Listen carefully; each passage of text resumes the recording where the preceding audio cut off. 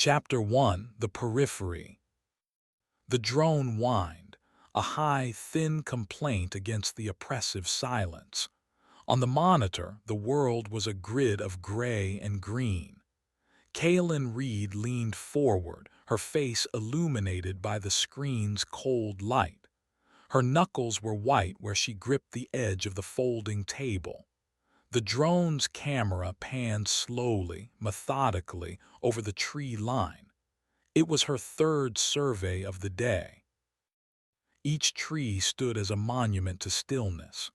Their branches were thick, contorted fingers clawing at a perpetually overcast sky.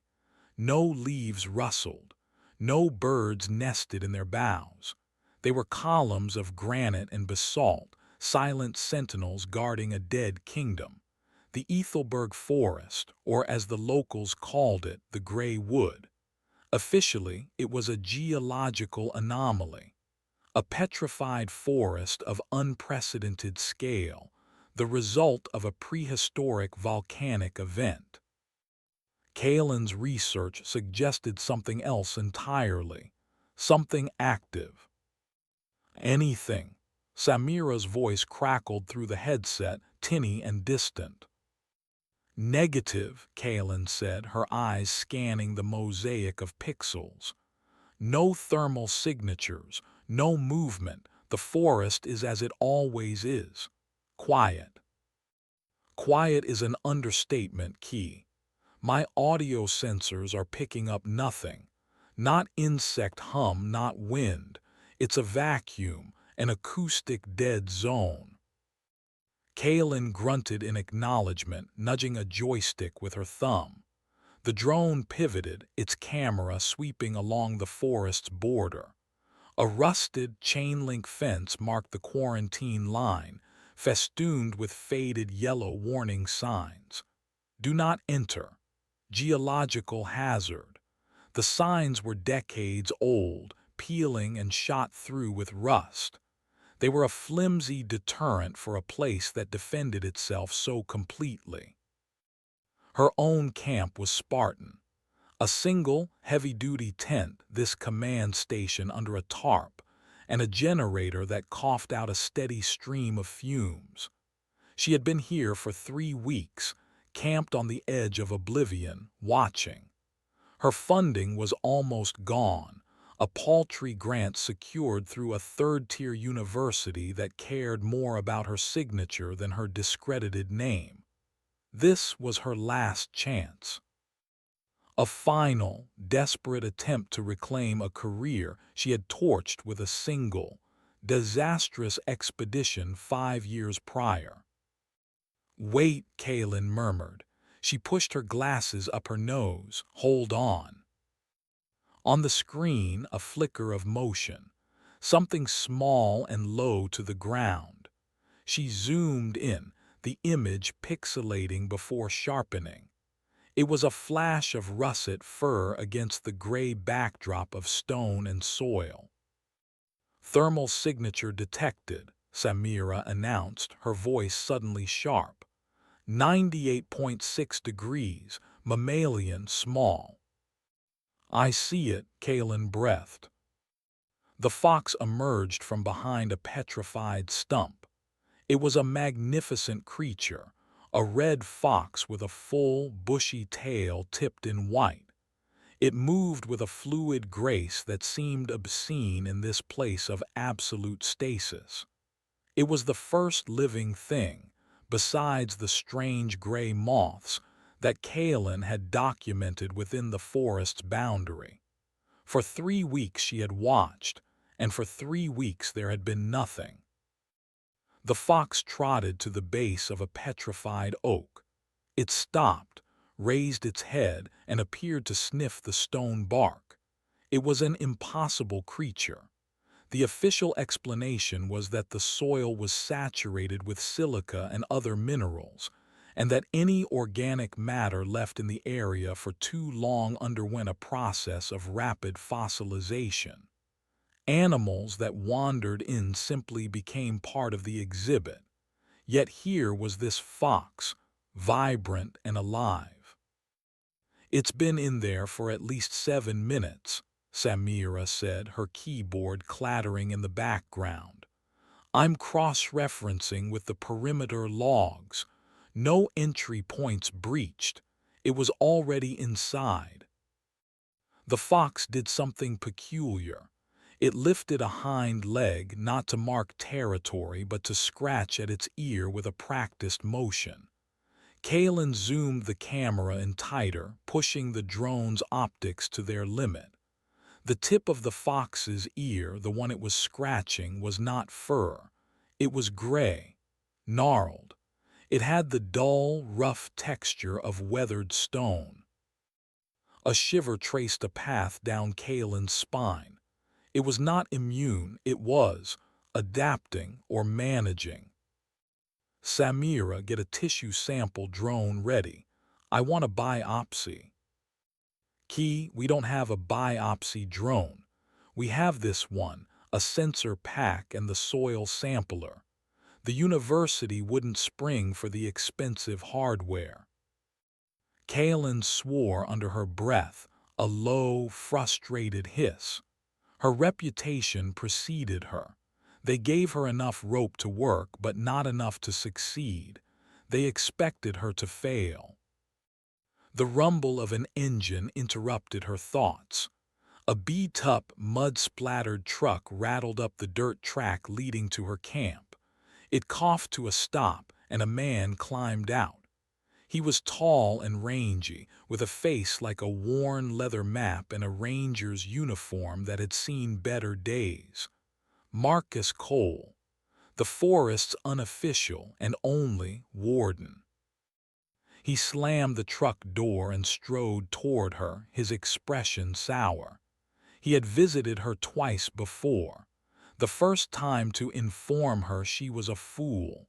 The second time to tell her to leave. This would be the third. "You're still here," he said. "It wasn't a question." Kaylin pulled off her headset. "Ranger Cole, my permit is valid for another week." "Your permit is a piece of paper. It won't stop you from turning into a lawn ornament if you cross that fence." He gestured with his chin toward the forest. "You're making a mistake." "I'm conducting research." Marcus scoffed, a dry, humorless sound. "People have been researching this place for 100 years. They come, they poke around the edges, they write their silly papers, and they go home. The smart ones do anyway. The dumb ones," he trailed off, his gaze drifting to the silent trees. His partner had been one of the dumb ones. It was an open secret in the nearest town. Vanished 12 years ago. They found his truck right where Marcus had parked his own. "I'm not planning on crossing the fence," Kaylin lied, her eyes flicking back to the monitor. The fox was still there, now grooming its fur with an unnerving calmness. Marcus followed her gaze. He squinted at the screen. "What in God's name is that?" "It's a fox." "I can see it's a fox, Doctor. What is it doing in there alive?" "That's the question I intend to answer." The words hung in the air, a declaration of intent. This was it, the anomaly, the proof that the Ethelberg Forest was not a static museum but an active, ongoing process. This fox was the key. Marcus stared at the screen for a long moment. He saw the fox, the stone ear, the impossible vitality. A different man, a scientist, might have seen a breakthrough. Marcus Cole saw a lure.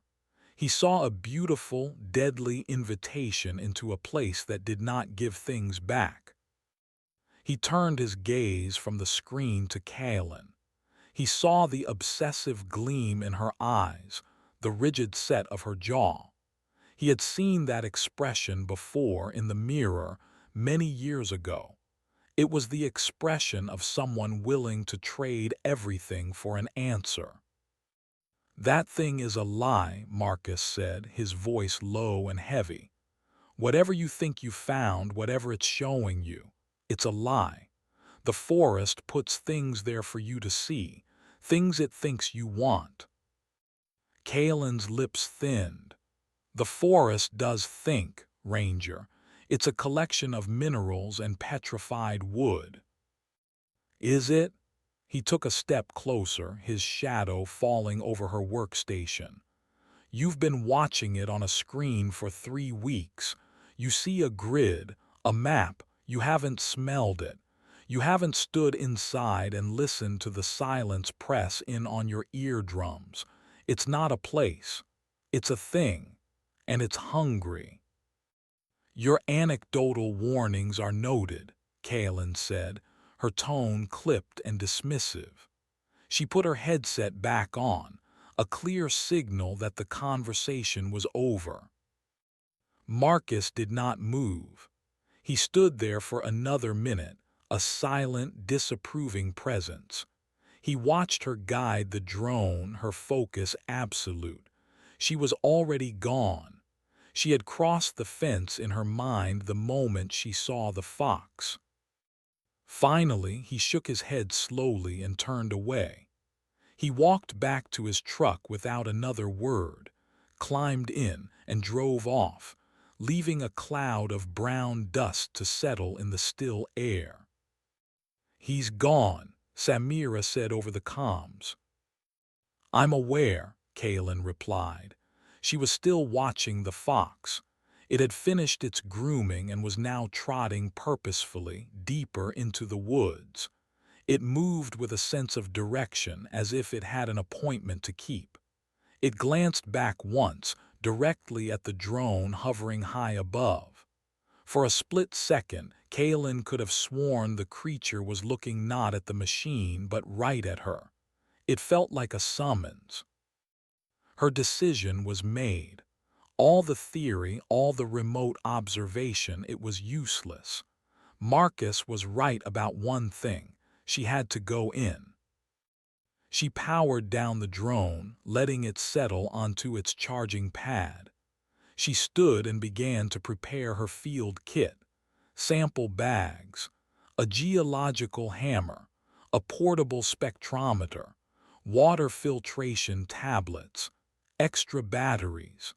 She worked with a clinical efficiency, a series of practiced motions designed to ward off the cold dread that was trying to seep into her bones. "Key, what are you doing?"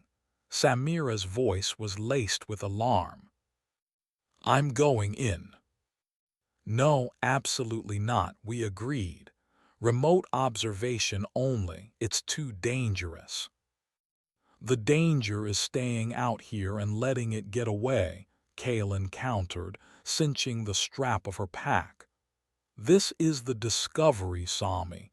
This is everything. I can't let it disappear. This is how you end up as a story people tell in a bar. This is how you end up in one of B. Gable's scrapbooks." Kalen picked up a heavy-duty bolt cutter from her supply case. She walked to the fence, the metal tool heavy in her hand. The chain links were thick and oxidized. She positioned the jaws of the cutter around one of the links.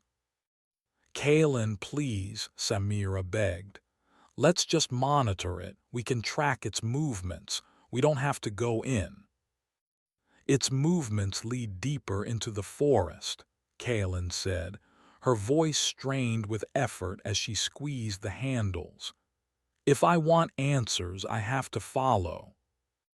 With a loud snap, the metal link gave way. The sound was unnaturally loud in the profound silence. It echoed, not off distant hills, but back from the edge of the forest itself, as if the stone trees had caught the noise and thrown it back at her. She cut another link and another. She worked a section loose, creating a gap just wide enough to squeeze through. She tossed the cutters aside. She stood for a moment at the threshold, the gateway to her redemption or her ruin.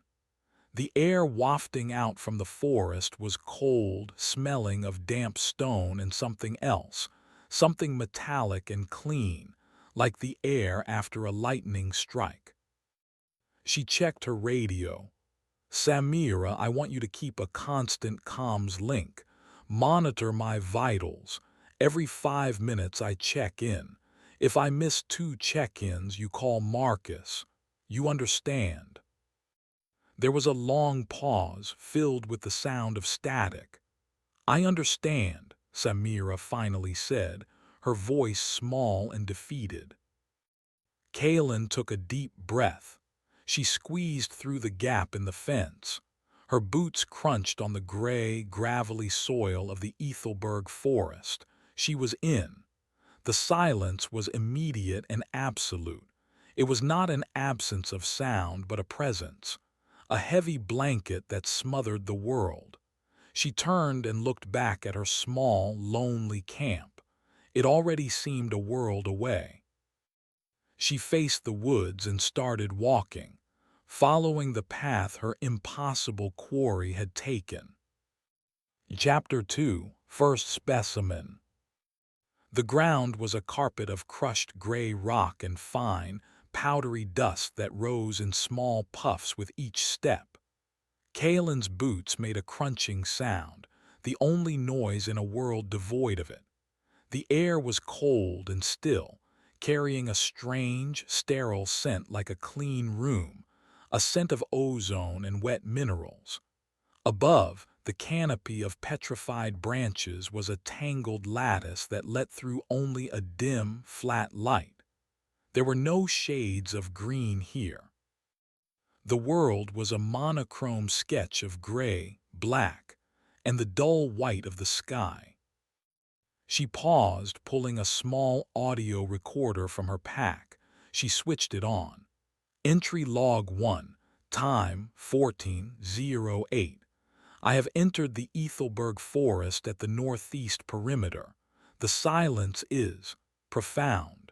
Barometric pressure stable. Temperature is approximately 4 degrees Celsius lower than outside the boundary. Soil composition appears to be a mix of volcanic ash and silicate particles. Her own voice sounded foreign and intrusive. She felt like a trespasser in a vast, silent cathedral. She put the recorder away, her scientific detachment a thin shield against the unnerving atmosphere. Her eyes scanned the area, cataloging her surroundings. The trees were not like wood at all. Their trunks were smooth in some places, like polished river stones, and jaggedly rough in others, with crystalline structures glittering in the dim light. They were beautiful and monstrous. In the higher branches of a petrified conifer she saw them, the silent flock, dozens of small birds perfectly preserved. Some were perched as if ready for flight, others frozen mid-preen. They were like tiny, intricate gargoyles. As a breeze, too faint for Kaylin to perceive on her skin, stirred the high branches, the stone birds knocked against the stone limbs. The sound was a soft, discordant clatter like a box of falling teeth.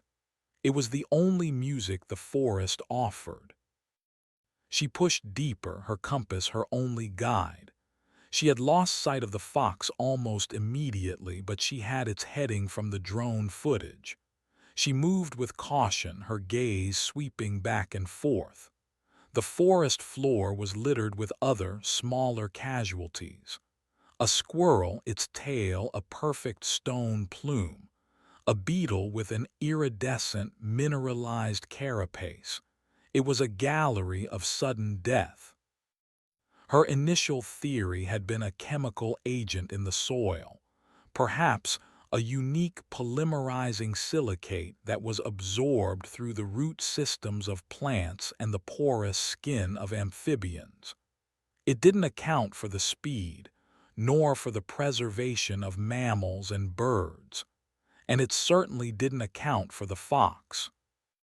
After 20 minutes of walking, she found something that stopped her cold. It was a rabbit.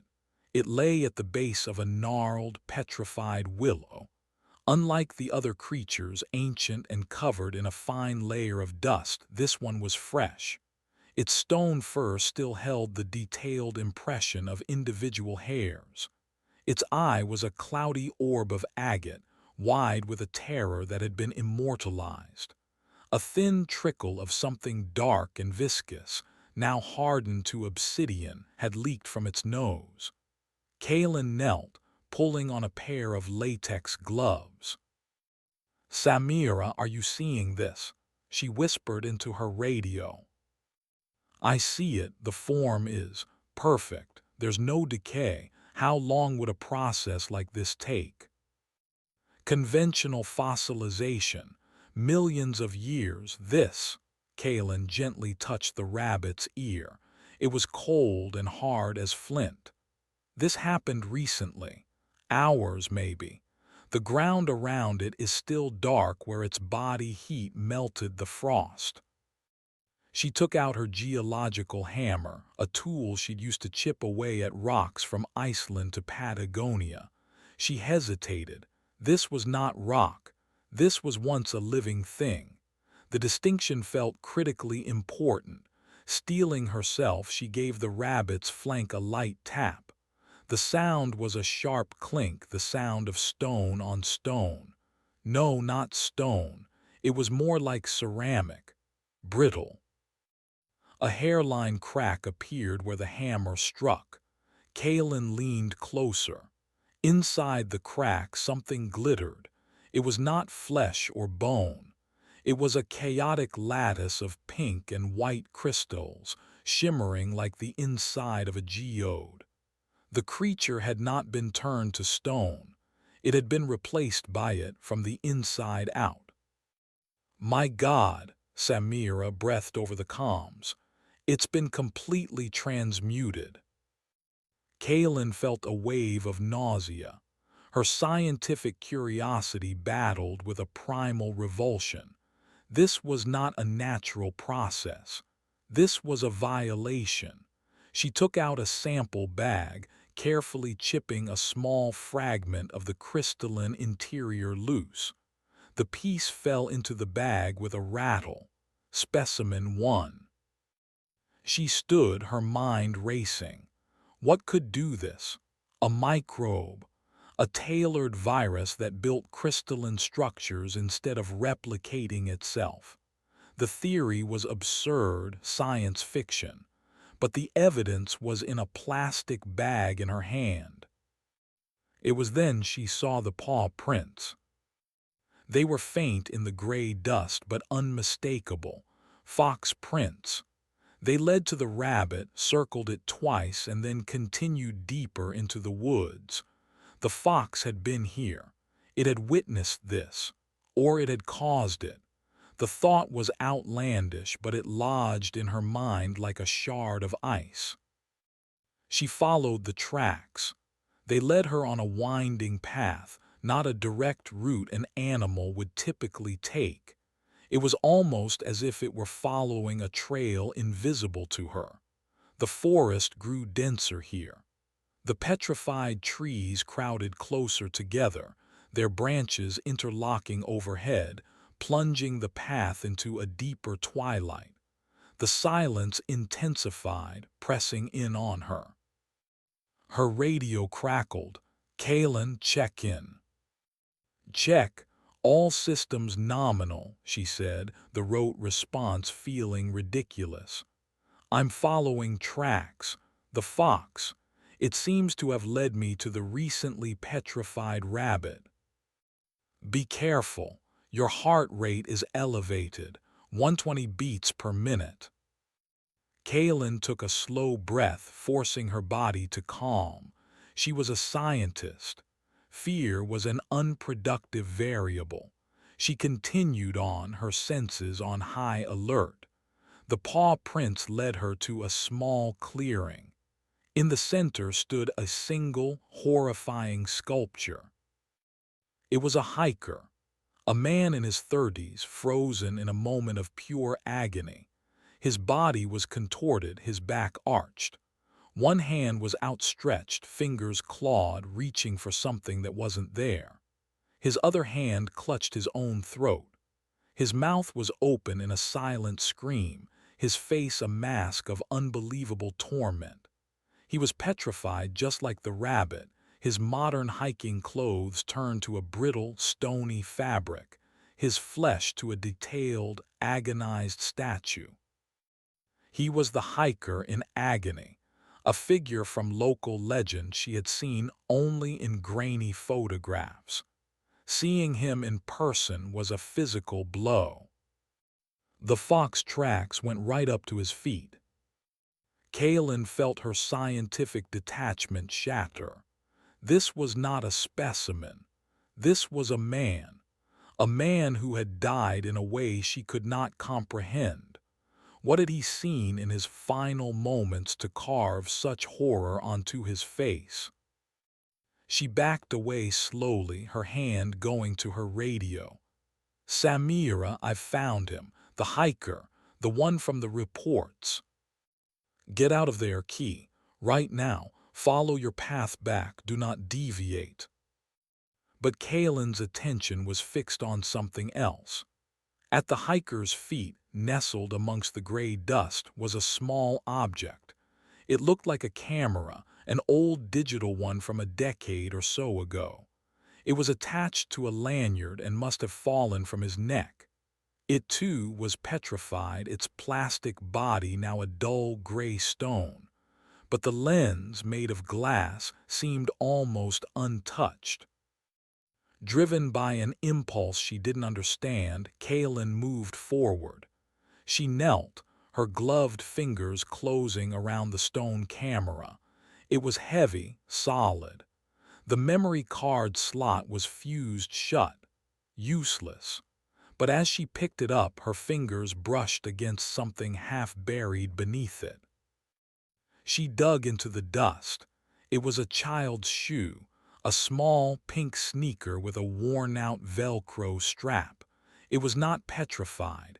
It was old, faded, and waterlogged, but it was still canvas and rubber. It did not belong here. Everything organic was supposed to turn to stone. Why was this one object spared? She stood up, holding the shoe. It felt profoundly wrong in her hand, a soft, decaying thing in a world of eternal, hard permanence. A sound broke the silence, a soft chuffing noise.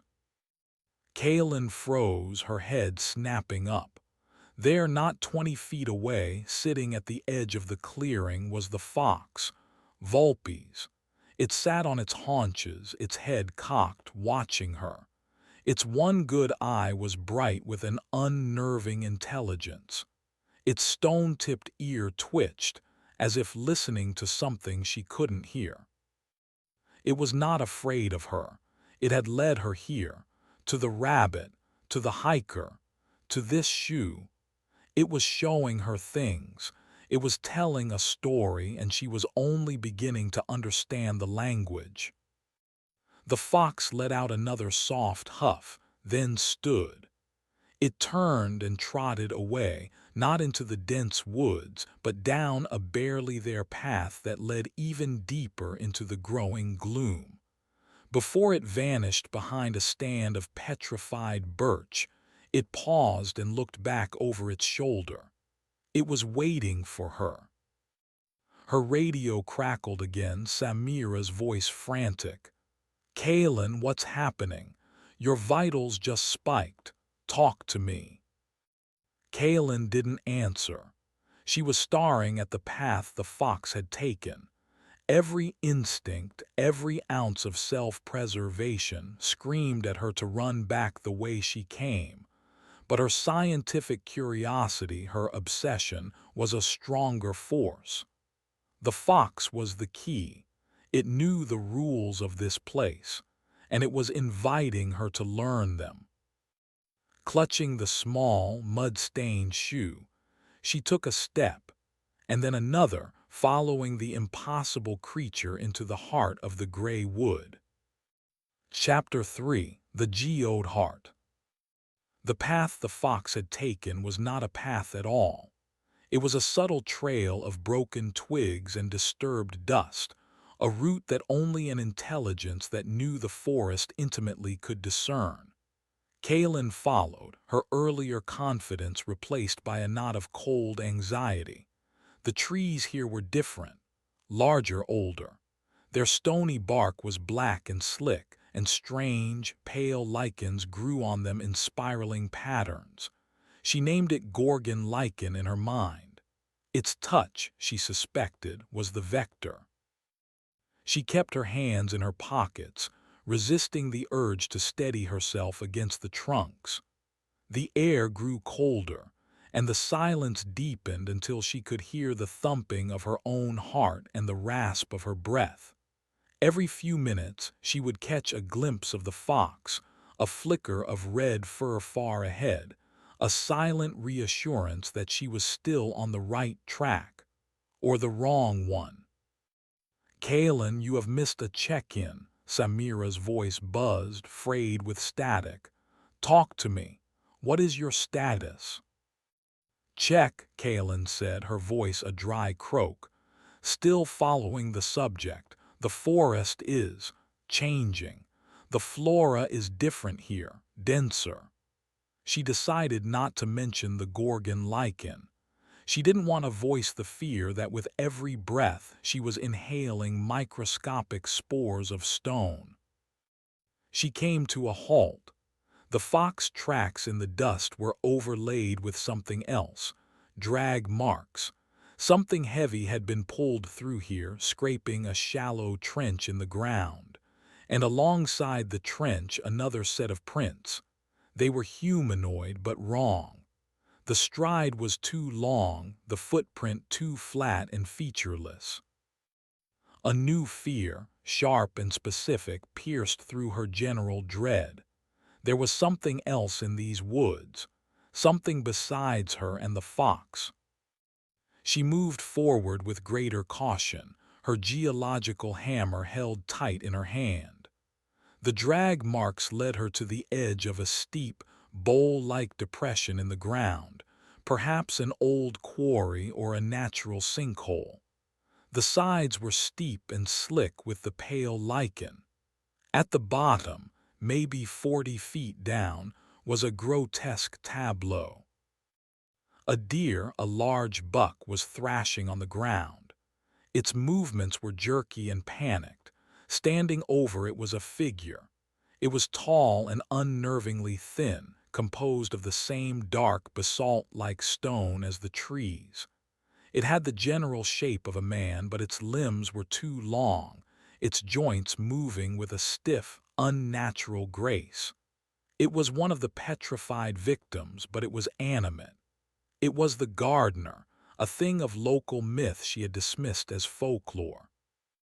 Its featureless head was tilted, watching the deer's struggle with an unnerving placidity. And at the edge of the depression, watching from above, was the fox.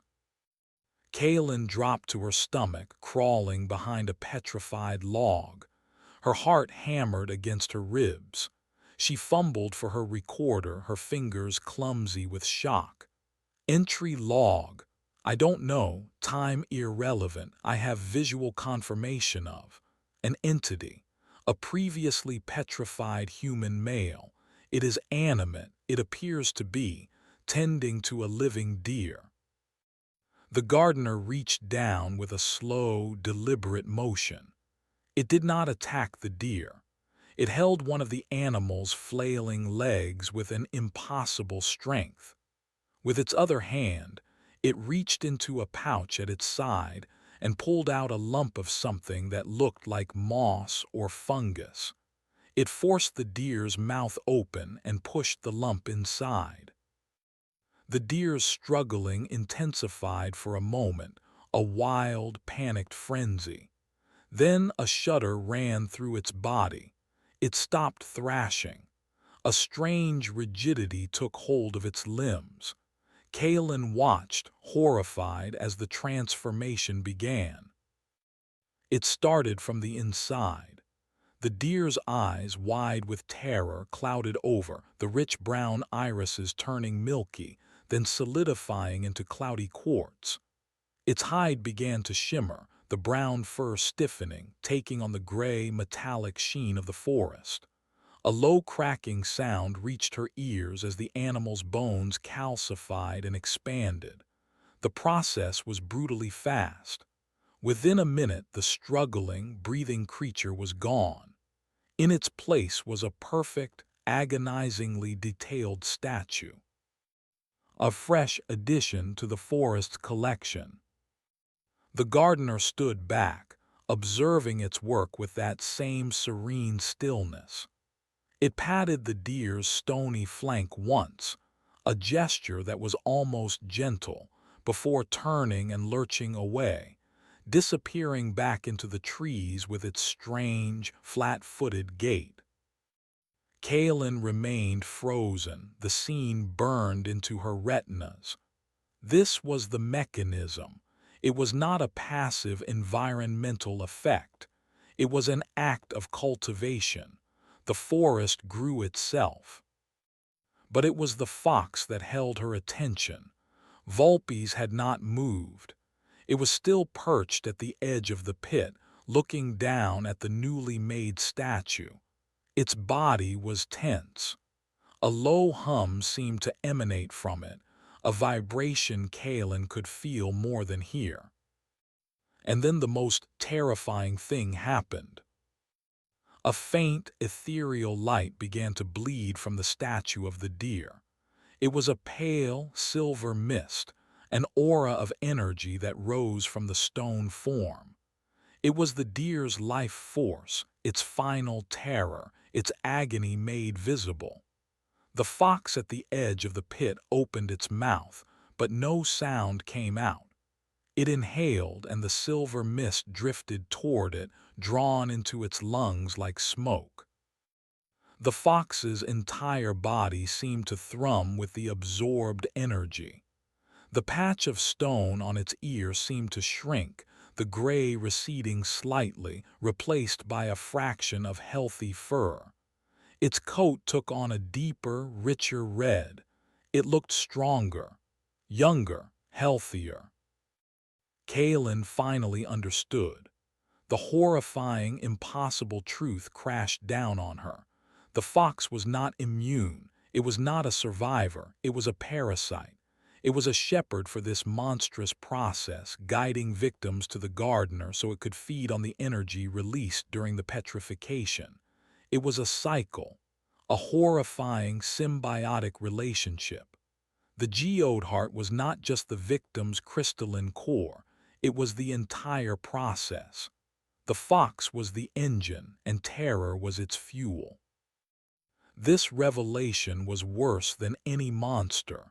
It recontextualized everything. The fox hadn't been leading her to answers. It had been sizing her up. It had been leading her, the next piece of livestock, to the slaughtering pit. The fox finished its spectral meal. It shook its head, as if clearing it, and its intelligent eyes swiveled up, away from the pit. They scanned the rim of the depression and locked directly onto Kaelin's hiding place. There was no mistaking it this time. It saw her. The expression in its eyes changed. The detached, calculating intelligence was gone. In its place was a look of pure, primal hunger. It knew that she knew. The observer had become a liability, or worse, the main course. It let out a sharp, guttural bark, a sound that ripped through the silence. It was not a call, it was an alarm. Kaelin scrambled backward on her hands and knees, her scientific equipment forgotten. The hammer, the sample bags, the recorder, they were useless toys. She got to her feet and ran. She did not look at her compass. She did not try to retrace her steps.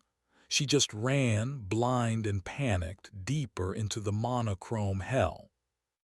Branches, hard as iron, tore at her clothes and skin. She stumbled over petrified roots, her ankles twisting.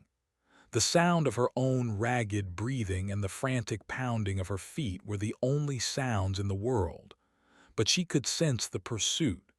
Not just the fox, but the forest itself seemed to awaken.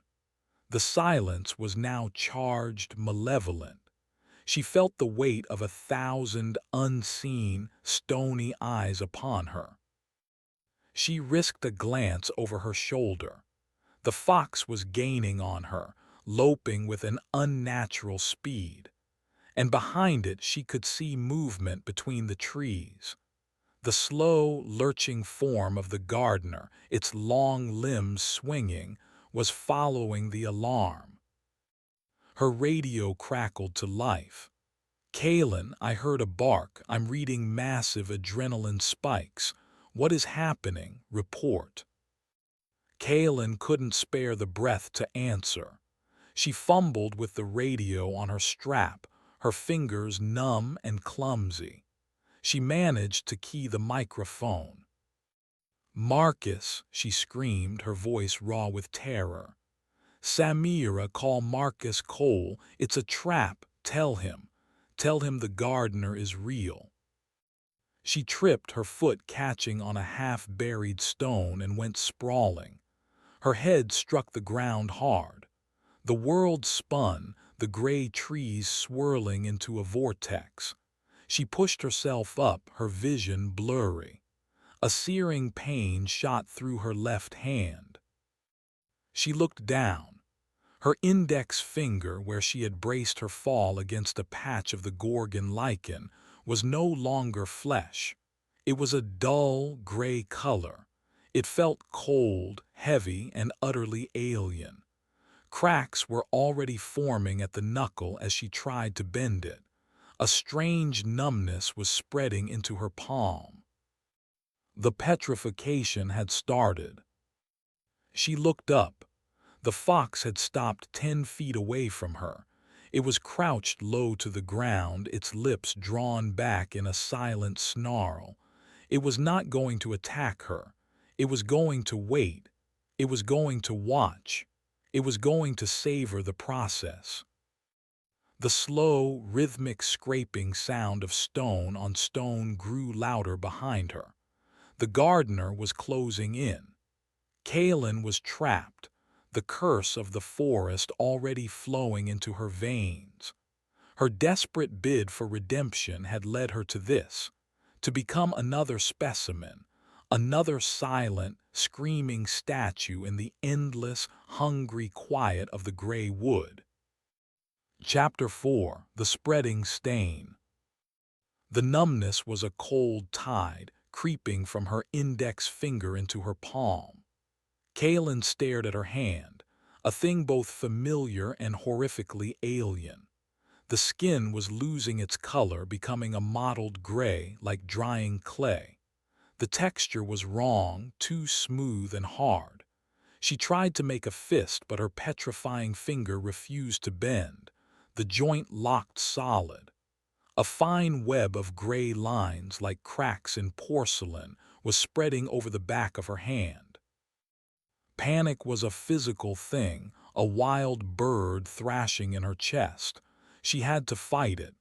Panic would get her killed. Petrification would get her killed. The distinction was academic. She scrambled to her feet, ignoring the throbbing in her head. The gardener was still approaching, its pace unnervingly steady. It moved without haste, an executioner certain of its victim's inability to escape. The fox, Vulpes, remained in its crouch, a patient predator waiting for the kill to cure. Kalen's scientific mind, forged in discipline and cold logic, kicked in, a final defense against the terror. Analyze the variables, form a hypothesis, act. The lichen was the vector, her hand was the point of infection. The process was chemical, a rapid cellular replacement. Could it be slowed? Neutralized, she had no data, only a single desperate observation: the fox, its stone ear. The process in it was either incredibly slow or reversible. How? What was its secret? It fed on the energy of the newly petrified. That was a component, but there had to be more. She ran, not blindly this time, but with a calculated desperation. She veered away from the gardener, forcing the creature to change its direct, lumbering course. She plunged into a section of the forest where the trees were smaller, more densely packed. It was harder to navigate, but it also offered more cover. Her left hand felt like it was encased in a block of ice. The stiffness was climbing her wrist. She could no longer move her fingers at all. They were a single, rigid claw. She risked a glance at it. The gray stain had spread past her knuckles. It was a race, and she was losing. "Samira, did you get that?" She gasped into her radio, her lungs burning. The reply was a burst of frantic static. "Lean. Arcus is on his way. I gave him your last coordinates. Hold on." Hope was a dangerous thing, but she clung to it. Marcus knew this forest. He might not be able to save her, but he would not be an easy meal. The fox was still packing her, a silent, deadly shadow flitting between the stone trunks. It was hurting her, she realized. It was subtly guiding her movements, cutting off potential escape routes, pushing her toward a specific destination. She stumbled into a small, marshy area. The ground was soft and black, and a thin, sluggish stream trickled through it. The water was dark and oily. This stream, she realized, must flow from the depression where the deer had been killed. She looked at the water, then at her hand. An idea, born of pure desperation, formed in her mind. A terrible, risky idea. The weeping idol from B. Gable's stories. The fox and its immunity. What if the water source mattered? What if the pure, concentrated, petrifying agent was different from the diluted runoff? She needed a distraction. She unslung her backpack, her good hand fumbling with the clips. She pulled out a spare battery pack for the drone, a dense lithium-ion brick, and a flare. The gardener was closing in again, the sound of its scraping feet getting closer. She could smell the ozone and damp rock that clung to it. She ignited the flare. The sudden, intense red light was a violent intrusion in the gray world. The hissing glare painted the stone trees in blood-red tones. The gardener paused, its featureless face turned toward the light, as if confused by the unexpected stimulus. Even the fox flinched back, its intelligent eyes narrowed against the chemical glare. It was the opening she needed. She hurled the heavy battery pack with all her strength at the side of a massive, petrified sequoia. The impact was spectacular. The battery casing shattered, and the cells inside shorted with a brilliant blue flash and a loud, percussive crack. Shards of stone exploded from the tree trunk. The gardener recoiled from the unexpected violence. The fox darted back into the shadows. Kaylin didn't wait. She plunged her petrifying hand into the sluggish, black water of the stream. The sensation was immediate and agonizing. It was not cold. It was a burning chemical fire. It felt like her hand was being simultaneously frozen and set alight. A scream tore from her throat. The pain was absolute, a white-hot nova that erased all other thought. She yanked her hand from the water. It was worse. The petrification was accelerating. The gray stain now covered her entire hand and was creeping up her forearm, moving with a visible, horrifying speed. The skin cracked and fissured, and the crystalline structure beneath glittered darkly. She had made a catastrophic error. The water wasn't a diluted cure, it was a catalyst. The fox emerged from the shadows again, a low growl rumbling in its chest. It seemed almost angry at her attempt to interfere with the process. Kaelin fell to her knees, clutching her arm. The pain was beginning to subside, replaced by that dead, heavy numbness. Her forearm was now completely rigid. She could not bend her elbow. Her arm was becoming a useless stone appendage. Tears of pain and despair streamed down her face. This was it. This was the end. Her radio crackled. It wasn't Samira's voice. It was a man's, rough and grim. "Reed, talk to me. Where are you?" "Marcus." "The stream," she sobbed, the word barely intelligible. "It's following me. The gardener and the fox." There was a pause. "Stay put. I see the flare smoke. I'm close." Stay put. The idea was insane. She was a statue in the making. The gardener had recovered from its surprise and was resuming its slow, inexorable advance. It was 20 feet away, then 15. Kaelin looked at her stone arm, then at the creature. An idea, a final, suicidal gamble, flickered in her mind. Her arm was stone. Stone was a weapon. She staggered to her feet. She held her petrified arm out, a grotesque, rigid spear. She let the gardener get closer, 10 feet. The air grew thick with its cold, stony presence. She charged. She didn't scream. She poured all her remaining strength, all her terror, into a single, desperate act.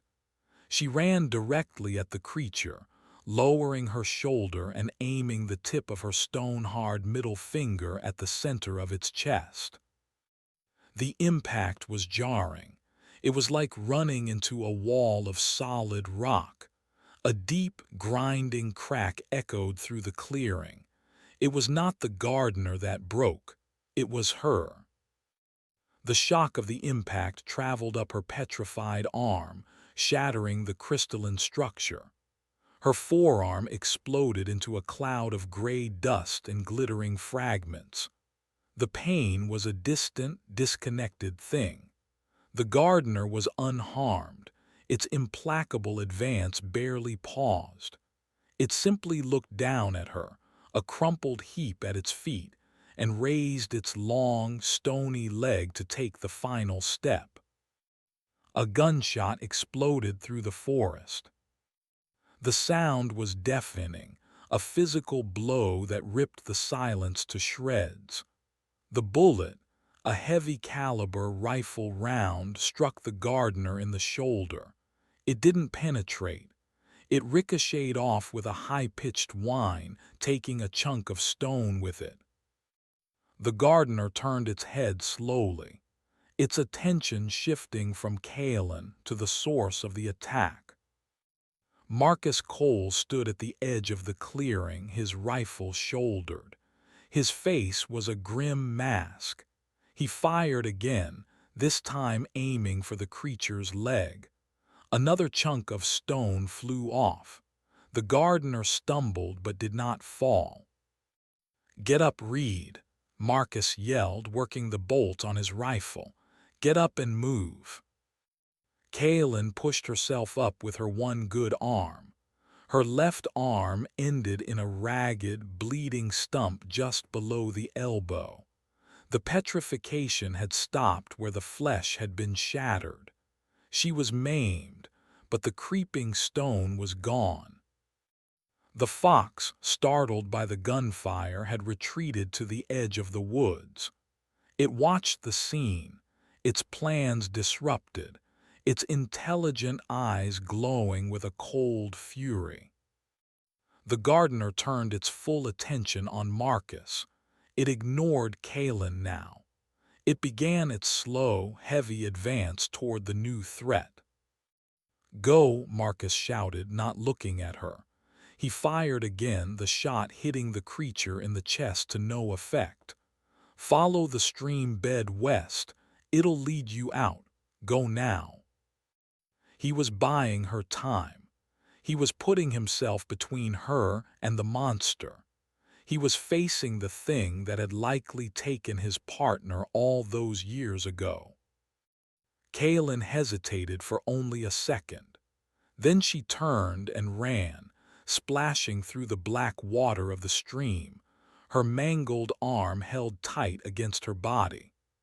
The last thing she saw as she plunged into the trees was Marcus Cole, standing his ground, a lone, mortal man firing his useless rifle at an immortal stone killer. Chapter 5: The Keeper's Price. The world was a smear of gray and black, seen through a haze of pain. Kaelin ran, her feet slipping on the slick, mossy stones of the stream bed. Each jarring step sent a fresh wave of agony up her ruined arm. The bleeding was heavy, a dark, hot wetness soaking her sleeve and dripping from her mangled elbow. Behind her, the sharp cracks of Marcus's rifle continued, each shot a punctuation mark in her flight. Then there was a different sound.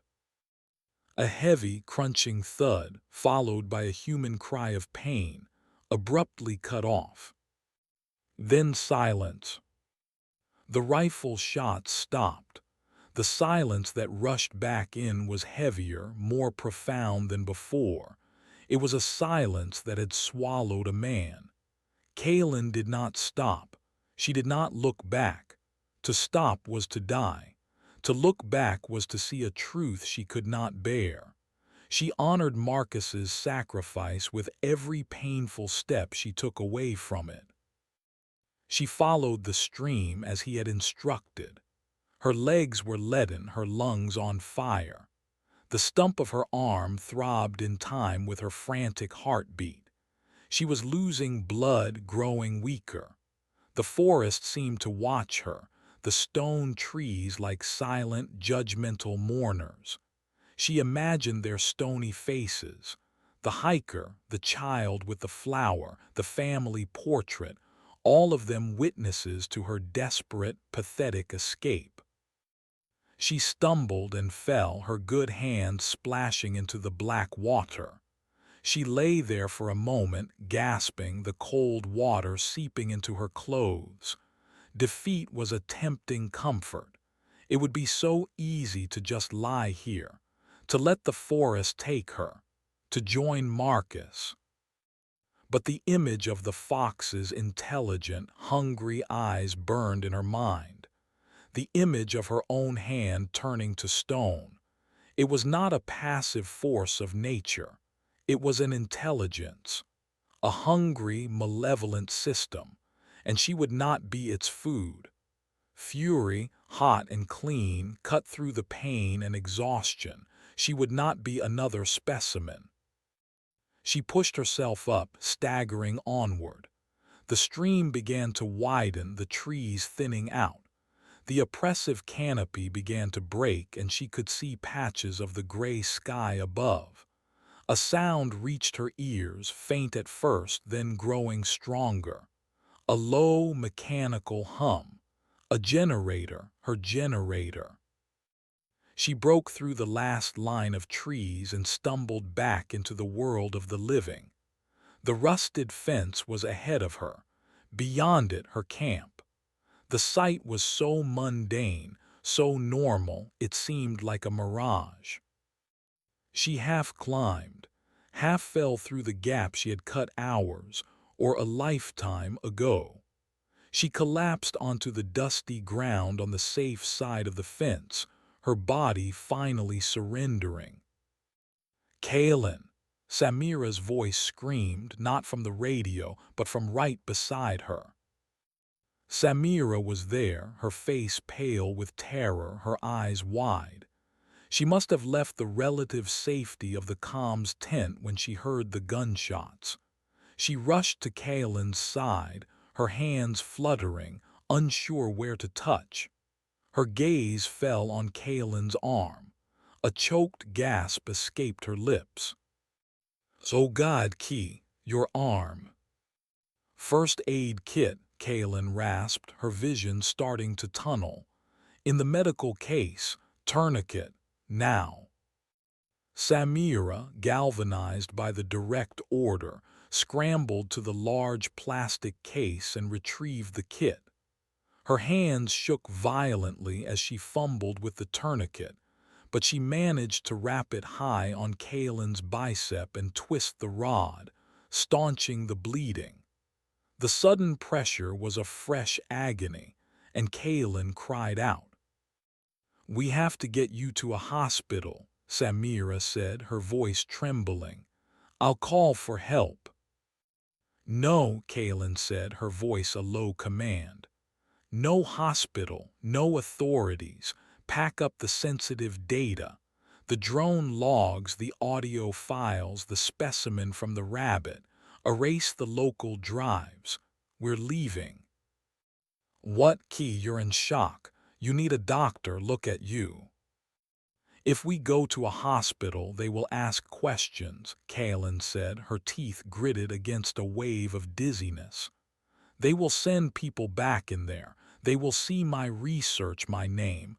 They will say I was reckless. They will say I caused his death. They will bury this.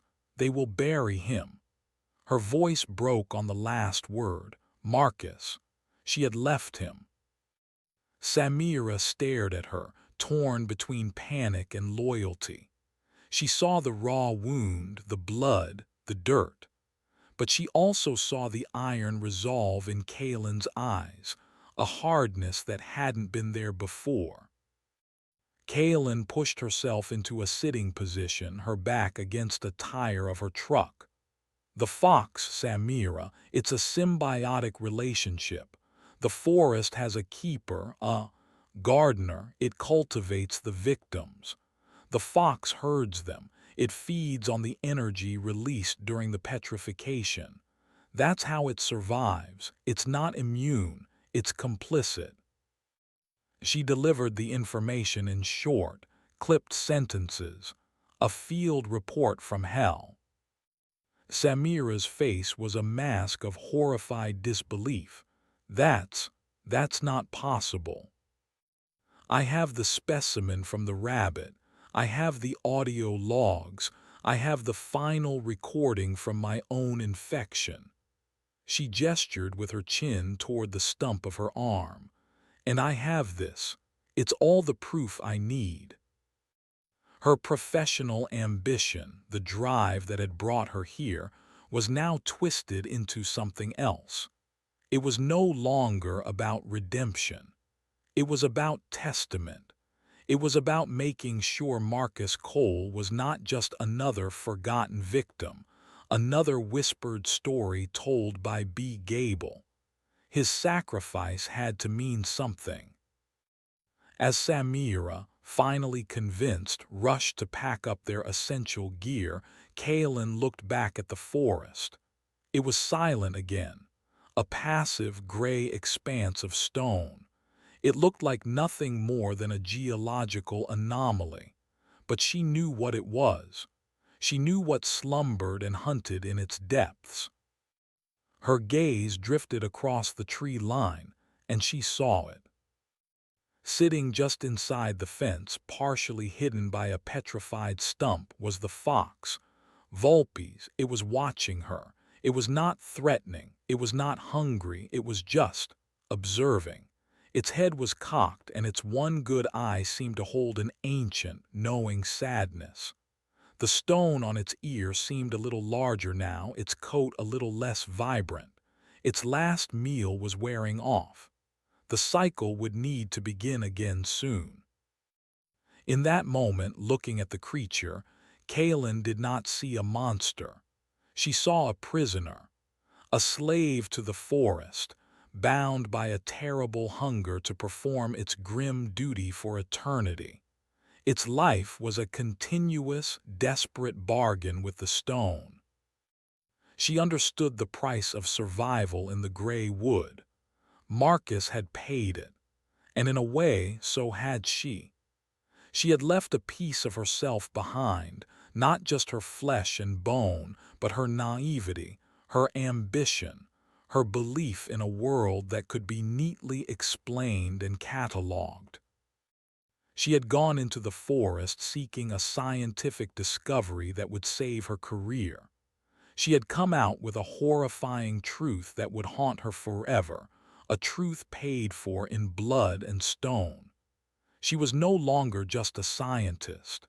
She was a survivor. She was a witness. And she carried the forest with her, in the phantom ache of a hand she no longer had, and in the chilling knowledge of the things that waited in the silence. Samira helped her into the passenger seat of the truck. As they drove away, leaving the dust and the silence behind, Kaylin did not look back. She kept her eyes fixed on the road ahead, her remaining hand clutching a hard drive that contained the forest's impossible secrets. The story was not over. It had just begun. Chapter 6: The Long Night Drive. The truck bounced over potholes in the neglected county road, each jolt a fresh spike of fire in Kaylin's arm. She had her eyes closed, her head pressed against the cool glass of the passenger window. The world outside was a rushing darkness, punctuated by the fleeting silver of reflector posts. Inside the cab, the only sounds were the rattle of the engine, the whine of the tires on cracked asphalt, and Samira's short, sharp breaths. The tourniquet was a band of pure agony. Below it, a phantom itch tormented the fingers she no longer possessed. Above it, the raw, butchered end of her ulna and radius ground against each other with every vibration of the truck. Pain was no longer an event. It was the atmosphere she breathed. She focused on the steady rhythm of the engine, using it as an anchor in a swirling sea of shock. "We need to stop," Samira said, her voice tight. She gripped the steering wheel so hard her knuckles were white cones in the dim glow of the dashboard. "You need painkillers, water, something." "We can't stop," Kaylin managed, her voice a dry rasp. "Not at a gas station, not at a convenience store. Too many cameras, too many questions." "What about your face? You're covered in scratches, and the blood." Samira's voice trailed off. She had used half a roll of paper towels from the camp to wipe Kaylin's face and neck, but fresh crimson continued to well from the deepest cuts. "Say I was in a car accident. Say a branch came through the windshield. People won't press." Kaylin forced her eyes open. The world swam for a moment before resolving into the cramped, dark space of the truck's cab. "What matters is the arm. We can't let anyone see the arm." Samira had wrapped the stump in the cleanest gauze they had, then covered the whole mess with a spare coat. It was a bulky, awkward bundle in Kaylin's lap, a constant, heavy reminder of her failure and her survival. "Where are we even going?" Samira asked, her gaze flicking from the road to Kaylin and back. "We have 3/4 of a tank of gas.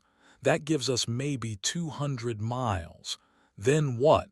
We can't use a credit card. They can be tracked." "Cash," Kaylin said. "I have about 600 in my go bag. You?" 150, maybe." "It's enough. For a few days." Kalen's mind, a machine trained to process data and form logical conclusions, was working sluggishly, fighting through the fog of trauma. She needed a sanctuary, a place with no registration, no cameras, no questions, a place completely off the grid, a place where someone might understand or at least not ask. An image surfaced in her mind. A dingy roadside cafe with peeling paint and a buzzing neon sign that read Gables EATS. The woman behind the counter, with eyes that had seen too much and a face carved with a network of fine lines.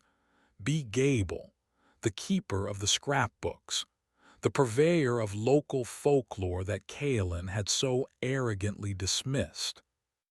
The forest puts things there for you to see, things it thinks you want. Marcus's warning echoed in her memory. He had been talking about the fox, but B. Gable had talked about the gardener, about the silent flock, about the hiker in agony. She hadn't spoken in theories, she spoke in certainties. She knew. She had never been inside, but she knew. "There's a motel," Kalen said, "about 60 miles north of the forest perimeter, on old Route 7, the Gables place." Samira shot her a look of disbelief. "You want to go there, to that old woman, Key, she's a crank. She talks about curses and ghosts." She also talked about an animate stone man who tends to the forest's victims. "A story I would have called dementia 2 days ago," Kalen countered, her voice gaining a sliver of its old strength. "She's been living on the edge of that place her whole life. She's seen people go in. She's seen the ones who don't come out. She is the only person on this planet who might believe us without proof. And she wouldn't ask about the arm. She would probably have a story about it." Samira was silent for a long stretch of road. The argument was sound in a terrifying, insane way. A hospital would report them. The police would detain them. Their academic peers would dissect Kalen's reputation and publish gleeful obituaries of her career. The old woman at the forgotten motel was their only option. "Okay," Samira said, her voice resigned.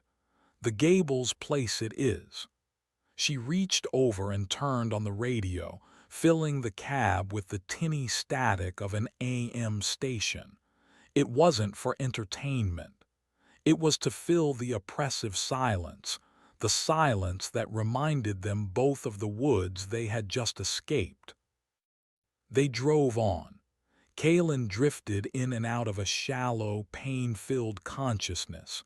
She saw flashes of the forest in her mind's eye, the crystalline structure of the rabbit's interior, the gardener's placid, featureless face, Marcus's grim determination as he stood his ground, and the fox, always the fox, watching her with those ancient, intelligent eyes. She woke with a jolt as the truck slowed and turned onto a gravel driveway. Ahead, a low building sat in the darkness, a single yellow bug light burning over one of the doors. The buzzing neon sign Samira had mentioned was dark. It looked abandoned, desolate. "Are you sure this is it?" Samira whispered, killing the engine. The sudden silence was a shock. "This is it," Kalen confirmed. A light flicked on in a window at the far end of the building, the part that looked more like a small house attached to the motel units. A curtain was pulled aside. A silhouette stood watching them. "She's seen us," Samira stated the obvious, her hands tightening on the wheel again. Kalen took a deep, shaky breath. She braced her good hand on the dashboard. "Help me out. Try to keep the coat over it." Samira came around and opened the passenger door. The night air was cold and damp. Kaylin swung her legs out, her entire body screaming in protest. Leaning heavily on Samira, she stood, a wave of dizziness threatening to send her to her knees. The world tilted, the gravel driveway seeming to rush up at her. The door at the end of the building opened. A figure was illuminated from behind, a small, stooped woman holding a heavy-looking flashlight. It was B. Gable. "You're out late," the old woman's voice cut through the night, clear and steady. It held no surprise. "And you're bleeding on my gravel." She walked toward them, her steps slow but sure. The beam of her flashlight played over the truck, then over Samira's pale, frightened face, and finally settled on Kaylin. It lingered on the makeshift sling holding her ruined arm. B's expression didn't change. There was no shock, no alarm. There was only a weary, profound sadness. She looked at Kaylin's face, at the dried blood and the deep, exhausted lines etched around her eyes. "The wood has its price," B said, her voice soft. "Looks like you paid it." She gestured with the flashlight toward an open motel room door. "Get her inside, before she collapses or something worse comes looking for her." Something worse. The words hung in the cold night air, a confirmation that their escape was not an ending. It was an intermission. Kaylin, leaning on Samira, hobbled toward the offered sanctuary, leaving a small, dark droplet of blood on the gravel path. A down payment. Chapter 7. The Scrapbook and the Stitch. The motel room smelled of dust, lemon-scented cleaner, and old cigarette smoke. The furniture was a collection of mismatched pieces from the 70s, a laminate wood-grain dresser, a lamp with a cracked ceramic base, and two beds with thin, nubby brown bedspreads. It was a pocket of time, forgotten by the world. It felt like the safest place on earth.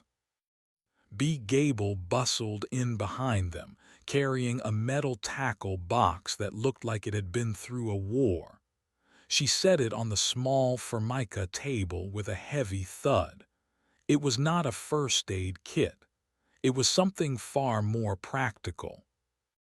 "Get that coat off her," B commanded, her voice leaving no room for argument. "And sit her on the edge of the tub in the bathroom. This is going to be a mess."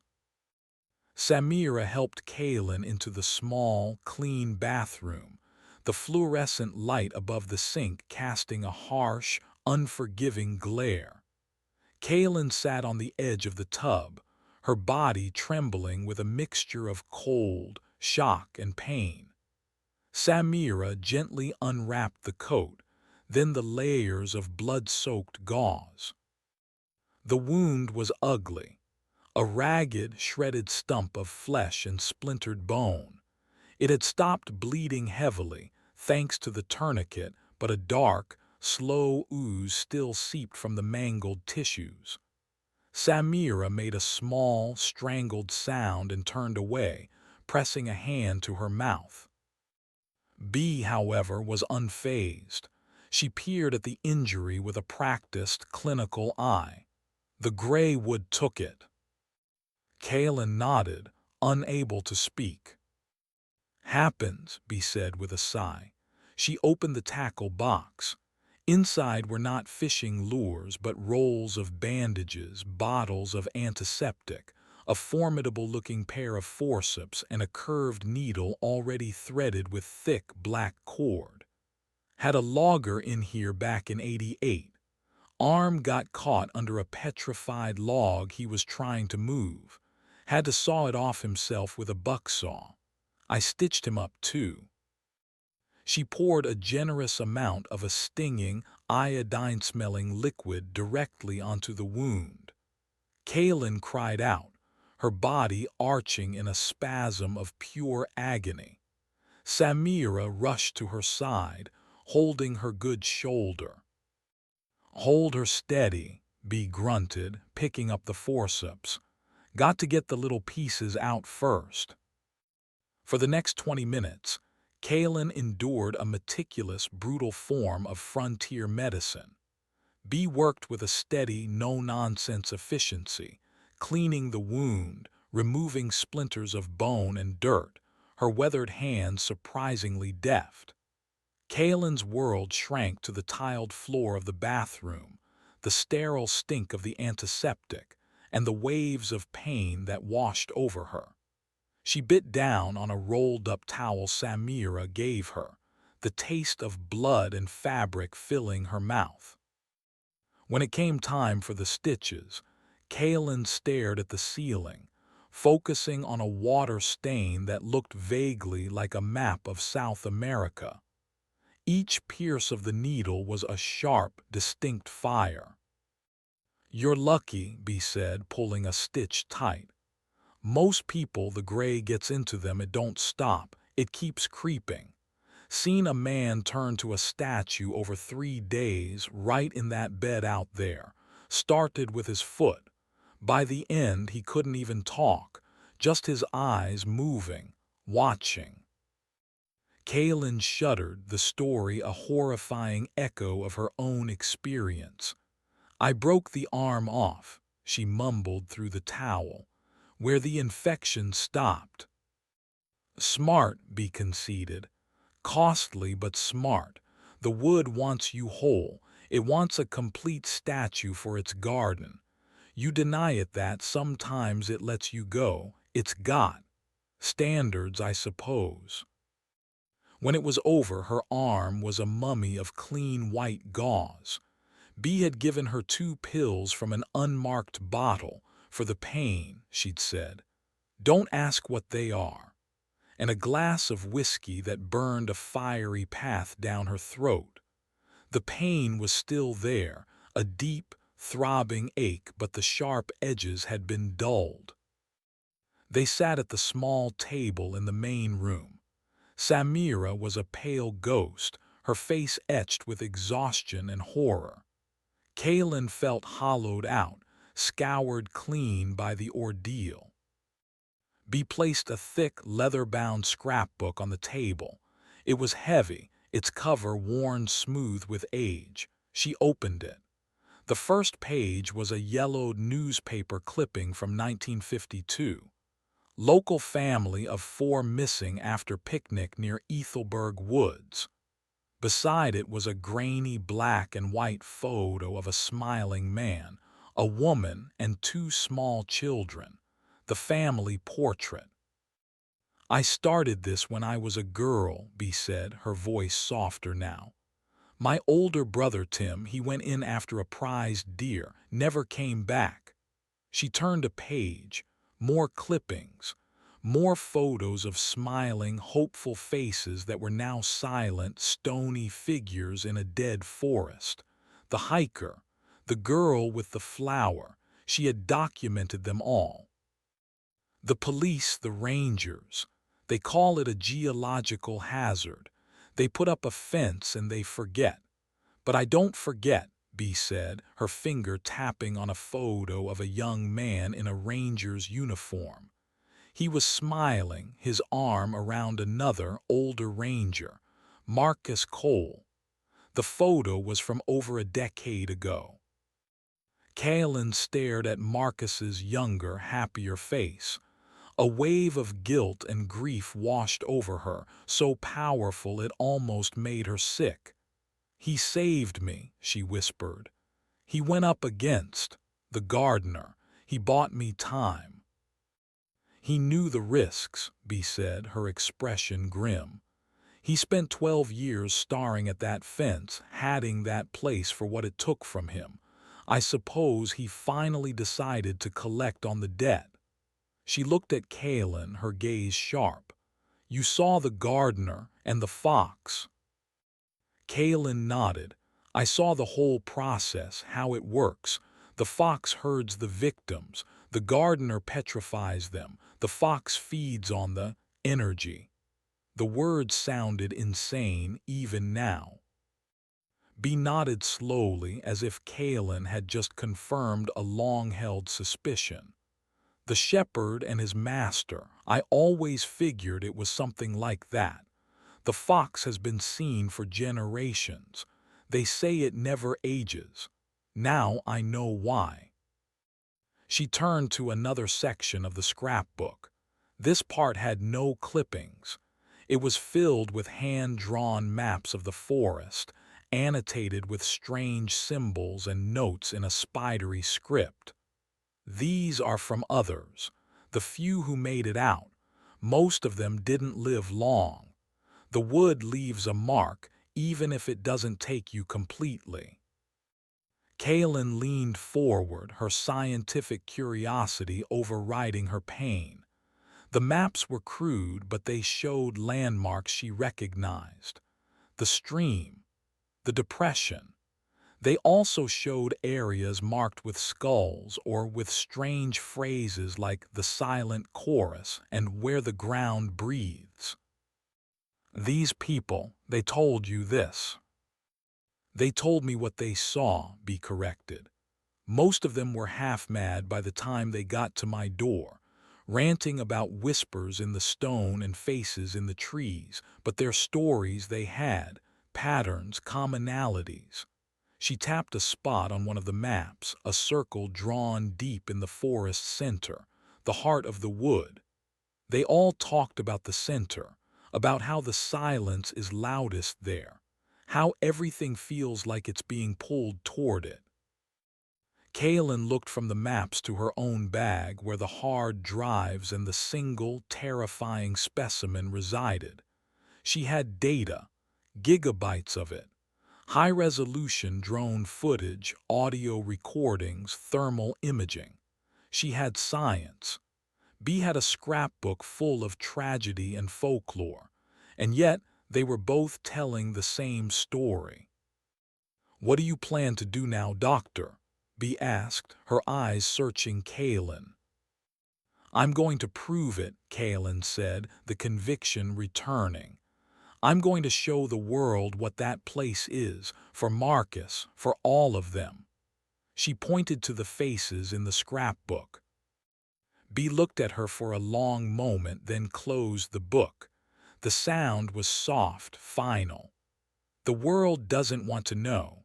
It's easier to believe in a geological anomaly than in a hungry forest. You try to show them a monster, they'll call you a lunatic. Or worse, a murderer. She stood up and walked to the door. "You and your friend can stay here as long as you need. Room 12. The key is in the lock. Don't use this one again. I need to clean up the blood." She paused at the door, looking back at Kaylin. "You got the proof you wanted, Doctor, but be careful. Sometimes the proof is more dangerous than the thing itself." With that, she left, closing the door behind her and leaving Kaylin and Samira alone in the quiet, dusty room with a scrapbook full of ghosts and the grim task ahead of them. Chapter 8. The Specimen's Whisper. They moved their essential gear into room 12. It was identical to the other room, a time capsule of faded decor and weary furniture. For 2 days, it became their sanctuary and their laboratory. While Kaylin recovered, drifting in and out of a painkiller-induced haze, Samira worked with a feverish intensity. She jury-rigged a powerful workstation from their combined laptops and a tangle of cables, the quiet hum of the processors a stark contrast to the motel's stillness. On the 3rd day, Kaylin felt well enough to join her. The initial searing pain in her arm had subsided into a deep, persistent ache. B brought them meals, stew, sandwiches, coffee, leaving the tray outside their door without a word. She was a silent, complicit guardian. "How is it?" Kalen asked, sitting at the small table and looking at the dual monitors Samira had set up. "The data it's good. It's terrifying, but it's good," Samira replied, her eyes red-rimmed from lack of sleep. She pointed to one screen.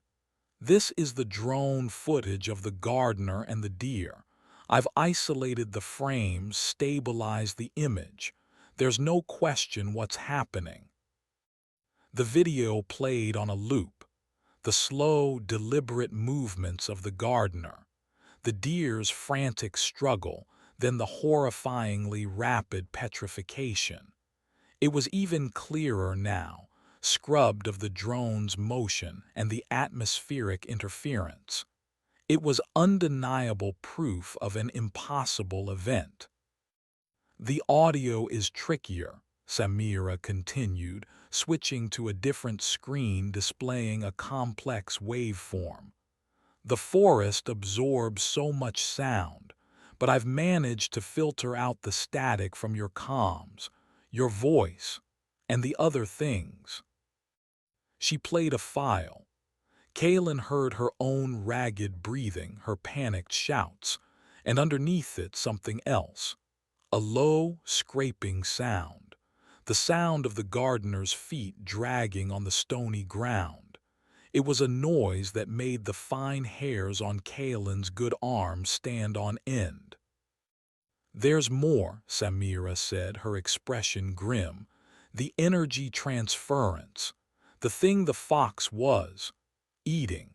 The thermal camera on the drone picked it up as a massive, localized drop in ambient temperature around the new statue. But the spectrometer got a reading, a faint one." She brought up a graph, a single sharp spike on a flat line. "It's not a recognized energy signature. Not thermal, not electromagnetic, it's something else.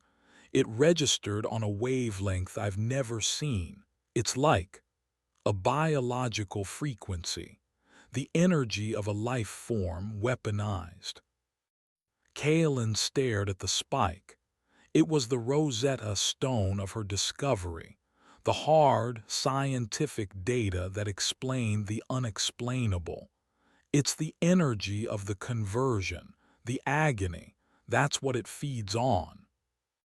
While Samira worked on compiling the audio-visual evidence into a cohesive file, Kaelin turned her attention to the final piece of proof, the specimen, the small, crystalline fragment she had chipped from the petrified rabbit.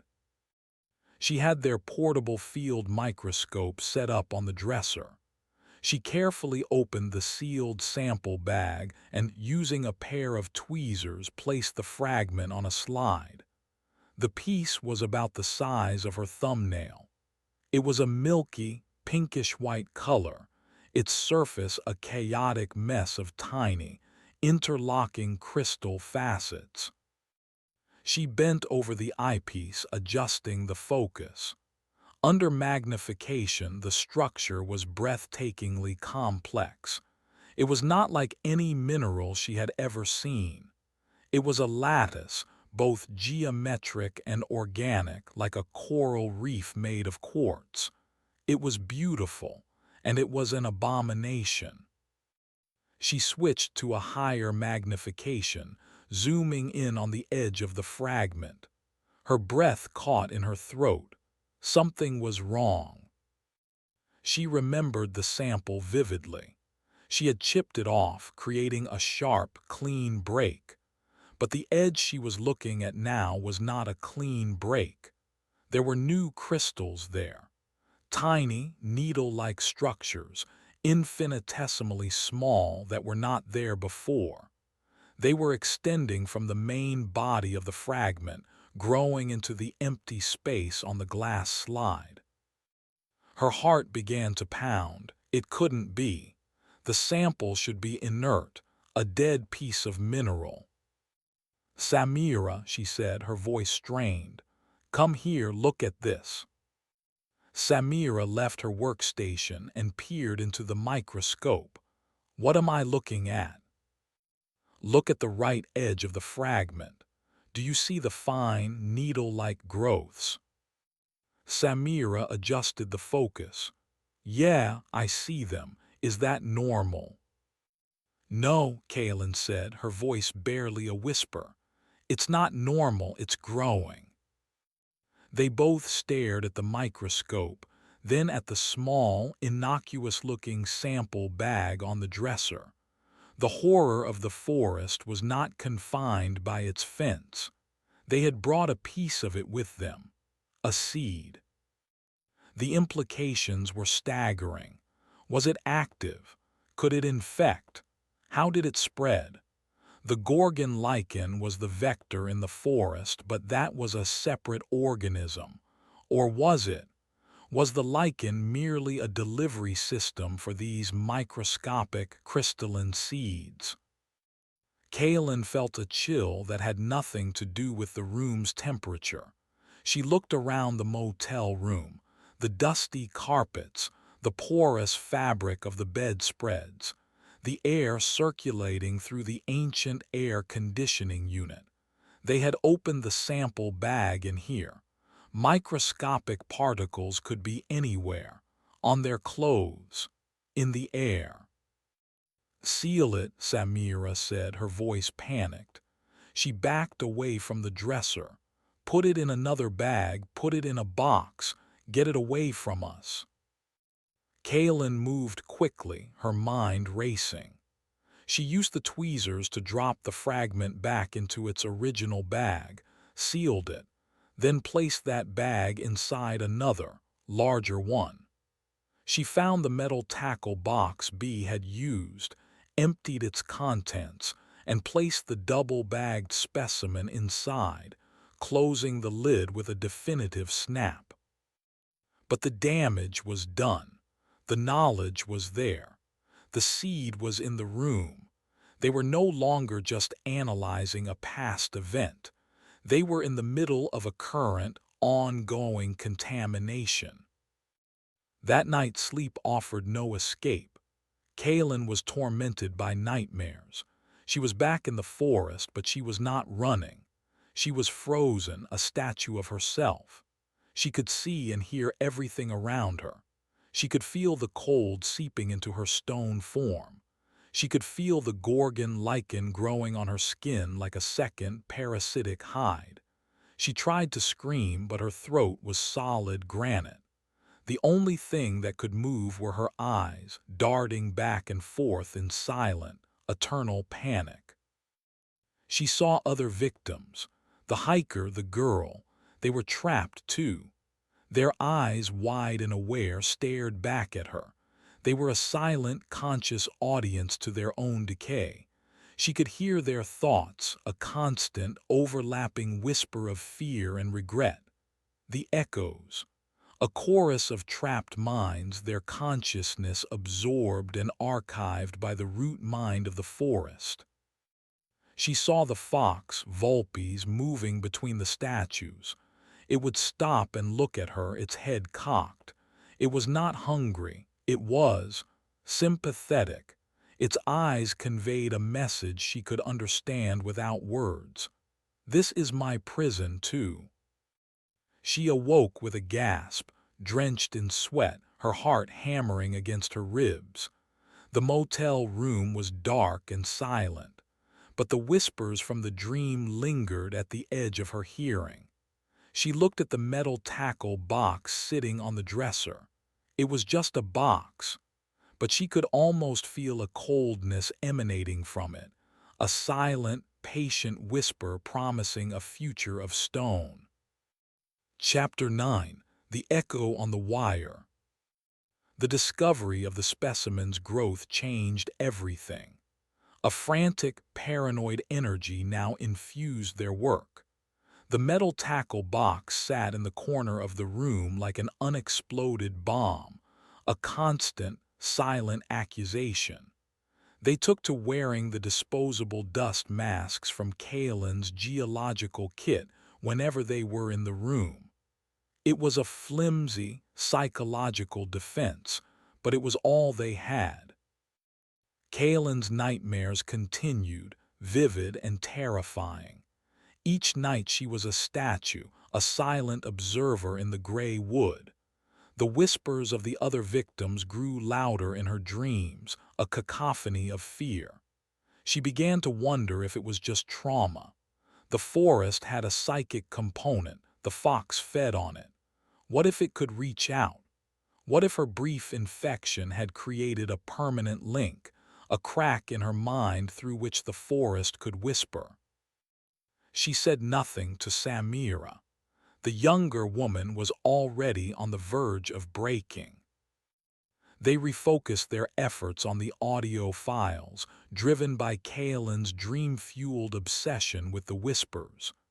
Go back to the moment of infection, Kaelin instructed, her voice flat.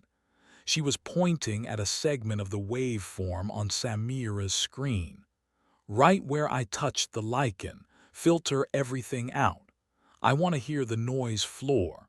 Amplify it.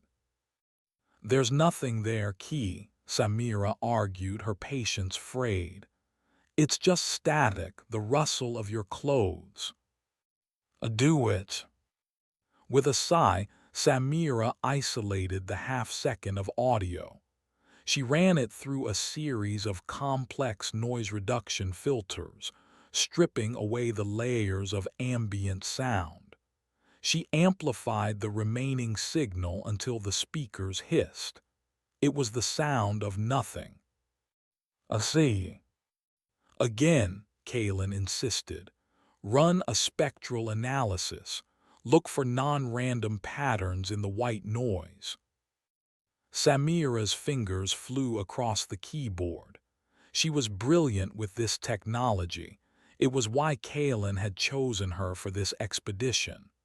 A new window opened, displaying a chaotic, colorful graph of the sound frequencies. Most of it was a random hash of color. But in the upper frequencies, almost at the edge of human hearing, was a faint, repeating pattern. A structure. "What is that?" Samira murmured, leaning closer. "Isolate those frequencies. Convert them to an audible range," Kaelin commanded, her heart beginning to pound. Samira worked, her earlier skepticism replaced by a focused curiosity. She manipulated the data, shifting the high-frequency pattern down into the spectrum of the human voice. She hit play. A sound filled the room. It was not a voice. It was a chorus of faint, overlapping whispers. They were distorted and ethereal like a radio station tuned between worlds. They were unintelligible, but the emotion they carried was unmistakable. It was a sound of pure, unending terror. It was the sound from her dream. "My God," Samira whispered, her face ashen. She backed away from the computer. "What is that?" "The echoes," Kaelin said, the name coming to her unbidden. "It's the minds of the victims, the ones trapped in the stone. The forest doesn't just kill you, it absorbs you, it records you."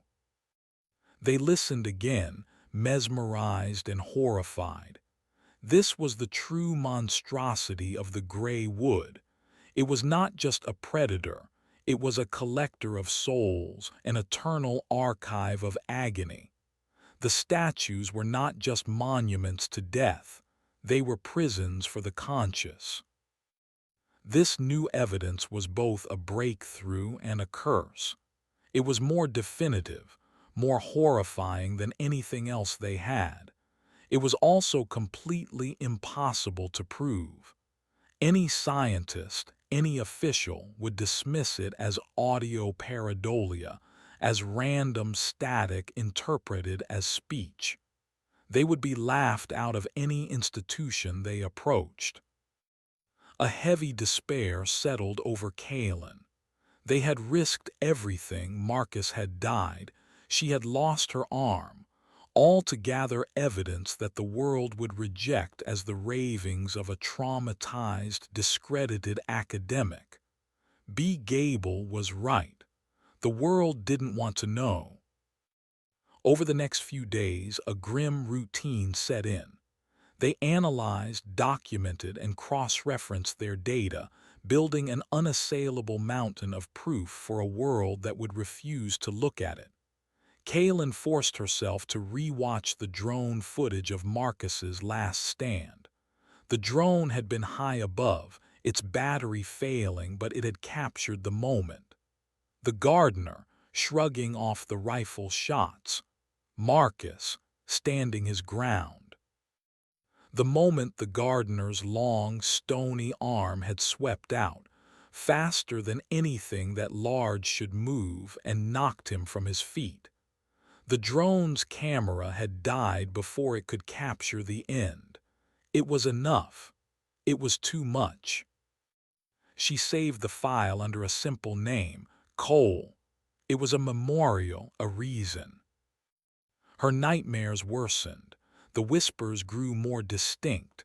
She started to recognize fragments of thought, so cold. My wife. Where is my wife? Can't move. Mommy.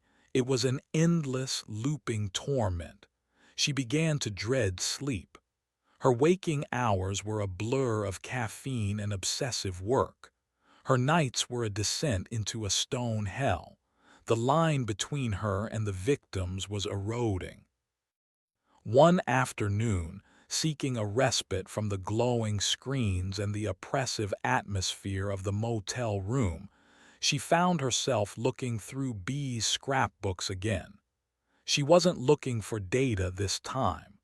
She was looking for faces, for the people who were now whispering in her dreams. She traced their names with her good finger. Robert Hemlock, the hiker. Penny Alcott, the girl with the flower, the Miller family. She was giving names to the voices. It made it better and it made it worse. Her eyes fell again on the article about Marcus's partner, Frank Mercer, vanishing 12 years ago. It was a small article, full of speculation and quotes from a sheriff who was clearly eager to close the case. But in the margin, written in what looked like B's own handwriting, was a faint pencil scribble Kaylin hadn't noticed before. It was a name and a location. Jedediah Stone, West Ridge. Kaylin's breath hitched. Jedediah Stone. She remembered the name from her initial research into the area. He was a local boogeyman, a geologist who had worked for a mining company surveying the Ethelberg area back in the 90s. Something had happened to him out there. He'd quit his job, bought a remote plot of land on the far side of the forest, and become a complete recluse. The locals considered him dangerously unstable. She took the scrapbook and found B in the small office behind the motel's check-in counter.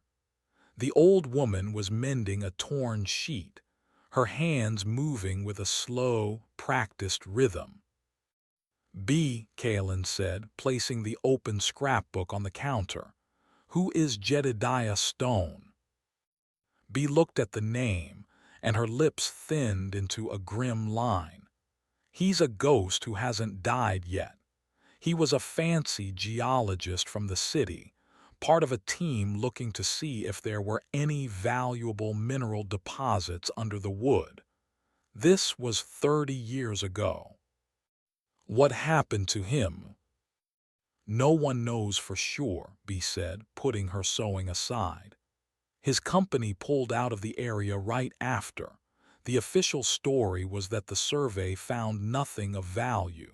The rumors said something different. They said Jedediah's team went too deep into the wood, that only Jedediah came back, and the part of him that came back wasn't right. He's been living in a fortified trailer on the West Ridge ever since. Shouts at anyone who comes near. Hasn't been to town in a decade. Kalen's mind raced. A geologist, someone with a scientific background, someone who went in and came out broken but alive. He wasn't just another victim, he was a predecessor. He might be the only other person on the planet who knows what that place really is, Kalen said, more to herself than to Bee. Bee gave her a sharp, appraising look. He's also a paranoid hermit who shoots at trespassers. Whatever you're thinking, Doctor, it's a bad idea. But Kalen knew it was the only idea she had left. Their evidence was scientifically sound but experientially unbelievable. They needed a corroborating witness, someone who could bridge the gap between their data and the impossible truth. Jedediah Stone might be insane, he might be dangerous, but he might also be the key. She went back to room 12. Samira was asleep, slumped over her keyboard, her face pale and drawn. The whispers from the computer speakers were silent, but Kalen could still hear them in her mind. She looked at the metal box containing the growing crystal. She looked at the mountain of data that no one would believe.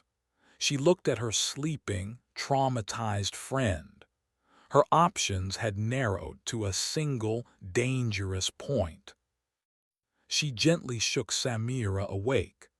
The younger woman startled, her eyes wide with fear before recognizing Kalen. "Pack your things," Kalen said, her voice filled with a new, grim resolve. "We're going for another drive." Samira stared at her confused. "Where are we going?" "To find a ghost." Chapter 10. The Name in the Margin. The drive to the West Ridge was a journey to the other side of the world. Though it was only 40 miles as the crow flies, the winding, poorly maintained roads that circumnavigated the Ethelberg forest made it a 3-hour ordeal. They drove in Kalen's truck, a vehicle that was rapidly becoming their mobile command center and their prison. The metal tackle box containing the specimen sat on the back seat, its presence a cold weight between them. They had left the motel at dawn. Bee had seen them off, pressing a thermos of hot coffee and a bag of sandwiches into Samira's hands. Her final words to Kalen were a quiet warning. "Some people are better left as ghosts, Doctor." As they drove, the landscape changed. The eastern side of the forest where they had been was bordered by sparse farmland and forgotten motels. The western side was wilder, more rugged. The hills grew into steep, craggy ridges, and the pavement gave way to graded dirt and gravel. This was a land that resisted human settlement. Samira navigated using an old paper map from Bee's collection, cross-referencing it with the spotty GPS on her phone. "The road should be up here," she said, pointing to a thin, dotted line that snaked off the main track. "It's marked as a private fire road." Kalen found the turnoff, a barely there gap in the trees marked by a rusted, bullet-riddled "No Trespassing" sign. She steered the truck onto the rough track. The suspension groaned in protest as they bounced over rocks and ruts.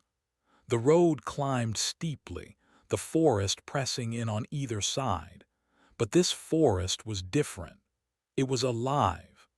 Green leaves rustled in the wind, and the air was filled with the scent of pine and damp earth.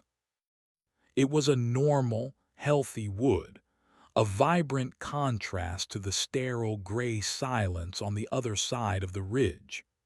The proximity of such life to such utter stillness was profoundly unsettling. After another 20 minutes of rough driving, the track opened into a clearing.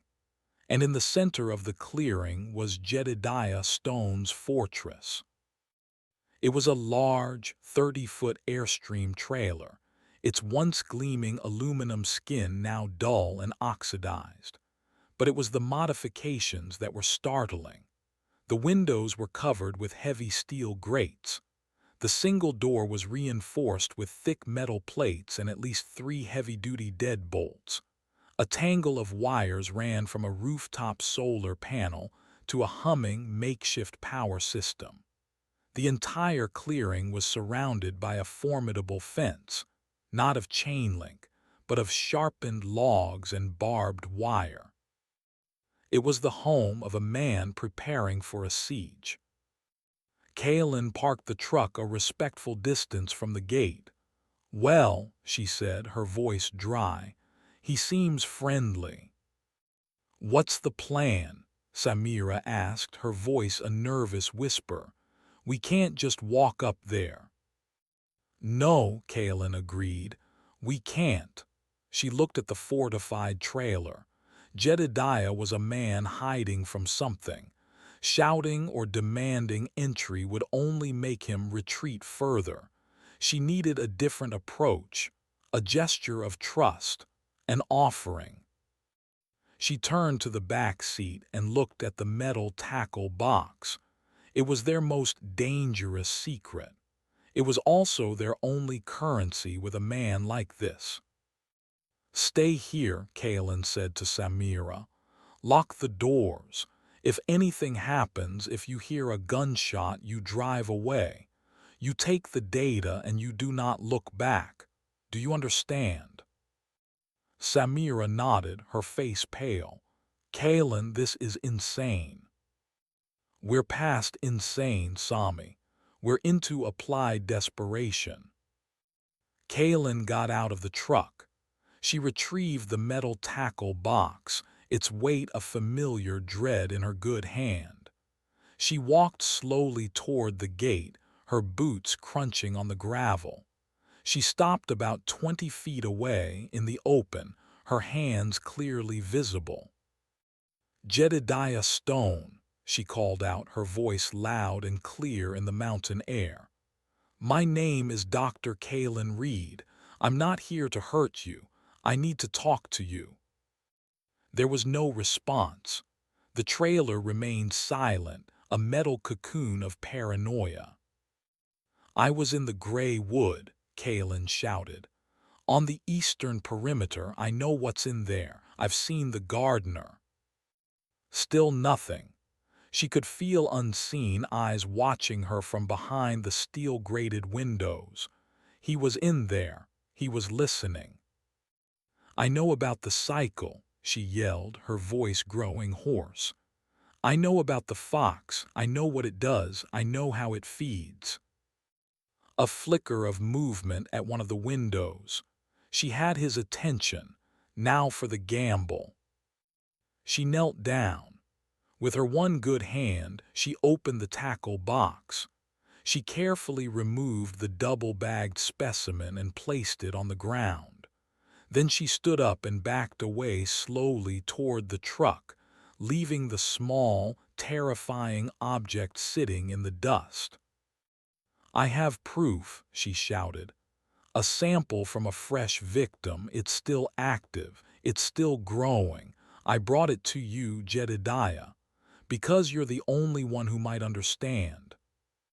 She continued backing away until she was standing beside the truck's open door. She waited. The silence stretched, thick and tense. A bird sang somewhere in the healthy woods, a sound so normal it felt alien. Then, with a series of loud metallic clanks, the deadbolts on the trailer door were thrown back. The reinforced door creaked open a few inches. A man's voice, rough and gravelly from disuse, emerged. "Leave the sample, get in your truck, and go."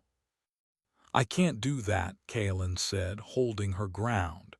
"That sample is a contamination risk, and I need your help. Marcus Cole is dead. He died saving me. His story and all the others they deserve to be told. The name Marcus Cole hung in the air. There was a long pause from the trailer. Cole, the voice rasped. The ranger, he's dead. Yes, he was killed by the gardener 2 days ago. The door creaked open further. A man stepped out, blinking in the daylight. He was gaunt, with a wild, unkempt gray beard and long, stringy hair. He wore a stained flannel shirt and cargo pants, but it was his eyes that held Kalen's attention. They were wide, haunted, and blazing with a terrifying, feverish intelligence. He held an old, pump-action shotgun, but it was pointed at the ground, his knuckles white around the stock. This was Jedediah Stone. His gaze flicked from Kalen to the sample on the ground, and a look of profound, horrified recognition crossed his face. He knew exactly what he was looking at. "You foolish woman," he whispered, his voice trembling with a mixture of fear and awe. "You brought a seed of that place out into the world. You have no idea what you've done." He took a hesitant step forward, his eyes fixed on the specimen bag. He looked at Kalen's bandaged arm, at the empty space where her hand should be. He nodded slowly, a grim understanding passing between them. "You paid the price," he said. It was the same phrase B had used, a membership fee for a club no one wanted to join. He looked from Kalen to the truck where Samira sat, a terrified statue behind the wheel. "Both of you, get out of the truck, slowly. Come inside and bring your poison with you." He gestured with the barrel of the shotgun toward the open trailer door. It was not a threat. It was an invitation into the madness, into the truth. Kalen looked at Samira and gave a slight nod. They had found their ghost. Now they had to see if he could help them, or if he would drag them down into his own paranoid hell. Chapter 11. The Geologist's Maps. The inside of Jedediah Stone's trailer was not the chaotic den of a madman. It was the meticulously organized laboratory of an obsessive. One entire wall was covered in geological survey maps, satellite images, and seismograph printouts, all centered on the Ethelberg forest. They were layered one over the other, a collage of 30 years of focused study. Red strings connected points on different maps, forming a complex web that converged on a single, central point marked with a hand-drawn black star, the heart of the wood. The air inside was thick with the smell of ozone, hot electronics, and stale coffee. Wires snaked across the floor from a bank of humming computer servers to a complex radio setup. Books on geology, mineralogy, quantum physics, and fringe biology were stacked on every available surface. It was a place of science, but a science that had veered into the dark, uncharted territory of the impossible. Jedediah directed Kalen to place the tackle box containing the specimen in the trailer's small, stainless steel sink. He then closed and bolted the heavy door behind them, plunging the space into a dim, artificial twilight lit by computer monitors and a single bare bulb. The sudden confinement felt oppressive. "You said Cole is dead," Jedediah said, his back to them as he stared at his wall of maps. His voice was a low rumble. "Yes," Kalen confirmed. "The gardener, it got him." Jedediah closed his eyes. "Another one," he murmured. "The forest is always hungry." He turned to face them, his haunted eyes sweeping over Kaelin, then Samira. You, the girl with the computers, you're his tech. Samira flinched but nodded. I'm her research assistant, Samira Jafari. And you, he said, his gaze settling on Kaelin, are either the bravest fool I've ever met or the most dangerous. Bringing that thing here, he gestured toward the sink. That's like carrying a plague sample in your handbag. I know the risk, Kaelin said, her voice steady. But I also knew you were the only person who would understand the nature of that risk without a 3-hour lecture. A flicker of something, perhaps respect, passed through Jedediah's paranoid eyes. He picked up a piece of chalk from a dusty tray. Show me where you went in. Kaelin stepped up to the wall of maps. She pointed to a spot on the northeastern perimeter. Here. She then traced the path she had taken, her finger hovering over the topographical lines. I followed the fox. It led me to the hiker, then to the depression where the gardener was, cultivating.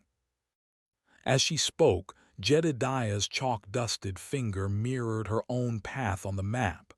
He was nodding slowly, his expression grim. The shepherd's run, he whispered.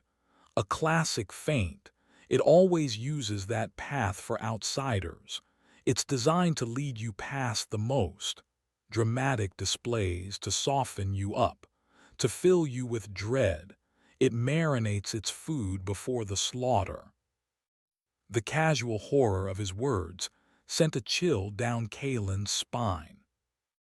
You fought the gardener and survived, he continued, his eyes on her bandaged arm. That is new. It does not like its acquisitions to be damaged. He looked at her with a new intensity. What did you learn?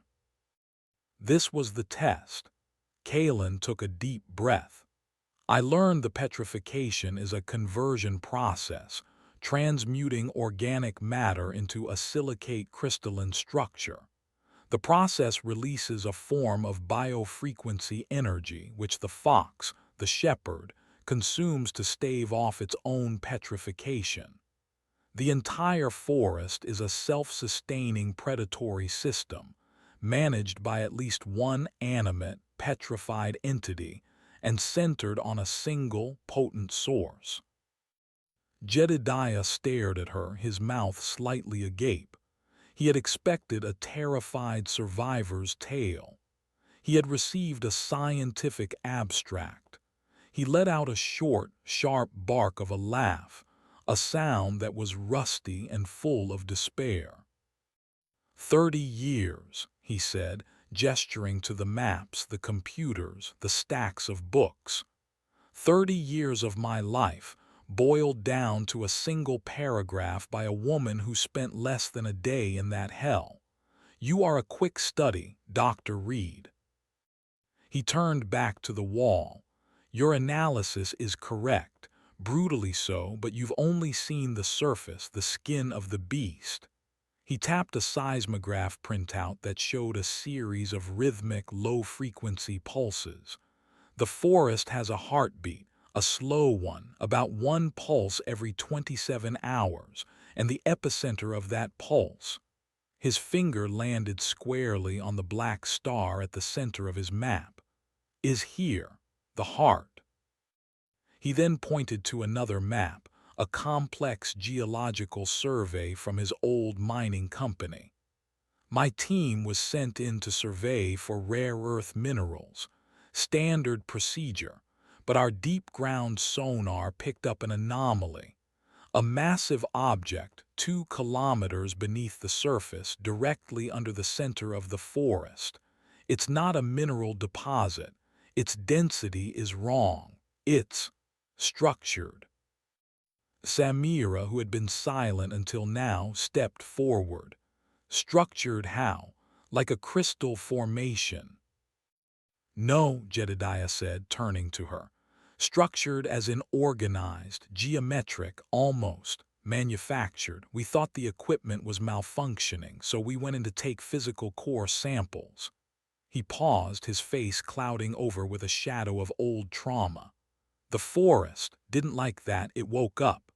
The gardener, as you call it, was not the only one. There were others, crawlers made of broken pieces, things that mimicked voices. My team. They were geologists, not soldiers. They were taken. One by one. I only escaped because I did something unforgivable. He trailed off, his gaze distant and filled with a self-loathing that was decades old. Kaylin didn't press. She knew the kind of choices the forest forced upon you. He shook his head, returning to the present. The thing below the anomaly is the brain, the root mind, I call it. The forest on the surface is just its nervous system, its sensory organ. The heart of the wood is the main artery, pumping the petrifying agent up from the deep. It's not a forest. It's an organism, an ancient, patient, subterranean predator that has breached the surface and grown a garden to lure in its prey. The scale of it was breathtaking. Kaylin had seen a monstrous predator. Jedediah was describing a living god of stone, a creature whose body was an entire ecosystem. So the specimen, Samira began, her voice trembling as she glanced at the sink. Is a seed, yes, Jedediah confirmed. A sliver of the organism's own flesh. On its own, it's a slow-growing cancer, but expose it to a certain resonance, a certain frequency. He pointed to a complex equation scrawled on a whiteboard. And it becomes a catalyst. The entire forest pulses with that frequency. It's a broadcast telling every seed how to grow.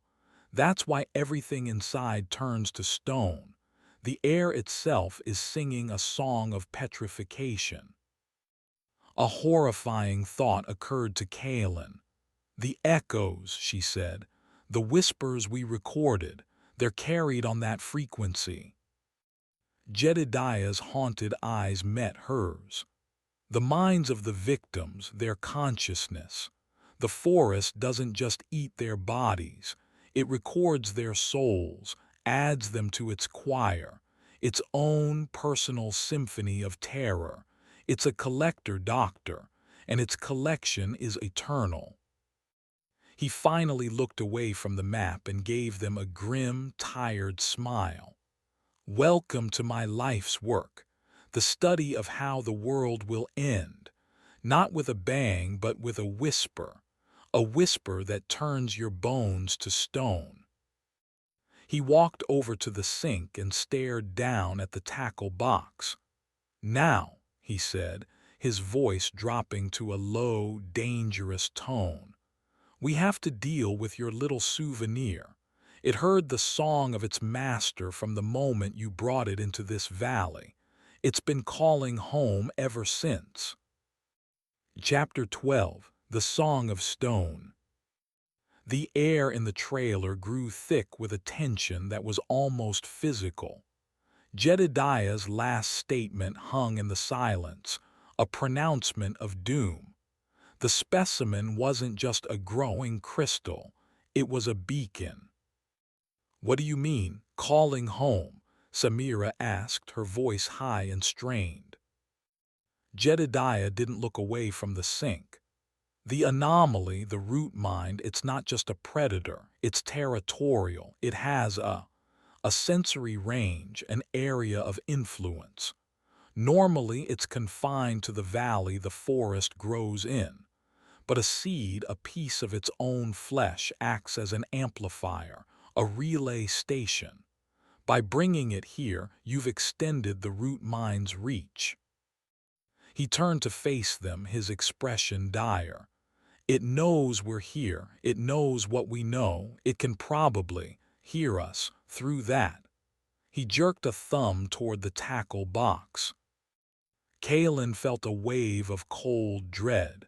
The whispers in her dreams, the feeling of being watched. It wasn't just trauma or paranoia. The forest was looking for its lost piece, and it was looking through her. Her brief infection had made her a sympathetic resonator, an antenna tuned to its horrifying frequency. "We have to destroy it," Kaelin said, her voice firm. Jedediah let out another of his harsh, joyless laughs. "Destroy it? Doctor, that thing is a piece of a subterranean god. You can't destroy it. You can only contain it or change its state." He walked over to a heavy, lead-lined cabinet and pulled out a pair of thick welder's tongs and a pair of dark goggles.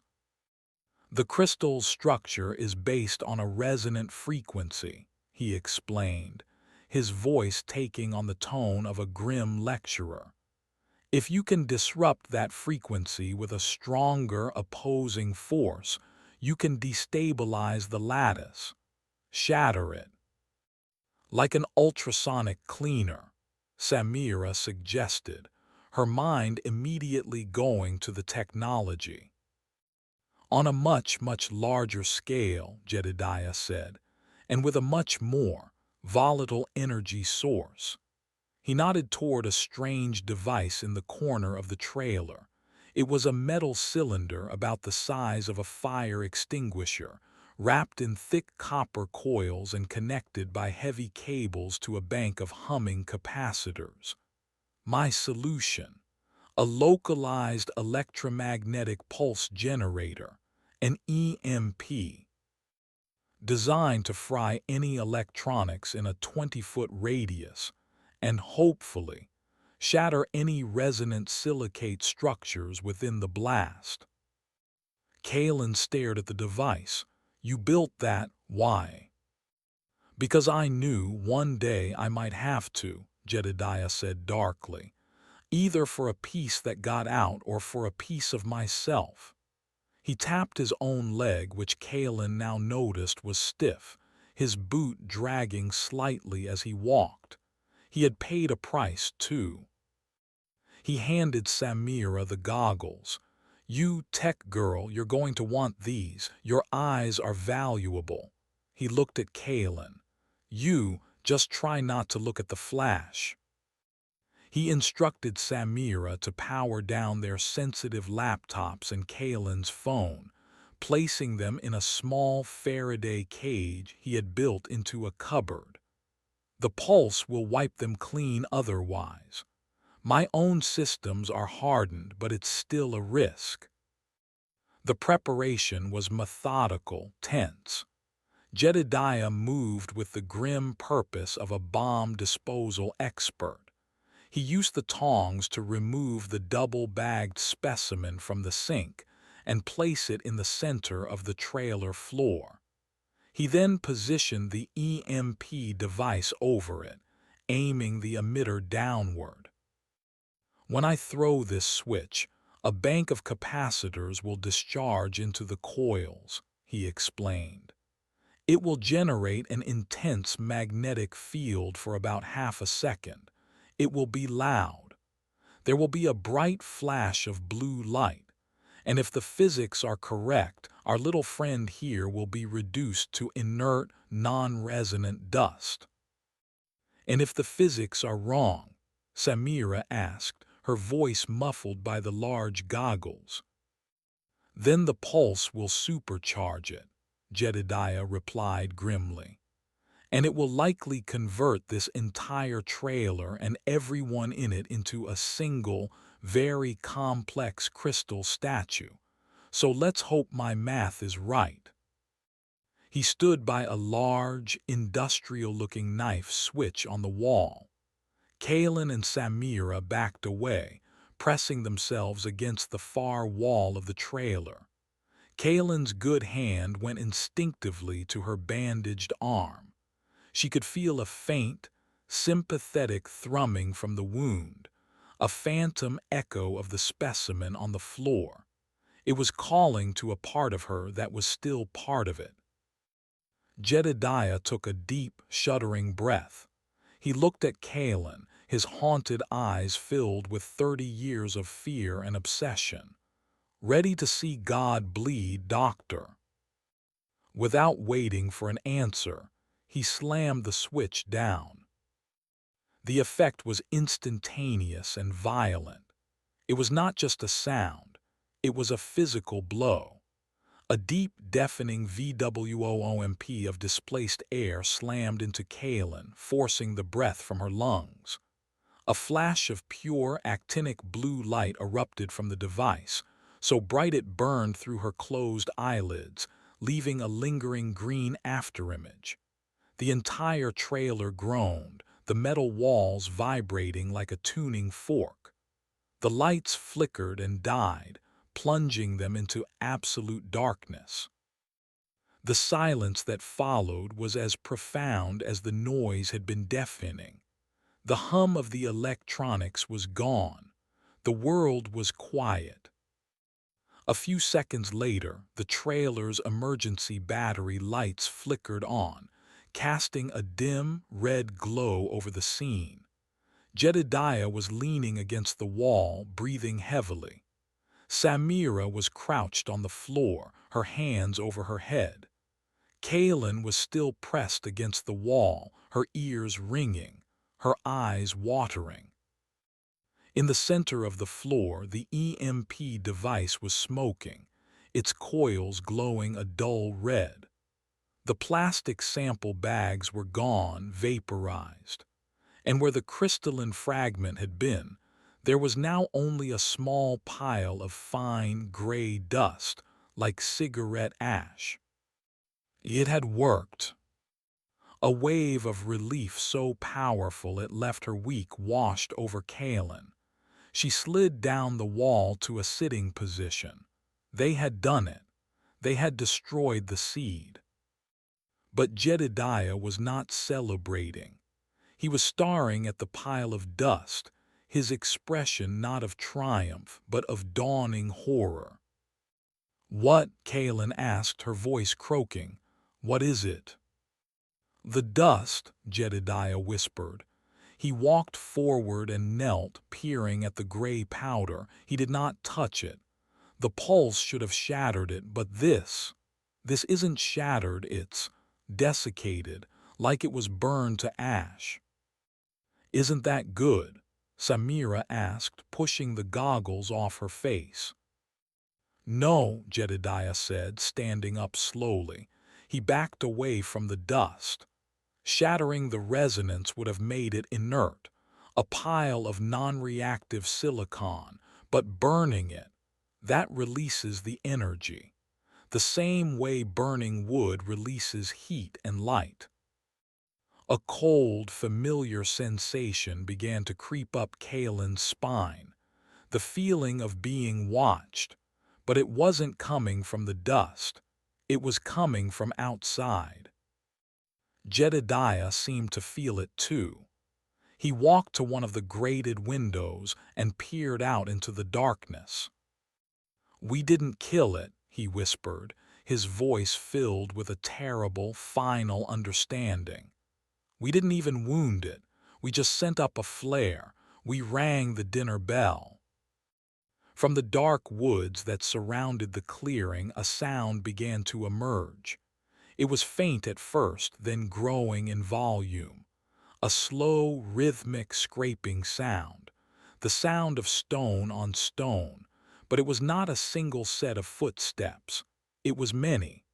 A dozen, 2 dozen. An army of the dead drawn by the released energy of their fallen kin.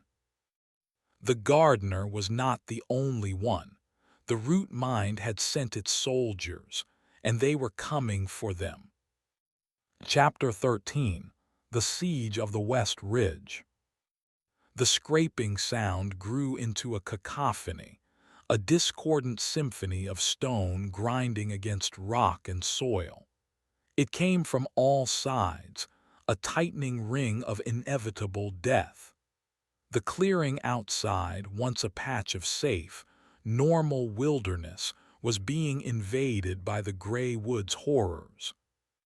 "They're here," Samira breathed, her face a pale mask of terror in the dim red emergency light. How? The forest is miles away. The seeds, Jedediah rasped, his eyes wide as he stared out the grated window. The forest floor must be littered with them, dormant, waiting for the song, the pulse, the flare we sent up. It was a powerful enough broadcast to wake them. He pointed a trembling finger into the darkness. Look! Kalen and Samira crowded next to him, peering through the steel grate. Figures were emerging from the tree line. At first, Kalen thought it was a pack of animals, low and scuttling. Then she realized what they were. Basalt crawlers, the things Jedediah had mentioned. Animated, shattered pieces of other victims. A stag's torso dragging itself forward on two broken legs. A human arm, its stony fingers digging into the dirt like a grotesque insect.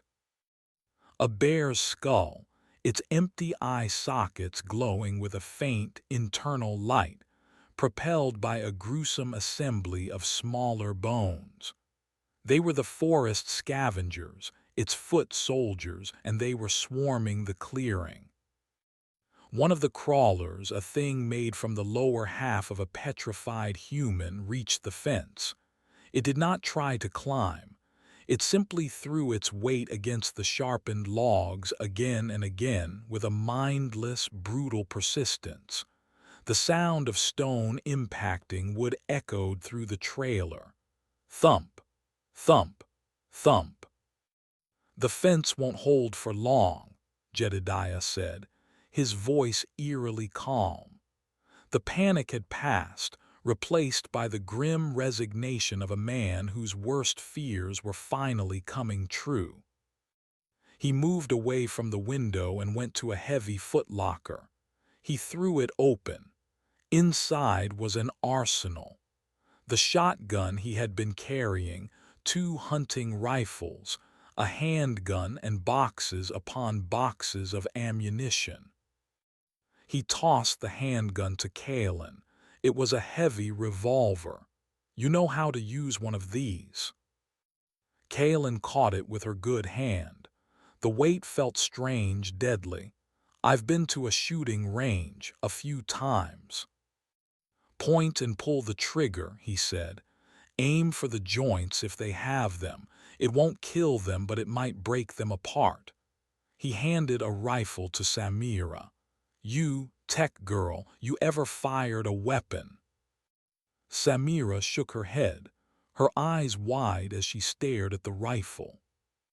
"Same principle. Brace it against your shoulder or it'll break your collarbone. Look down the sight. Pull the trigger. Work the bolt to chamber the next round," he instructed, his voice a clipped, rapid-fire monotone. "We don't have much time."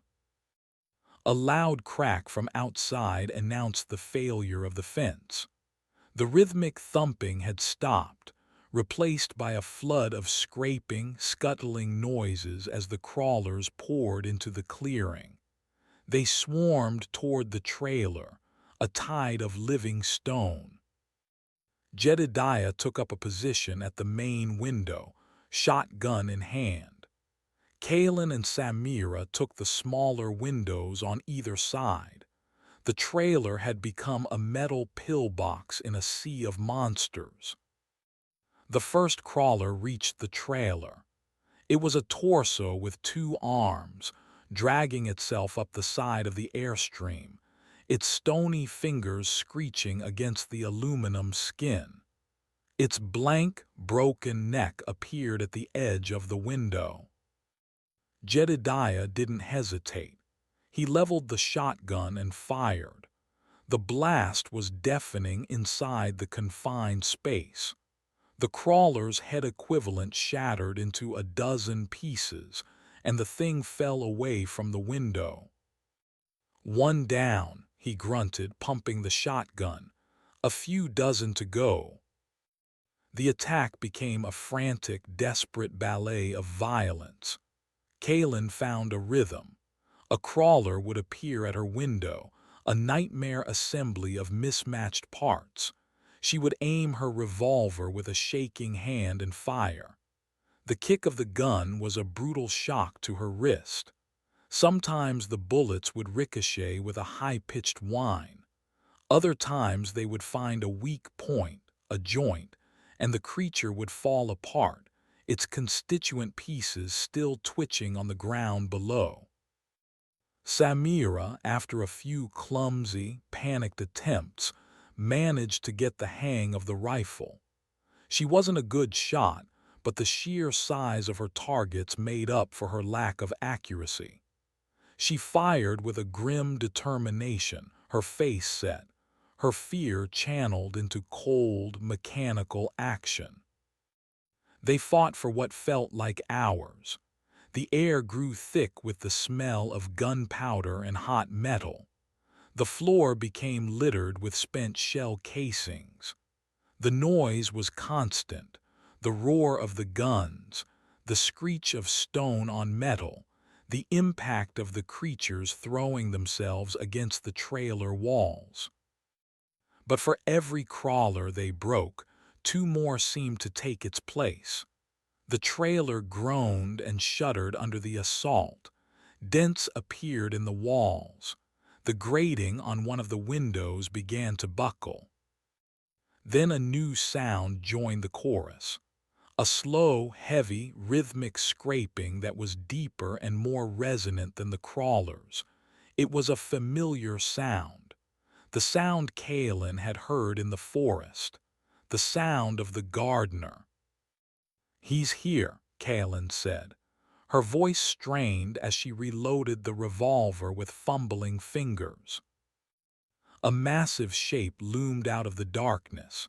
It was larger than the gardener she had encountered, its body composed of the gnarled, thick stone of an ancient petrified oak. This was a different model, an older, stronger one. It strode through the smaller crawlers, scattering them like toys. It stopped before the trailer, its featureless face turned toward them. It raised a colossal stone arm, as thick as a tree trunk. "Get down," Jedediah yelled. The gardener's arm swept down, not at a window but at the trailer's axle. The sound was not a screech of metal, but a catastrophic crunch of shearing steel.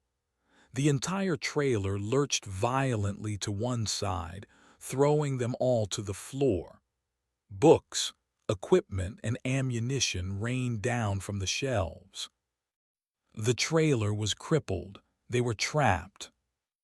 The gardener raised its arm for another blow, but before it could strike, a brilliant light flooded the clearing. The sound of a powerful engine and screaming tires filled the air. A vehicle was hurtling up the fire road, its high beams cutting through the darkness. It was an old, beat-up pickup truck, the same truck that Marcus Cole had driven, and at the wheel was B. Gable. She wasn't slowing down. She was aiming the 2-ton battering ram of a truck directly at the large gardener. "That crazy old woman," Jedediah breathed, his voice a mixture of disbelief and awe.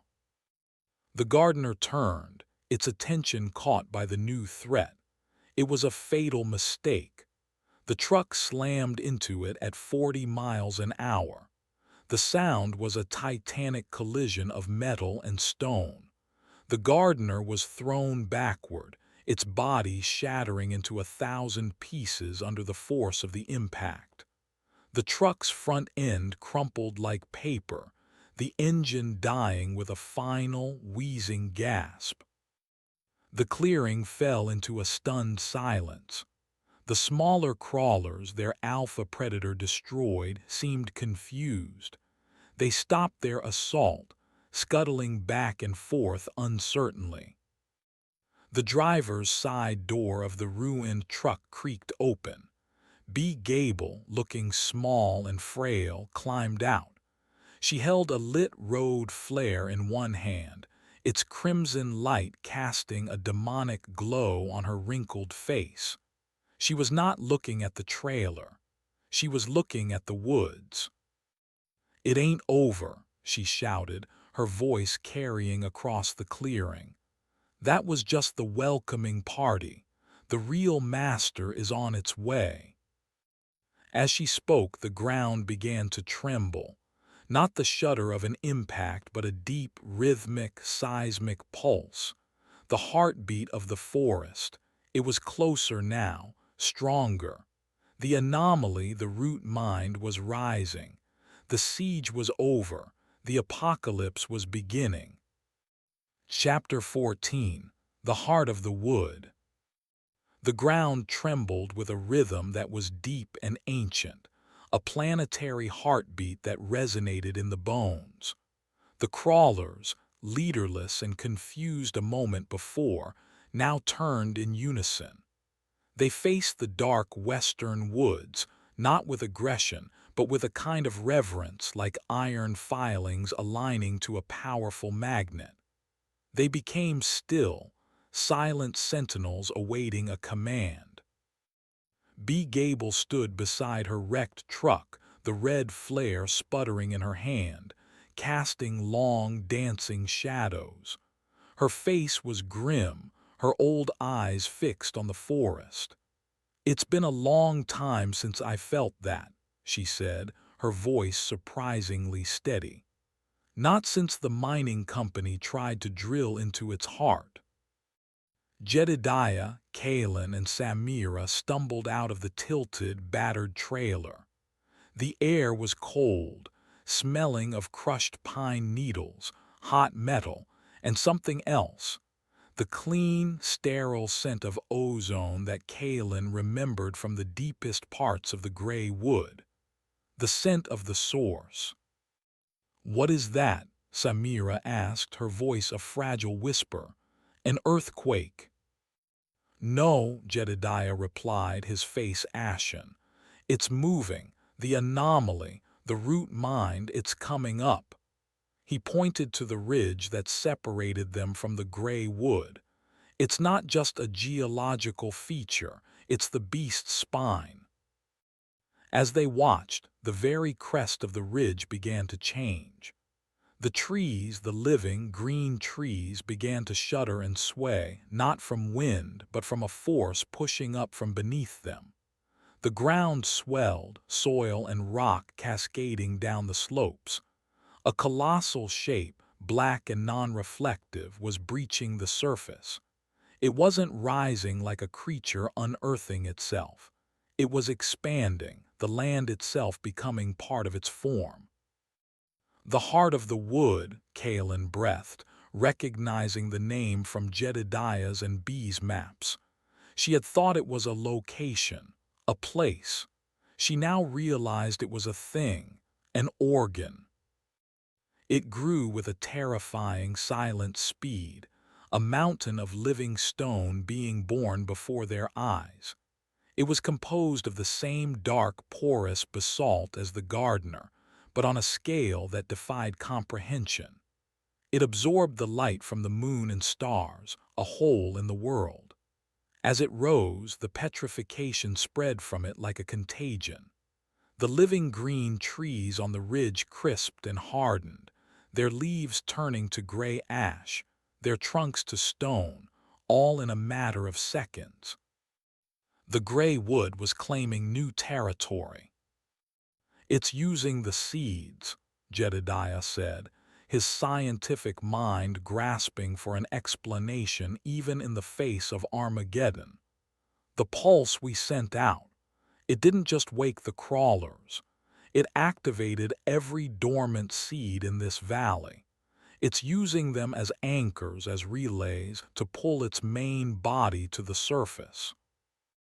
The heart of the wood pulsed with a soft, internal luminescence, a deep violet light that shone from cracks and fissures in its surface. And with each pulse, the whispers began. They weren't just in Kalen's head this time. They were in the air, a psychic broadcast that everyone could hear.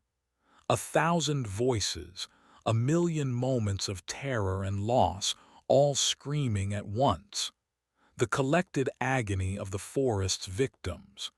It was a wave of pure psychic horror that buckled the knees and threatened to shatter the mind.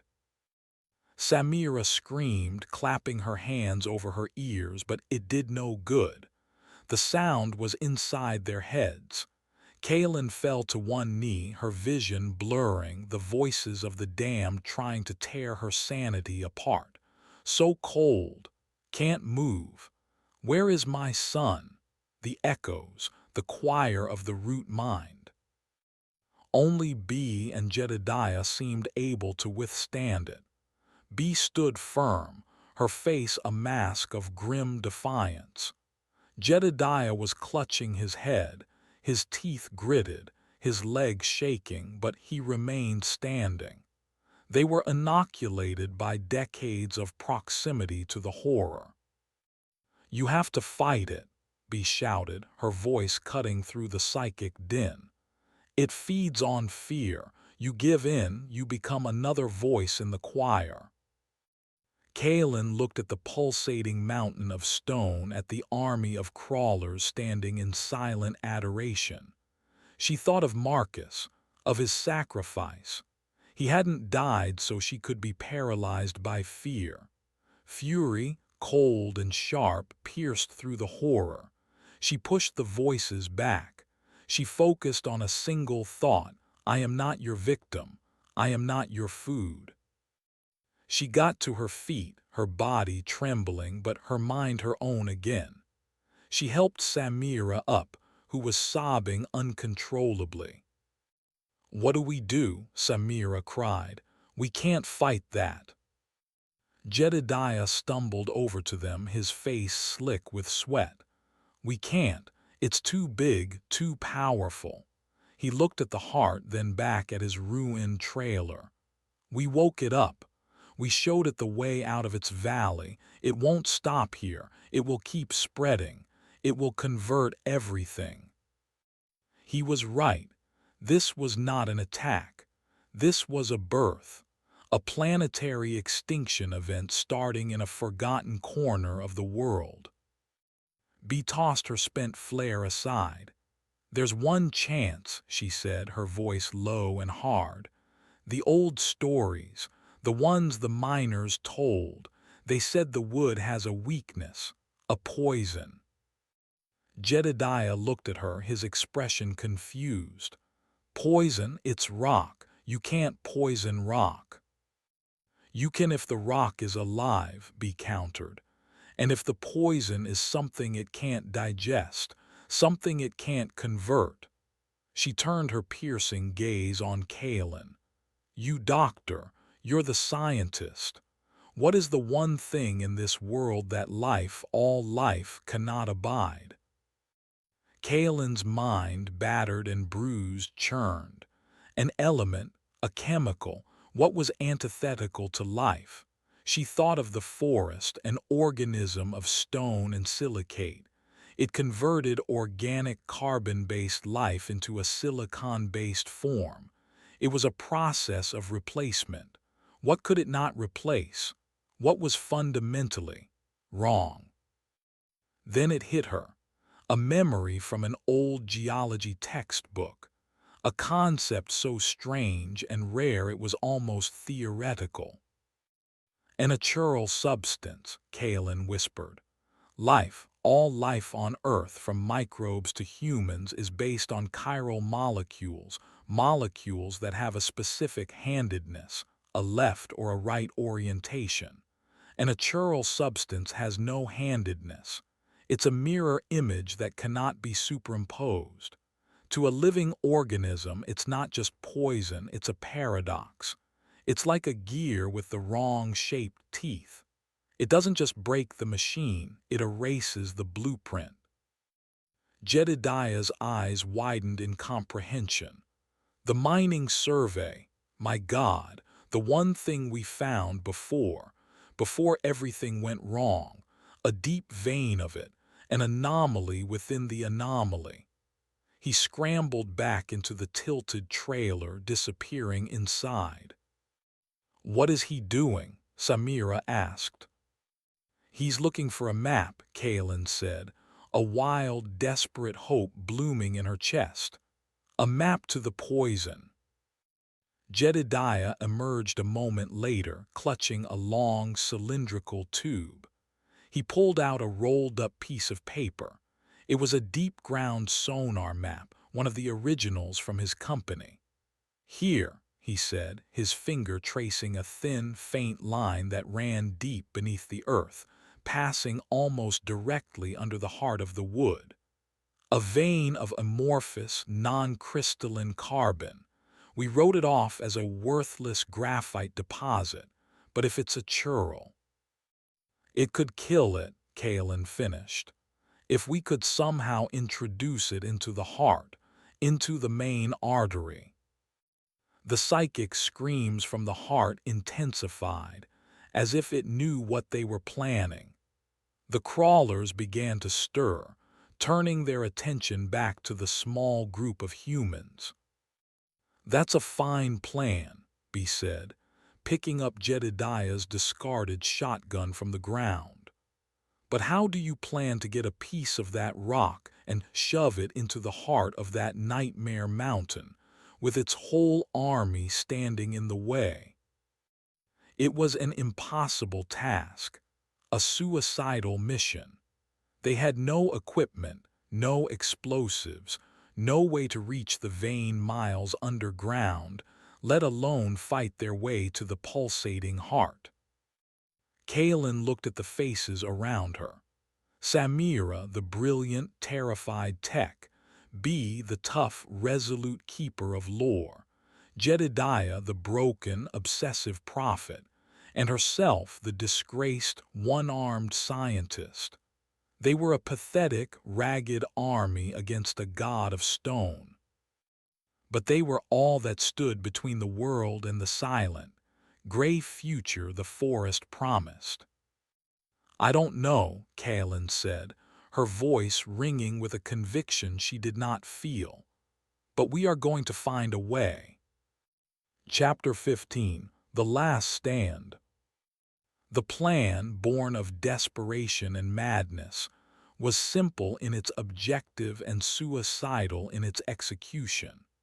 They had to get to the vein of achurl carbon, extract a sample, and deliver it to the pulsating, violet core of the heart of the wood.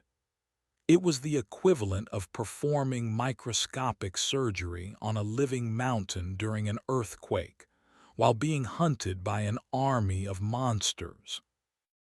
Their only hope lay in Jedediah's trailer. It was a fortress, a laboratory, and it turned out a mining shed. From a hidden compartment beneath a bunk, he produced his last secrets: a lightweight, battery-powered core sampler, a miniature drill capable of boring through solid rock, and 3 sets of heavy-duty spelunking gear. "The entrance to the old survey tunnel is half a mile down this ridge," Jedediah explained, his hands moving with a feverish energy as he checked the drill's battery. "It's collapsed, but it should get us close to the vein.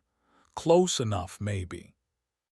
The crawlers were advancing again, a slow, inexorable tide of scuttling stone. The psychic screaming of the heart was a constant, debilitating pressure, a migraine of the soul. "We can't all go," B said, cocking the shotgun. Her face was set like granite. "Someone has to stay here, buy you time, draw their attention." "B, no," Kaelin started, but the old woman cut her off. "I'm 84 years old, Doctor. I've lived my whole life in the shadow of that thing. I've collected the stories of its victims. It's time I wrote an ending for one of them." She looked at Kaelin, her old eyes sharp. "You are the only one who understands the science. Jedediah is the only one who knows the way. The girl is the only one strong enough to help him carry the gear. There's no other choice. She was right. The logic was as brutal and unyielding as the forest itself. Bee turned to the wrecked truck and began rummaging in the back, pulling out road flares and a can of gasoline. "I'll give them a bonfire they won't be able to ignore," she said grimly. There was no time for goodbyes. Kalen, Samira, and Jedediah shouldered the gear. Jedediah took the lead, rifle in one hand, drill in the other. Kalen carried a pack with ropes and pitons, the revolver tucked into her belt. Samira, her face a mask of terror but her movements steady, carried the heavy power pack for the drill. "Go," Bee said, not looking at them. She was busy pouring gasoline over the front seats of her wrecked truck. "Don't you dare let my sacrifice be for nothing." They ran, plunging into the dark woods, away from the clearing. Behind them they heard Bee fire the shotgun once, a defiant roar against the psychic screams. Then a bright orange light bloomed through the trees as her funeral pyre erupted into the night. It was a beacon, drawing the attention of the crawlers, a final, courageous act of misdirection. They followed Jedediah through the treacherous, uneven terrain, the ground still vibrating with the pulse of the heart. He moved with a certainty born of decades spent walking these ridges. He led them to a small, overgrown ravine, hidden behind a curtain of tangled vines. At the bottom was a dark hole shored up with rotting timbers, the entrance to the survey tunnel. "It's unstable," Jedediah warned, shining a flashlight into the darkness. "Watch your step." They descended into the earth. The air was cool and smelled of damp soil and mold. The psychic whispers of the heart were fainter here, shielded by tons of rock. It was a brief, welcome respite. The tunnel was narrow, and they had to move in single file. After 100 yards, they came to a massive rockfall that completely blocked the path. "This is it," Jedediah said, setting down the drill. "The vein is on the other side of this collapse, about 20 feet of solid granite." He and Samira set up the core sampler. The machine whined to life, its diamond tip bit biting into the rock. It was a slow, arduous process. Kalen stood guard at the tunnel entrance, revolver in hand, listening to the distant sounds of the battle they had left behind. She could hear the crawlers, the screech of stone on stone. She prayed Bee's fire would last. After what felt like an eternity, the drill broke through. Jedediah pulled the core sample out, a long, thin cylinder of gray granite, and at the very end was a 2-inch section of something else. A substance that was a flat, non-reflective black, a sliver of pure void. It seemed to drink the light from their flashlights. The achural carbon, the poison. Jedediah carefully broke off the black tip, wrapping it in a piece of velvet cloth from his pocket.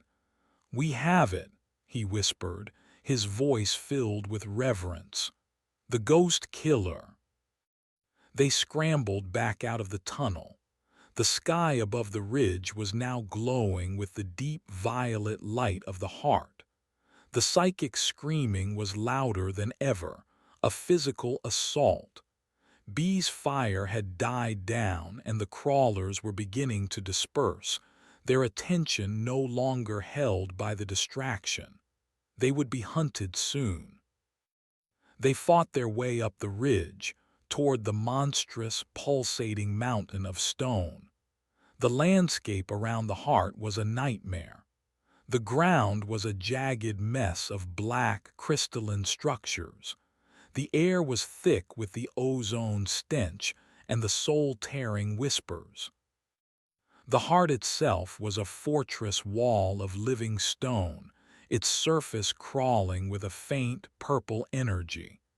At its base, they could see a large, gaping fissure, a cave-like opening that pulsed with the most intense violet light.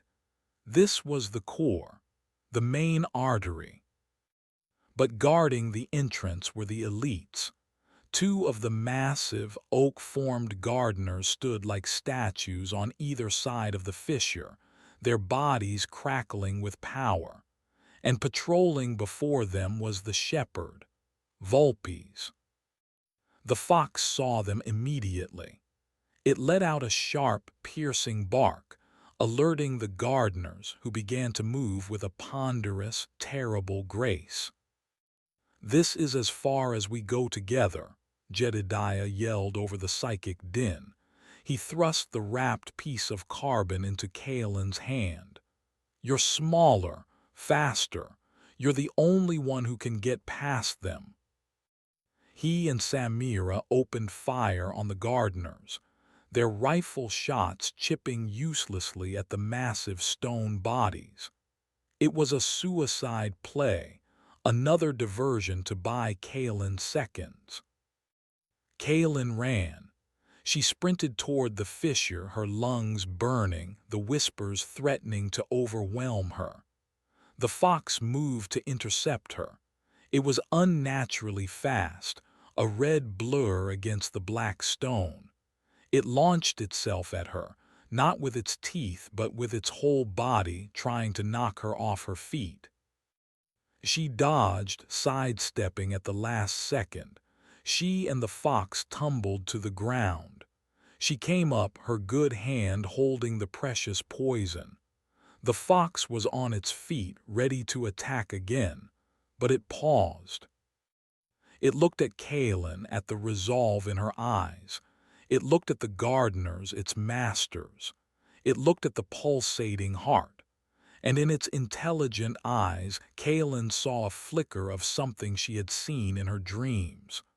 A deep, weary sadness. A longing for an end to its eternal, parasitic servitude. With a soft whine, the fox sat down. It looked at the gardeners, then back at Kaelin, and gave a slight, almost imperceptible nod toward the fissure. It was letting her pass. In its own way, it was choosing a side. It was choosing oblivion over slavery. Kaelin didn't waste the opportunity. She scrambled past the fox, past the lumbering gardeners who were focused on the threat of Jedediah's and Samira's gunfire. She reached the entrance to the core. The psychic energy here was a physical wall of force. The violet light was blinding. Inside, she could see the very center of the heart, a colossal, pulsating geode of purple crystal. It was beautiful, and it was the source of all the horror. With a final, desperate scream of effort, she threw the small piece of a carbon with all her strength into the heart of the pulsating crystal. For a moment, nothing happened. Then the small black fragment touched the crystal. The effect was not an explosion. It was an implosion, a negation. Where the black poison touched the violet crystal, both ceased to exist. A spot of pure nothingness appeared, and it began to spread. The violet light faltered. The psychic screaming stopped, cut off in an instant.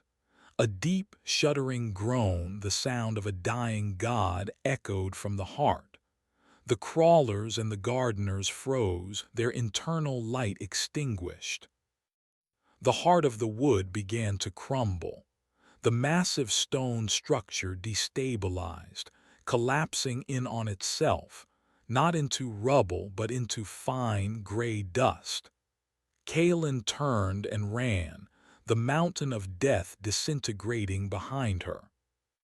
She found Jedediah and Samira, huddled behind a rock, staring in disbelief. The fox was gone, likely consumed in the dissolution of its master. They stood together and watched as the entire gray wood, from the heart to the farthest trees on the eastern perimeter, dissolved into a silent, gray snowfall of inert dust. As the sun began to rise, it illuminated a valley that was no longer a forest of stone, but a barren, rolling landscape of gray powder. The curse was broken. The silence was no longer a presence, but a simple, peaceful absence of sound. They had won, but standing in the gray dawn, covered in dust and blood, Kaelin knew that the whispers of the forest would never truly leave her. They had paid an impossible price for a victory no one else in the world would ever know or ever believe. Chapter 16. The Gray Dawn. The silence left in the wake of the heart's destruction was more profound than any silence the forest had ever produced. It was a true, clean slate nothingness. The psychic pressure that had been a constant for days was gone, and its absence was a dizzying relief, like the sudden cessation of a lifelong migraine. They stood on the ridge, three solitary figures in a world remade in shades of gray. The sun, climbing higher, painted the eastern sky in hues of orange and pink, a splash of vibrant, impossible color against the monochrome devastation below. The entire Ethelberg Valley, from the western ridge where they stood to the farmlands miles to the east, was now a single, uniform basin of fine, gray dust. The gray wood was gone, not just dead, but erased from existence. Jedediah was on his knees, his head bowed. He was not praying. He was weeping.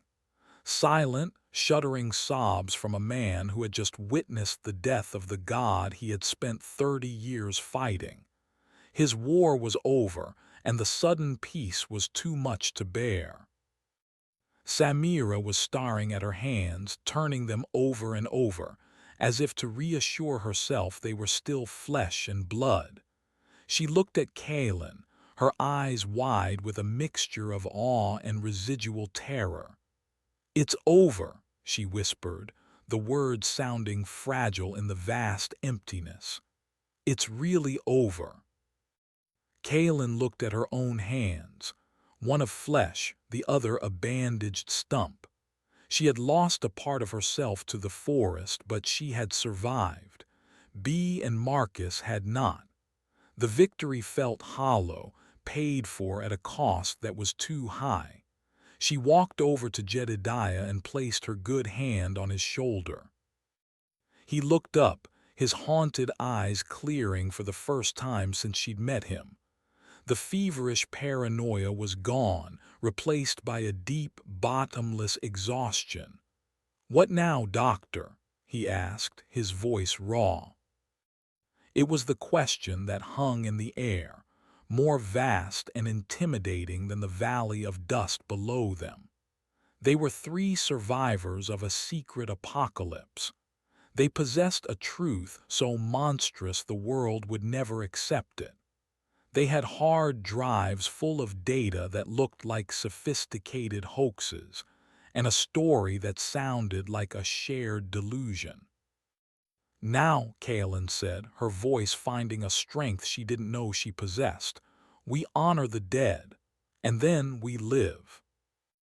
The journey back was a slow, somber procession. They didn't talk. There were no words for what they had endured. They found the remains of Bee's pyre. The truck was a blackened, twisted husk of metal. Of Bee herself, there was nothing left but the shotgun, its stock charred, and the spent flare lying in the dust. A makeshift grave for a woman who deserved a monument. Further on, at the edge of what was once the forest, they found Marcus Cole's rifle. It lay where he had fallen, a final testament to his stand. They had no body to bury, but Jedediah used a shard of metal from the truck to carve Marcus's name into one of the few remaining living trees at the edge of the dust basin. It was a small gesture, but it felt necessary. They gathered what they could salvage from Jedediah's trailer and Kalen's truck. The data drives, their personal effects, the weapons. They left the rest, a monument to a war no one would ever know was fought. They drove away in Kalen's battered truck, Jedediah and Samira crammed into the passenger seat. They didn't look back. There was nothing to see but a valley of ash. They spent the next week at B's motel, the three of them living like ghosts in the empty rooms. They slept. They ate the food from the motel's pantry. They spoke very little. They were healing, not just their physical wounds, but the deep, psychic rents that the forest had torn in them. On the 8th day, Kalen sat with Jedediah on the dusty porch of the motel, watching the sunset paint the clouds. "I'm going to release the data," Kalen said, breaking the comfortable silence. Jedediah looked at her. "They won't believe you. They'll call you a fraud, a madwoman. They'll try to ruin you." "My reputation was already ruined once," Kalen replied with a wry, tired smile. "I'm not doing it for them. I'm doing it for the ones who can't tell their own story, for the faces in B's scrapbook." She had decided to upload everything anonymously. The raw drone footage, the audio files of the echoes, the scientific analysis. No names attached, just the data sent out into the world like a message in a bottle. Let the world make of it what it will. Most would dismiss it. But a few, a very few, might see the truth in the patterns, hear the whispers in the static. And that was enough. "And what about you?" Kalen asked him. "Your war is over. What will you do now?" Jedediah stared out at the horizon for a long time. I think I'll try to learn how to live in the quiet," he said softly. The next morning, Samira came to Kalen's room. Her bags were packed. "I'm going home," she said. Her voice was steady, her eyes clear. The ordeal had changed her, stripped away her youthful naivety and replaced it with a hard-won maturity. "I'm going to finish my degree. I'm going to live a boring, normal life. And I am never, ever going camping again." Kalen smiled, a genuine, warm smile. "Good," she said. "You deserve boring and normal." They embraced, a brief, fierce hug. "Thank you, Key," Samira whispered, "for everything." Kalen watched her drive away until her car was a speck on the horizon. Then there were two. She found Jedediah packing his own things into the back of her truck. He wasn't going back to his ridge. He was moving into the motel. He and B had been neighbors to the same monster for decades without ever speaking. He felt it was his duty to be the keeper of her memory, to keep the lights on at the forgotten motel at the edge of the world. He was trading one solitary life for another, but this one had a purpose rooted in remembrance, not fear. Kalen stayed one more night. Before she left, she walked into the valley of dust one last time. She stood in the center of the vast, gray emptiness, the silence now a comforting blanket. She held up her right hand, then looked at the bandaged stump of her left. She had been broken. They had all been broken, but they had held. She would carry the scars, physical and mental, for the rest of her life. The whispers would always be there, a faint echo in the back of her mind. But they were no longer a source of terror. They were a reminder of the price of knowledge, of the cost of survival, and of the courage of ordinary people in the face of impossible horror. As she drove away, leaving the valley of dust and its ghosts behind, she felt a sense of peace settle over her for the first time in years. Her career was over. Her name might forever be a footnote in the annals of academic scandal. It didn't matter. She had faced a god of stone and seen it crumble. She had a new story to write, her own, and it was a story of survival. Chapter 17: The Digital Ghost. 6 months, 181 days since the death of the Grey Wood. Kalen measured time differently now. There was before a lifetime of scientific ambition and professional disgrace, and there was after a quiet, stripped-down existence in a world that felt both safer and emptier. She lived in a small, rented cabin 100 miles south of the Ethelberg Valley. It was isolated, anonymous, and had a fast, reliable internet connection. She paid in cash, used a fake name, and spoke to no one. Her days were a simple, Spartan routine. She would wake before dawn, the phantom ache in her left arm a familiar companion. She would run for miles through the living, breathing woods near her cabin, her good arm pumping, her feet pounding the soft earth. She ran to exhaust herself, to outpace the memories that lingered at the edges of her mind. In the afternoons, she worked. Her work was a digital exorcism. The data trove she and Samira had rescued was her singular focus. It lived on a series of encrypted, air-gapped hard drives on a cheap desk in her spare room.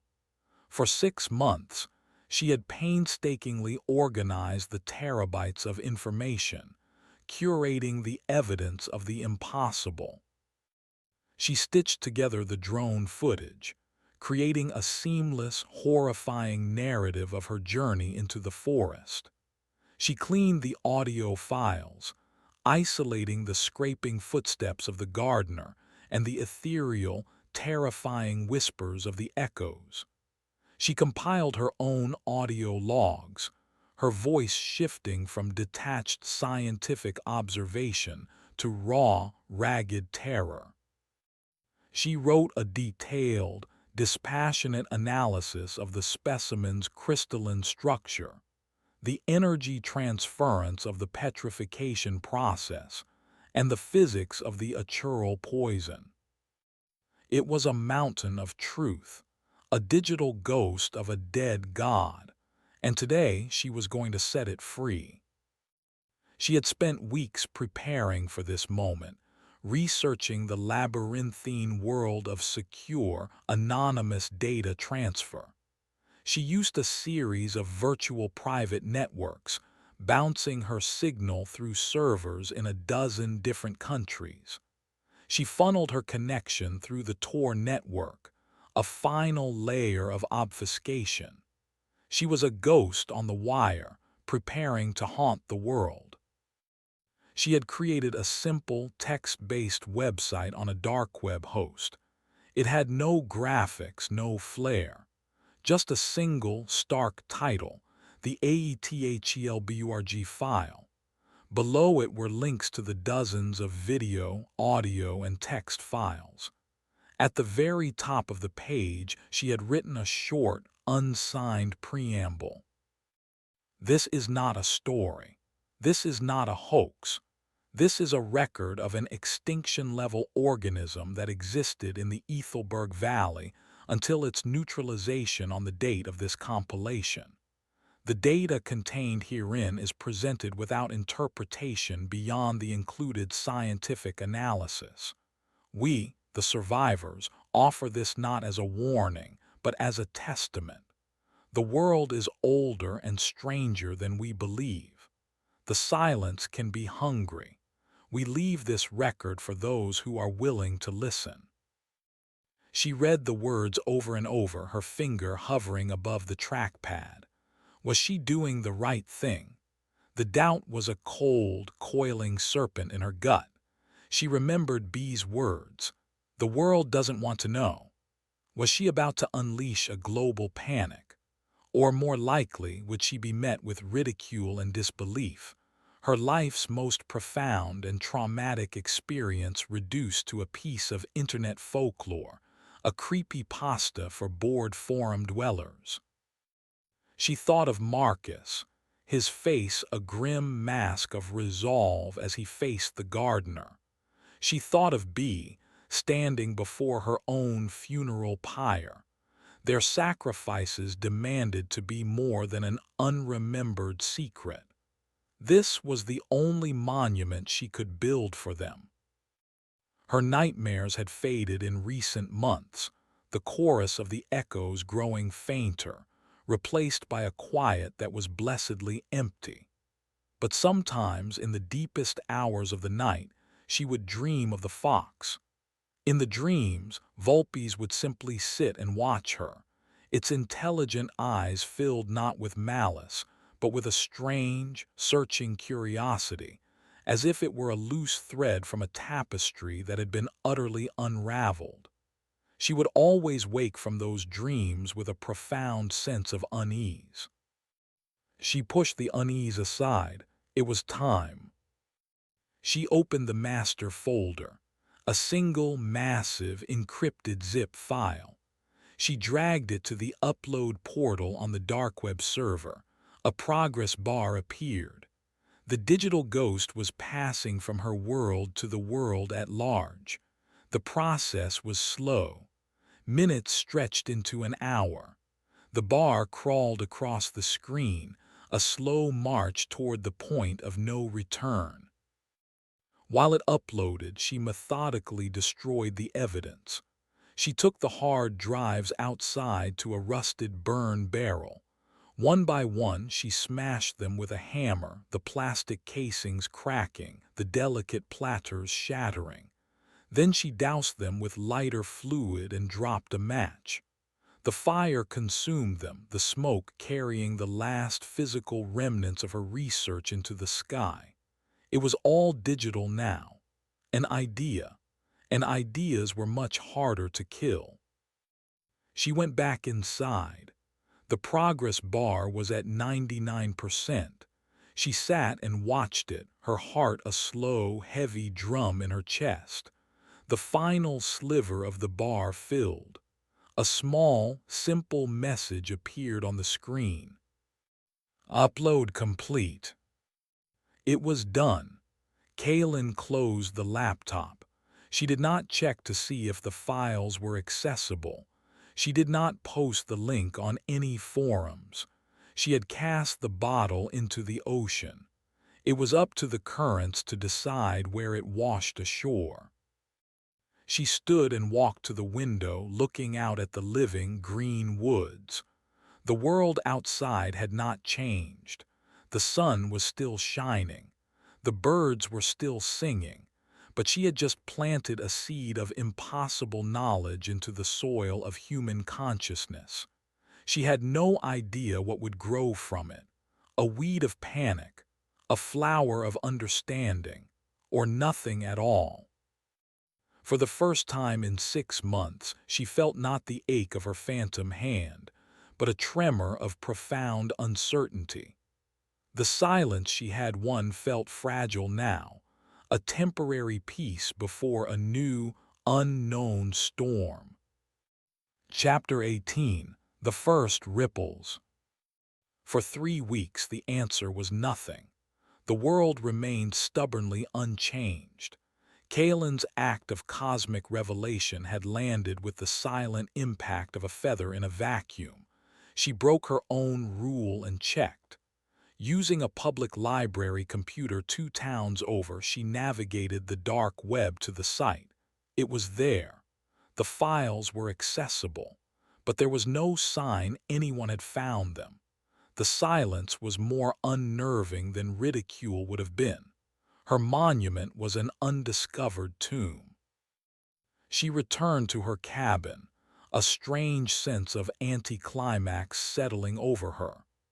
Perhaps B had been right in a way she hadn't anticipated. The world didn't want to know, so it had simply, collectively, looked away from the truth she had left in plain sight. But the currents of the digital ocean are slow and strange. The first person to find the Ethelberg file was not a scientist or a journalist. It was a 19-year-old data hoarder from Belgium who ran a script that scraped obscure dark websites for unusual file extensions. He downloaded the massive zip file out of pure, indiscriminate curiosity, adding it to his multi-petabyte collection of bizarre internet flotsam. He never even opened it. But because he downloaded it, the site's traffic counter ticked up from 0 to 1. And that was enough to get it noticed by a different kind of algorithm. The file next landed on the desktop of a woman in Seattle who curated a forum dedicated to unidentified audio phenomena. She was drawn in by the audio files of the echoes. She and her small community spent days analyzing them, debating their origin. They decided it was a brilliant piece of audio art, a complex hoax using layered vocals and stochastic noise generation. They praised its verisimilitude, its genuinely unsettling quality. They treated it as a masterpiece of fiction. From there, it spread. A video game designer stumbled upon the drone footage, marveling at the procedural generation of the petrified forest and the creature design of the gardener. A conspiracy podcast dedicated an entire episode to the file, breathlessly speculating that it was a leaked viral marketing campaign for a new blockbuster movie or a highly advanced government psychological warfare test. The Ethelberg file became a minor internet sensation, a piece of high-effort found footage horror. It was known as the web's most elaborate and terrifying ghost story. It was praised, analyzed, debated, and admired. But no one, not a single person, believed it was real. Kaelin watched all this from a distance, a ghost watching people discuss her own haunting. The experience was surreal, profoundly alienating. They were marveling at the brushstrokes, completely missing the blood that had been used as paint. But the file was too detailed, too internally consistent to remain mere folklore. The sheer volume of raw data began to attract a different kind of attention. In a sterile, windowless office in Quantico, Virginia, a man named Elias Vance pinned a printout of the Ethelberg file's homepage to a corkboard already crowded with maps of UFO sightings, photos of alleged cryptids, and redacted documents on remote viewing. Vance was a senior analyst in a little-known, perpetually underfunded FBI department tasked with investigating phenomena that fell outside the normal purview of federal law enforcement. His official title was Analyst for Unconventional Threat Assessment. His unofficial title, used by the agents in the mainstream departments, was Spooky Vance. He had been assigned the Ethelberg file after it was flagged by a Homeland Security algorithm monitoring large, anonymous data dumps. His superiors expected him to label it a hoax and file it away. But Vance was thorough. For weeks, he and his small team sifted through the data, and the more they saw, the less they believed it was a fiction. "The level of detail is unprecedented for a hoax," Vance said, pointing to a screen displaying Kaelin's geological analysis. He was a man in his late 50s, with tired eyes that had seen too many strange things to be truly skeptical anymore. The physics of the petrification, the energy readings, the audio spectral analysis. If this is a forgery, the person who made it has PhDs in geology, quantum mechanics, and audio engineering. His young, eager partner, Agent Chen, pointed to another monitor. Sir, I ran a deep analysis on the drone footage. The metadata is scrubbed clean, but the topography is real. I've cross-referenced it with satellite imagery. The location exists, or it did, a valley in northern Montana, Ethelberg. Vance nodded slowly. And what's there now? That's the thing, sir, Chen said, pulling up a recent satellite photo. It showed a vast gray basin of dust. According to historical records, this was a dense, old-growth forest. Geological survey maps from 2 years ago confirm it. Now, it's a desert. We cross-referenced with the USGS. There have been no reported volcanic events, no industrial accidents, no forest fires that could account for this. Vance stared at the image of the gray valley. A forest did not simply vanish and leave a miles-wide crater of dust. What about personnel? Vance asked. Who has been active in that area? That's where it gets interesting, Chen said, bringing up another file. It was Kalen's academic profile. Dr. Kalen Reed, a wildlife biologist, disgraced 5 years ago over a scandal involving falsified data on an Amazonian expedition. Her specialty was anomalous fauna. She was awarded a small research grant 9 months ago. The topic of her proposal was an investigation into the anomalous ecosystem of the Ethelberg forest. Vance looked at the photo of Kalen Reed. He saw the intelligence in her eyes, the hint of a defiant, obsessive nature. She went off the grid 6 months ago, Chen continued. Her grant supervisor hasn't heard from her. Her rental cabin was found abandoned.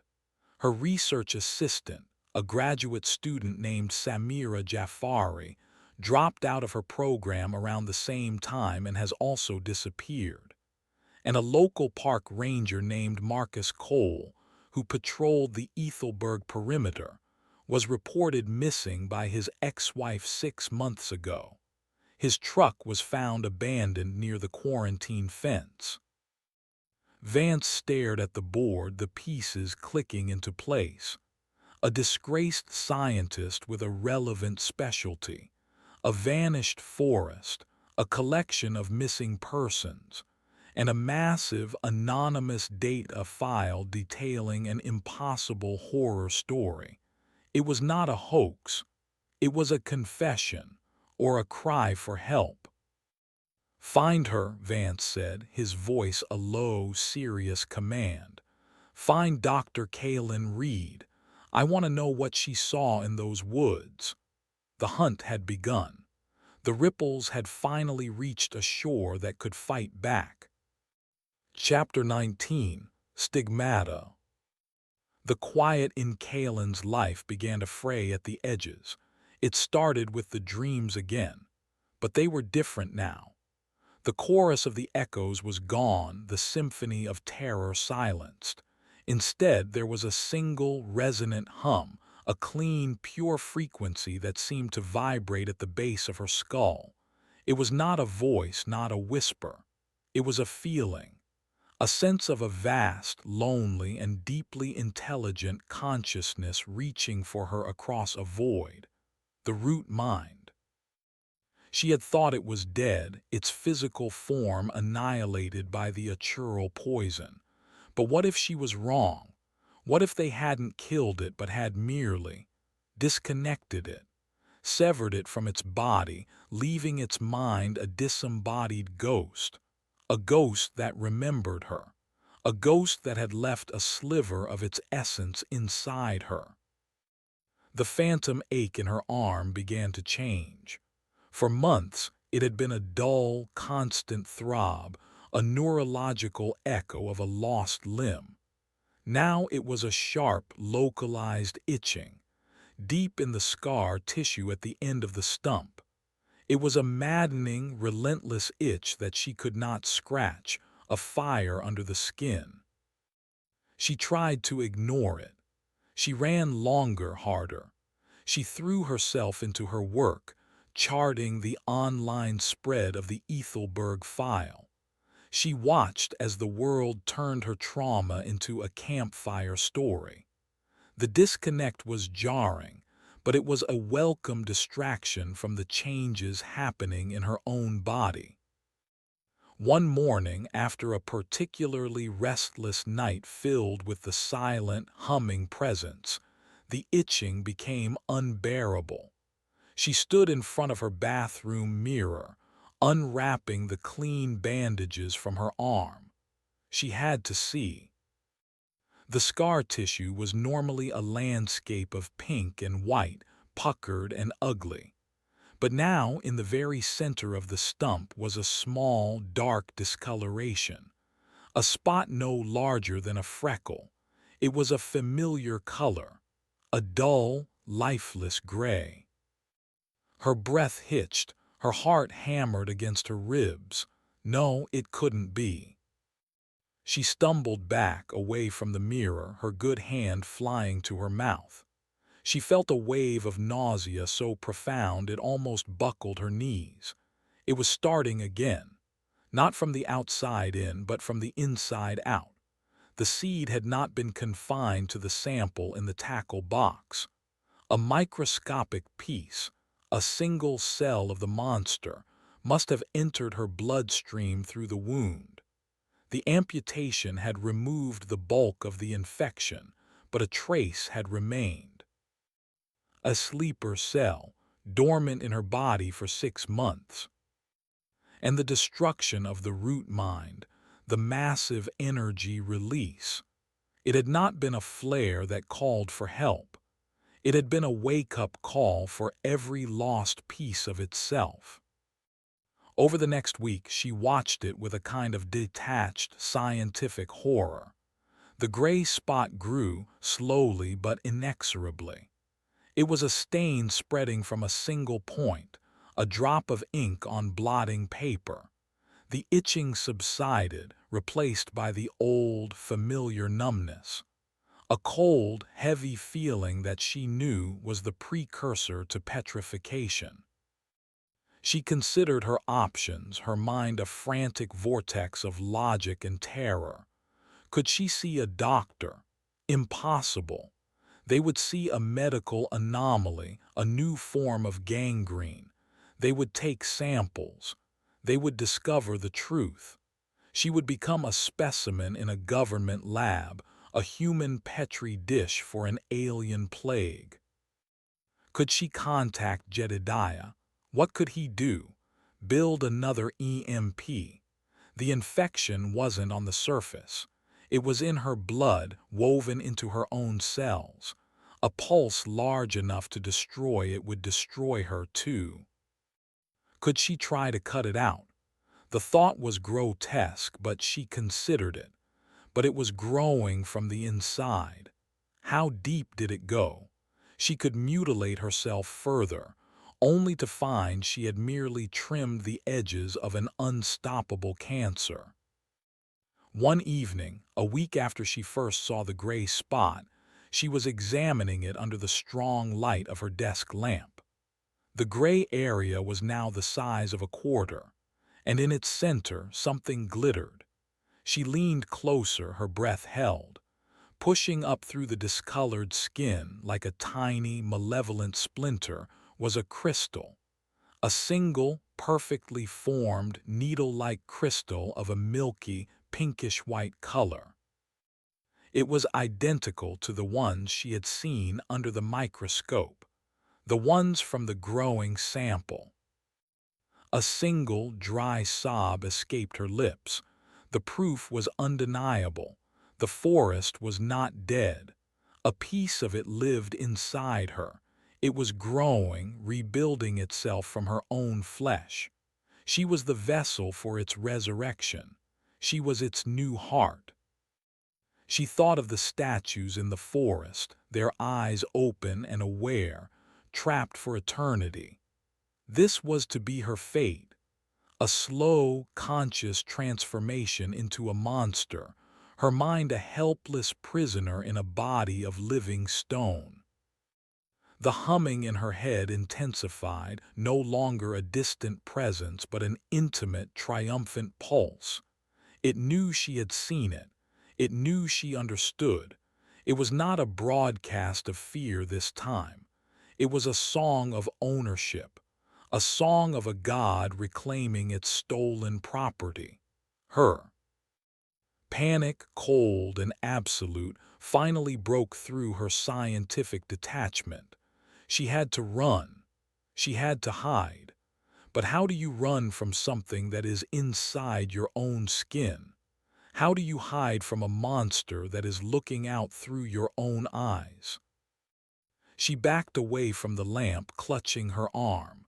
She stumbled through her small, dark cabin, her sanctuary now a cage. She had to get out. She had to warn someone. But who was left to warn? Samira was gone. B was a memory. Jedediah was a hermit guarding an empty valley. Her eyes fell on the laptop on her desk, still open to a forum discussing the Ethelberg file. They were her creation, the ripples, the people who knew the story even if they didn't believe it. A new, desperate plan began to form. She couldn't stop what was happening to her, but maybe, just maybe, she could use it. She could document her own transformation. She could provide the world with a final, irrefutable piece of evidence, a video diary of a human being turning into a monster. She would become the proof. Her final act would not be as a scientist, but as a specimen, a willing one, a final, defiant testament against the hungry, silent thing that was consuming her from within. Chapter 20: The Pilgrim. The decision to document her own decay settled a strange calm over Kaelin. The panic receded, replaced by the grim focus of a scientist preparing for her final, most important experiment. The subject was her own body. The hypothesis was that the world, when faced with undeniable, high-definition proof of a human being undergoing petrification, would be forced to believe. She set up a camera in her cabin, a simple webcam perched on a stack of books, and began to record. "My name is Dr. Kaelin Reed," she said, her voice steady, betraying none of the terror churning inside her. She held up her left arm, the stump facing the lens. "6 months ago, I was part of a small, undocumented team that neutralized an extinction-level organism in the Ethelberg Valley. This organism, which I have termed the root mind, propagated through a form of crystalline petrification." She zoomed the camera in on the gray patch on her arm, on the single, glittering crystal needle. The neutralization was successful. The primary body of the organism was destroyed. However, it appears a microscopic component of the entity entered my bloodstream prior to the amputation of my hand. For 6 months, it has been dormant. It is now active. It is growing. I am undergoing the same petrification process I documented in the forest. She recorded every day. She documented the changes with a cold, clinical precision. The slow, inexorable spread of the gray, numb flesh. The growth of new crystals forming a small, horrifying cluster at the center of the stump. She measured the rate of expansion.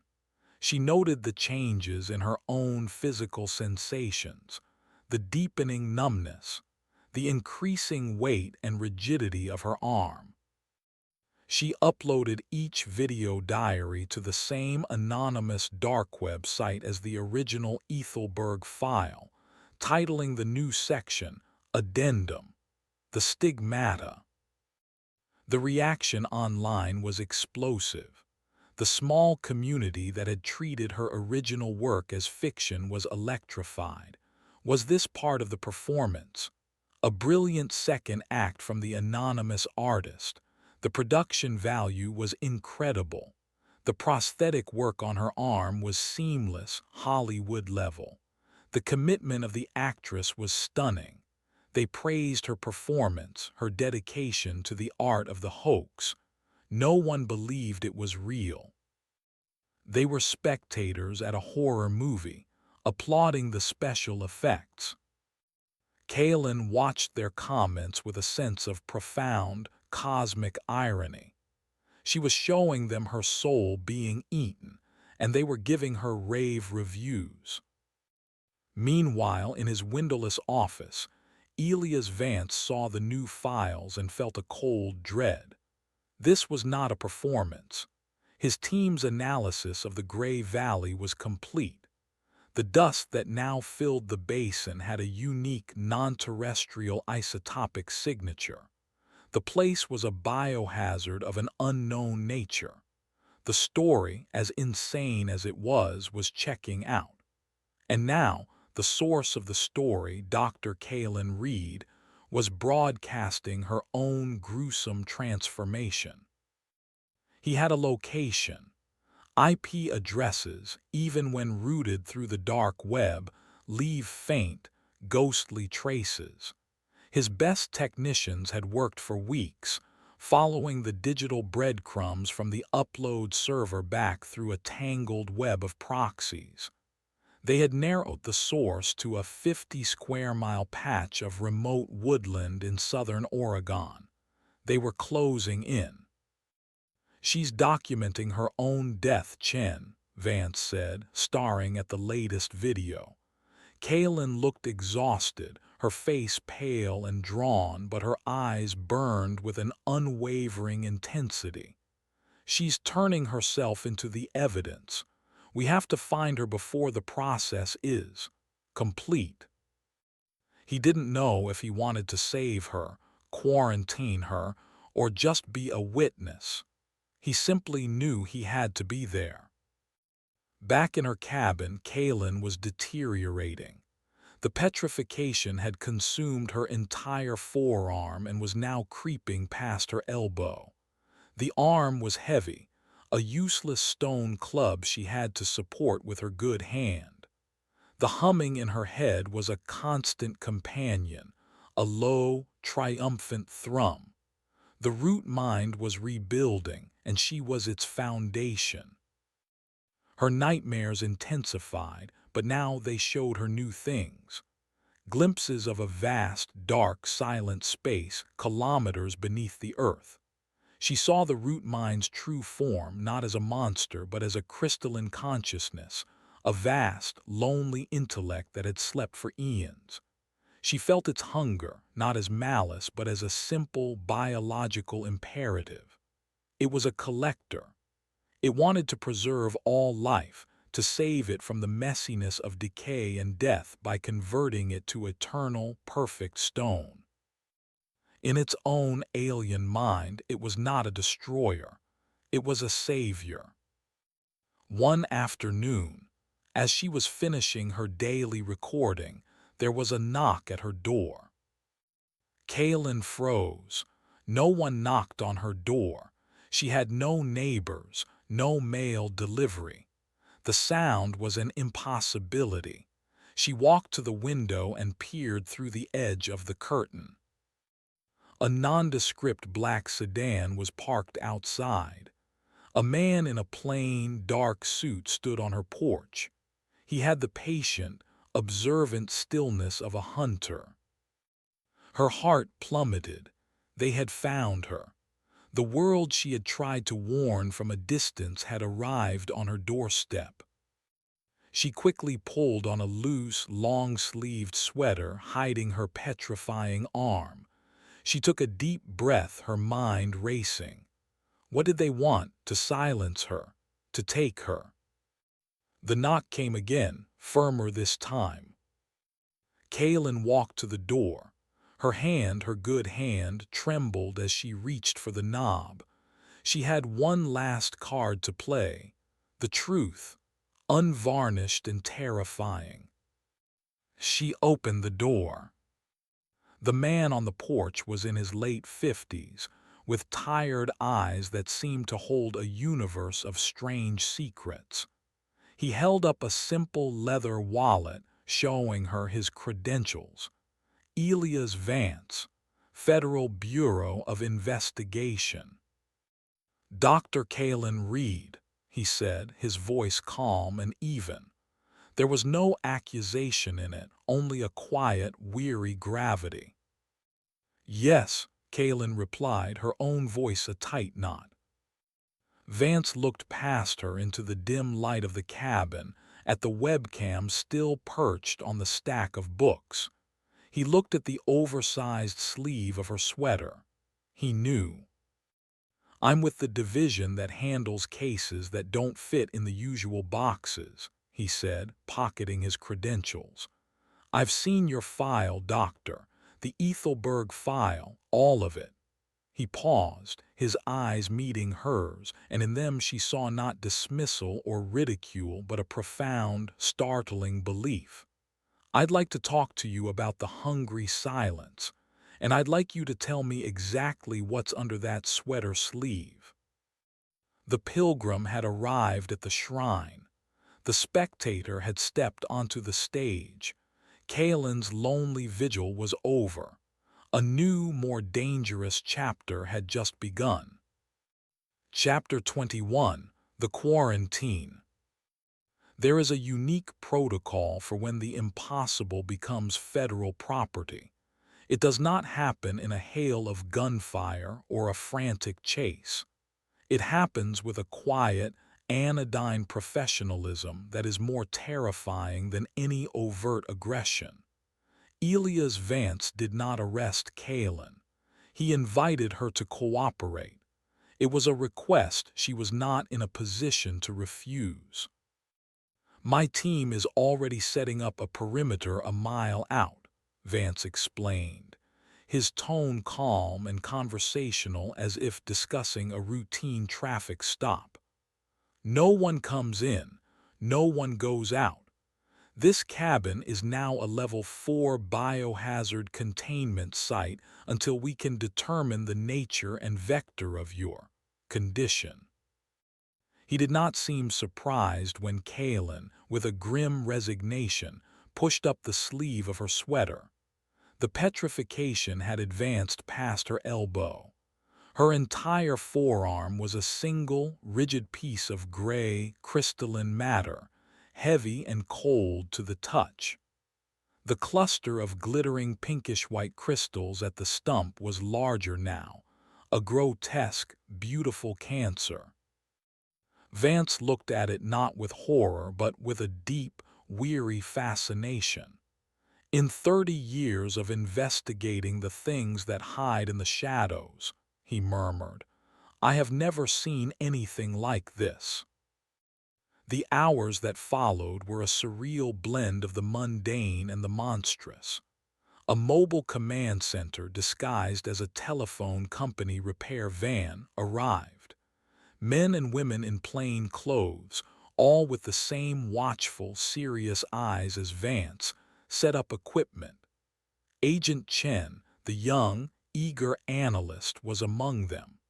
She looked at Kalen with a mixture of awe and fear, as if she were meeting a character who had walked out of a terrifying book. They did not treat Kalen as a prisoner, but as the central, most critical component of a scientific crisis. They took samples, not just from her arm, but of her blood, her saliva, the air in the cabin. They brought in a portable MRI, its humming bulk filling her small living room. They scanned her arm, her brain, her entire body. They worked with a quiet, unnerving efficiency. Kalen submitted to it all.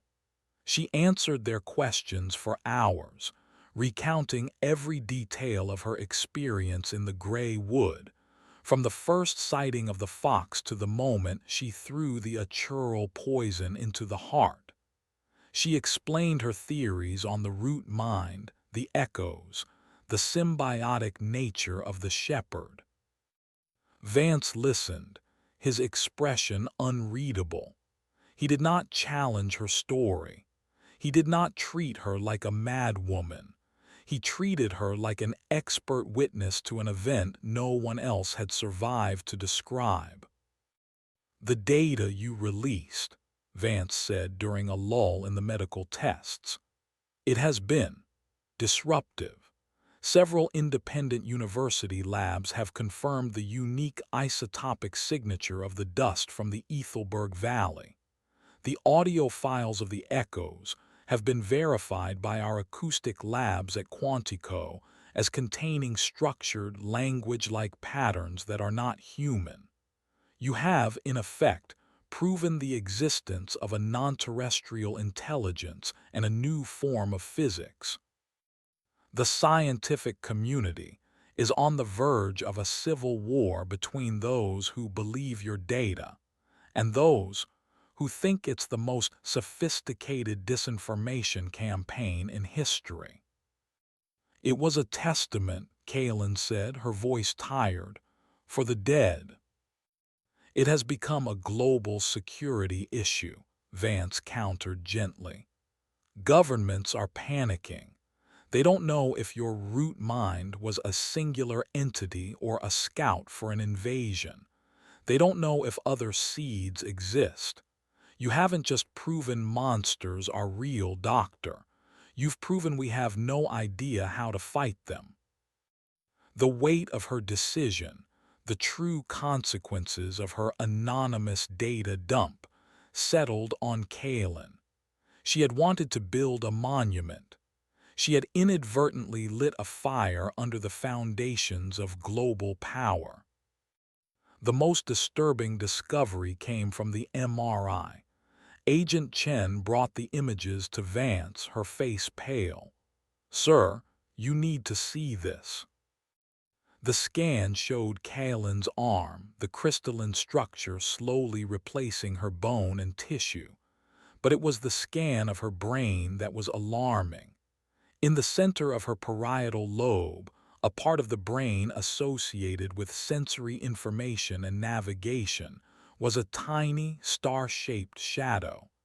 It was less than a millimeter wide, but it was undeniably there. A crystalline structure, a seed. "It's in her brain," Chen whispered. "The main infection is in her arm, but a piece of it has anchored itself to her neural pathways." Vance stared at the image. This explained the dreams, the humming, the psychic link. Kaelin was not just a host for the organism's physical resurrection. She was its communications array. The root mind, or what was left of it, was using her brain as a foothold to try and reconnect with the world. "Can we remove it?" Vance asked. "Neurosurgery at this level is theoretical," Chen said. "The chances of killing her or leaving her with catastrophic brain damage are near 100%. And we have no idea what would happen if we tried to extract a living piece of this thing in a sterile environment. For all we know, exposing it to the air in an operating room could trigger a new outbreak."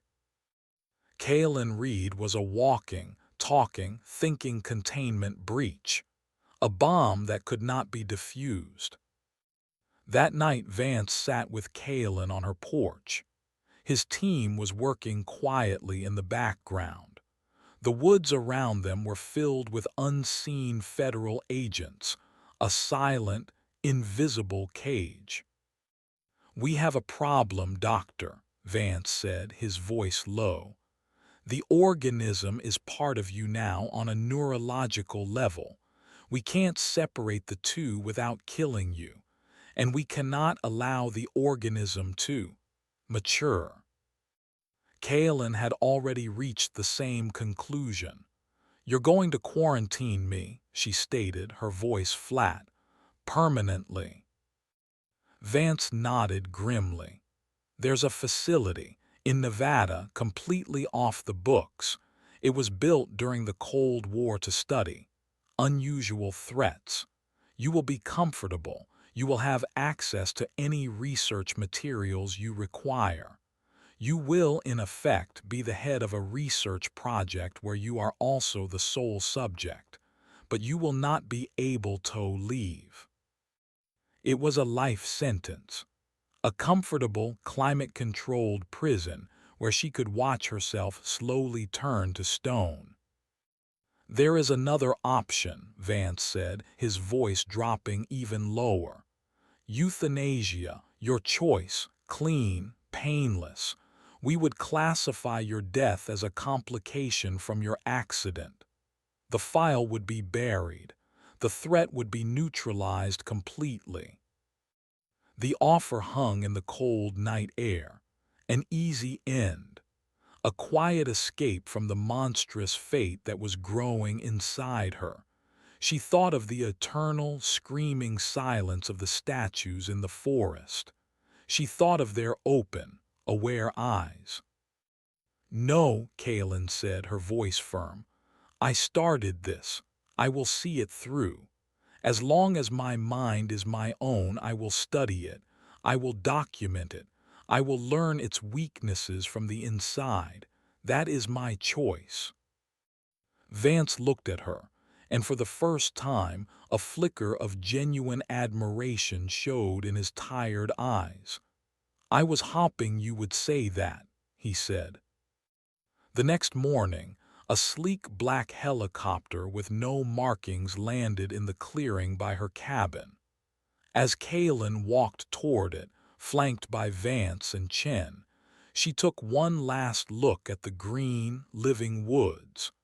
It was the last natural landscape she would ever see.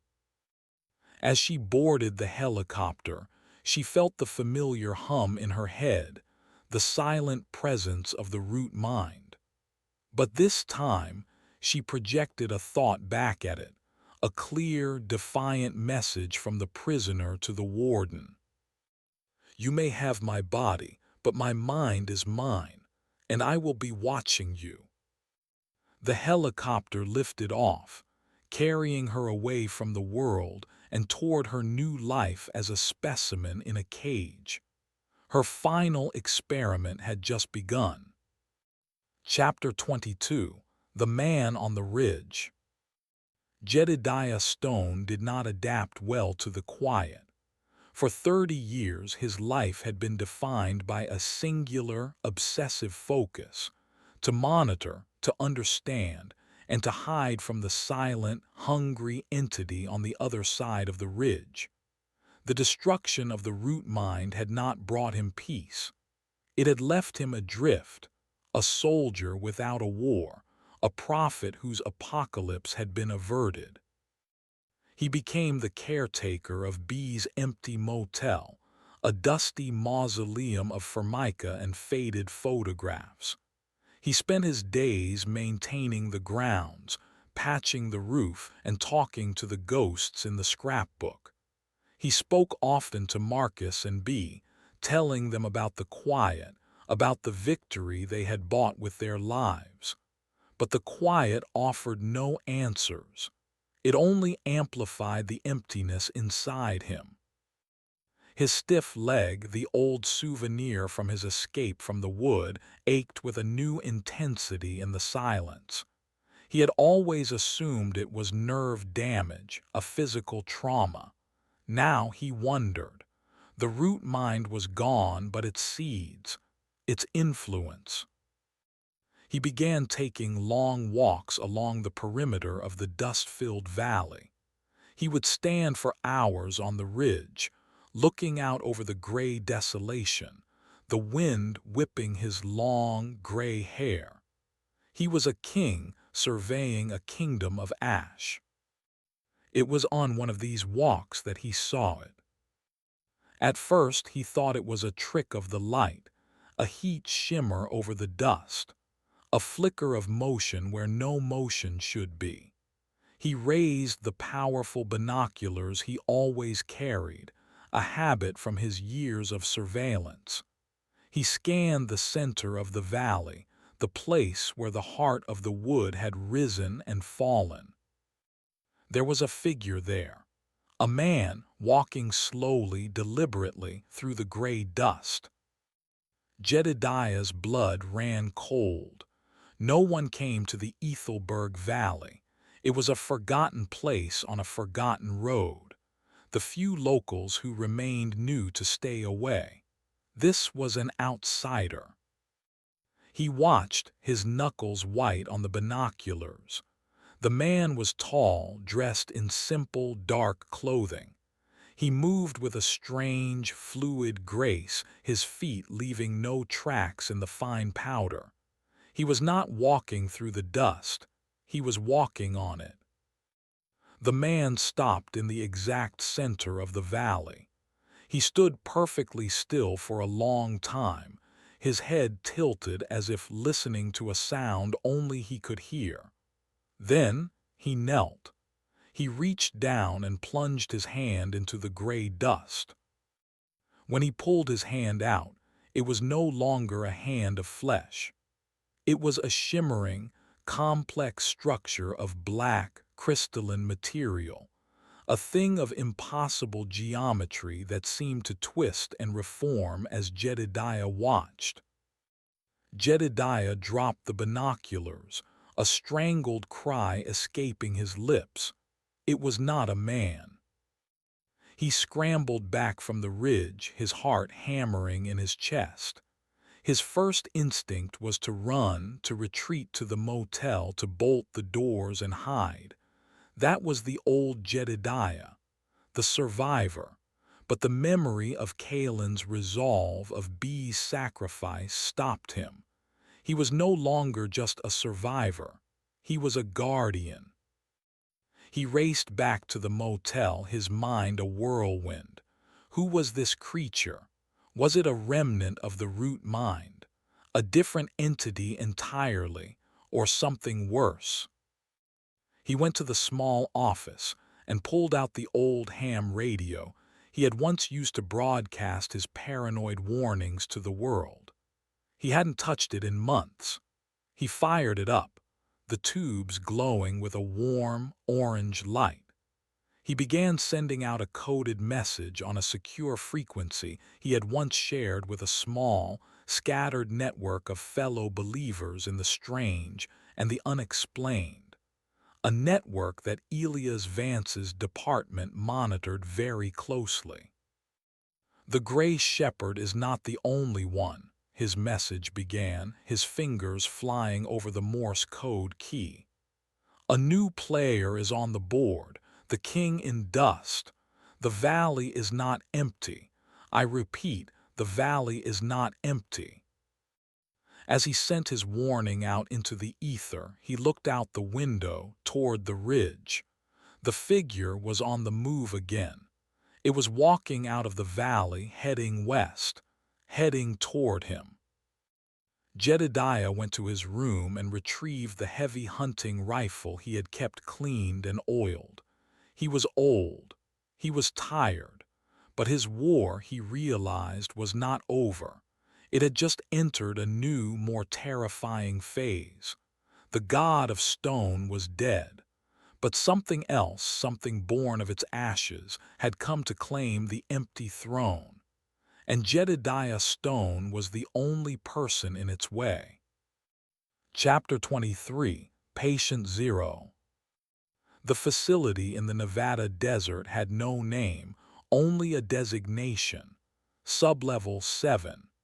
It was a self-contained world buried under 1,000 feet of rock and sand, a place where the nation's most unbelievable secrets were kept. For Kalen, it became her entire universe. Her living quarters were spacious, a sterile approximation of a comfortable apartment. The walls were screens that could display any image she chose, a forest, an ocean, a bustling city. She always kept them set to a live feed of the Ethelberg Valley, the vast, empty basin of gray dust. It was her constant reminder. Her days were a structured routine of medical tests and research. The team Vance had assigned to her was the best in the world, a collection of brilliant minds from a dozen different fields, all sworn to a secrecy so deep their own families thought they were on permanent assignment in Antarctica. They treated her with a mixture of profound respect and clinical caution. She was their patient, their colleague, and their potential executioner. The petrification in her arm had slowed dramatically since her arrival. The controlled, sterile environment of the facility seemed to inhibit its growth. It still advanced, but by millimeters a week rather than inches a day. The seed in her brain, however, remained a constant, a silent, star-shaped shadow on the daily MRI scans. The humming presence of the root mind was her constant companion. In the shielded quiet of Sublevel 7, its voice became clearer. It did not speak in words, but in pure concepts, in waves of emotion and intent. Kaelin learned to interpret them. She felt its immense loneliness, the agony of its disembodiment. It was a mind the size of a planet trapped in a teacup, and that teacup was her skull. It was searching, constantly sending out feelers, trying to find a purchase in the physical world again. She became an expert on the entity that was consuming her. With the facility's vast resources, she conducted experiments that would have been impossible in her cabin. She learned that the crystalline structure was a form of programmable matter, capable of rewriting biological material at a molecular level. She learned that the energy it fed on, the agony of conversion, was a measurable quantum phenomenon. She was writing the textbook on how to identify and fight a god. She also learned something terrifying. Her blood, when introduced to organic material in a petri dish, could trigger the petrification process. A single drop of her blood was as potent as the Gorgon lichen. She was patient zero of a plague that had not yet been unleashed. The quarantine was not just to protect her, it was to protect the world from her. One day, Vance visited her in her lab. He rarely came down to Sublevel 7, preferring to manage the project from a distance. His presence meant something had changed. "We received a signal," he said without preamble. He slid a tablet across the table to her. It displayed a transcript of a coded Morse message. Kaelin read it. "The Gray Shepherd is not the only one. A new player is on the board, the King in Dust." Her blood ran cold. The message was from Jedediah. "We tracked the signal to the motel on the edge of the Ethelberg Valley," Vance continued. "We sent a drone to investigate. We found your friend, Jedediah Stone. He was dead, not petrified. He was killed by a single powerful blow to the chest. His body was found near a large, unnatural crater." He showed her a drone photo. The motel was gone, wiped from the face of the earth, a clean, circular scoop taken out of the ground where it had stood. Grief, sharp and sudden, pierced Kaelin's clinical detachment. Jedediah, the last of her strange, broken family of survivors. "What was he talking about?" Vance asked, his voice gentle but firm. "The King in Dust." Before Kaelin could answer, she felt it. The humming in her head, the presence of the root mind, changed.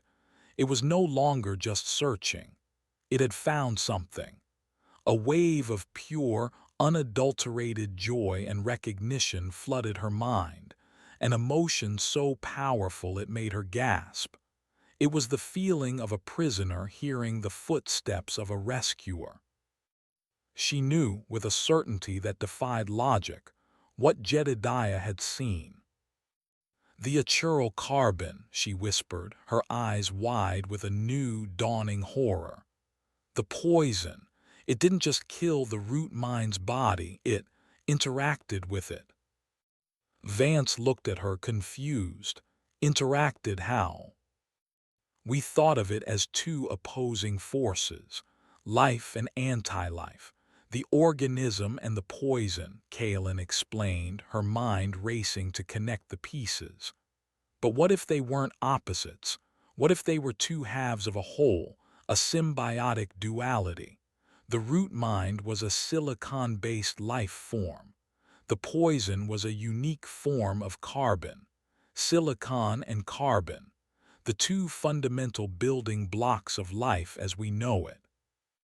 She looked at Vance, her face pale. "We didn't kill a god, Vance. We introduced it to its other half. We completed it. We midwifed the birth of something new." The entity Jedediah had seen in the dust was not a remnant of the old root mind.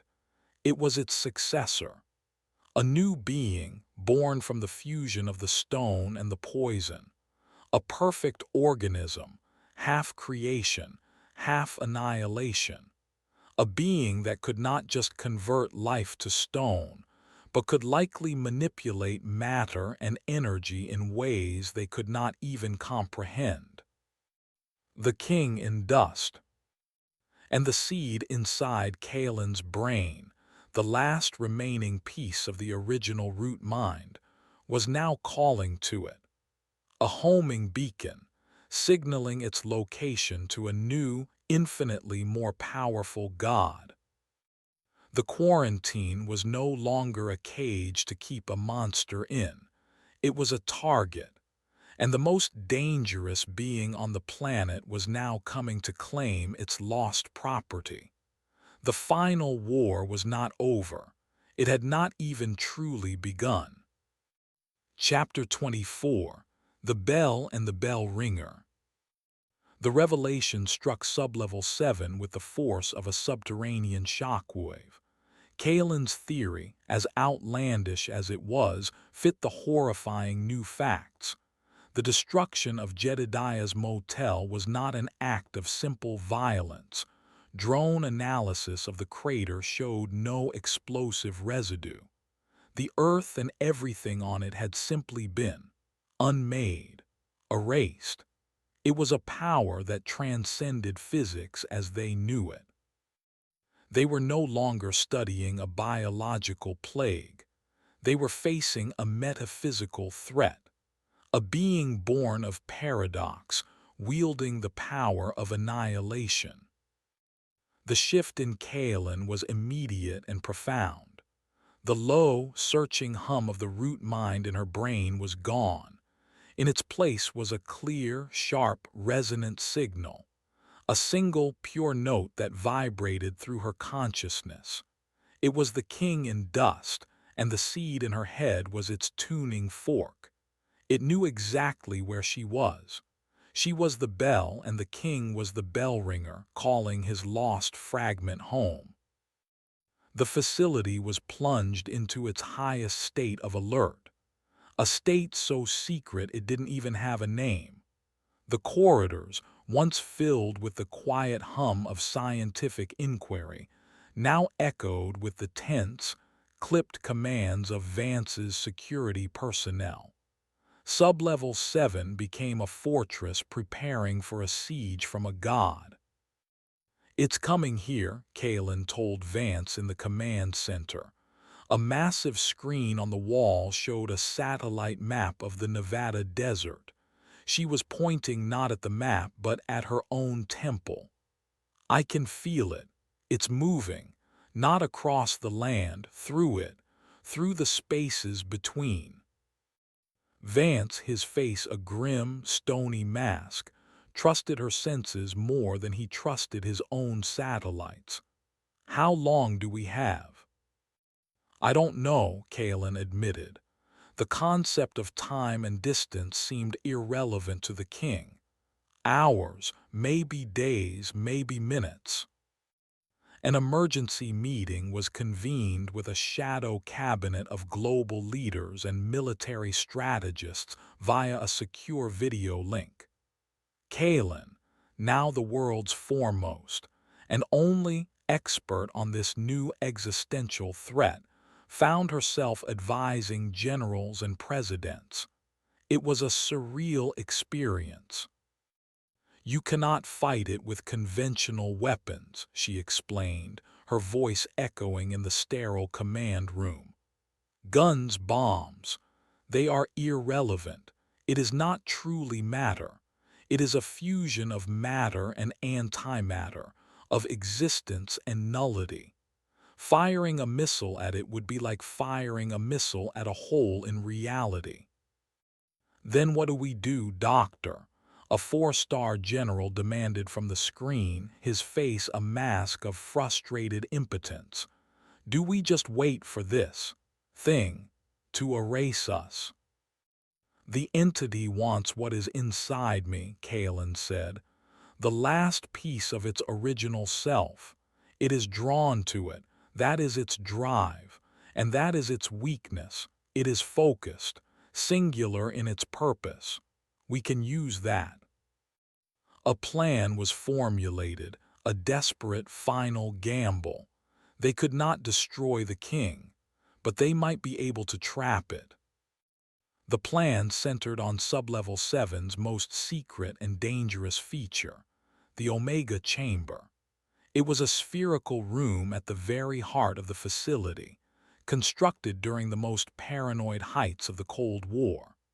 Its walls were woven with a network of experimental electromagnetic field generators, designed to create a pocket of spacetime so warped and folded in on itself that nothing, not even light, could escape.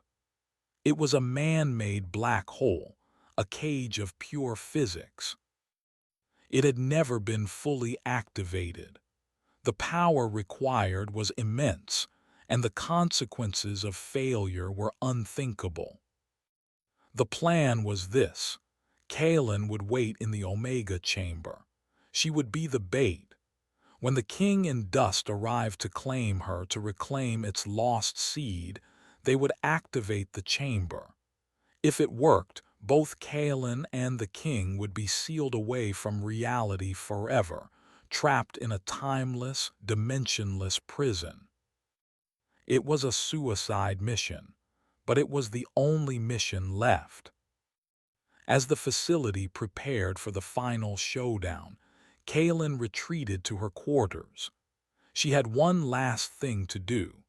She sat at her terminal and began to type, not a scientific report, but a letter to Samira Jafari.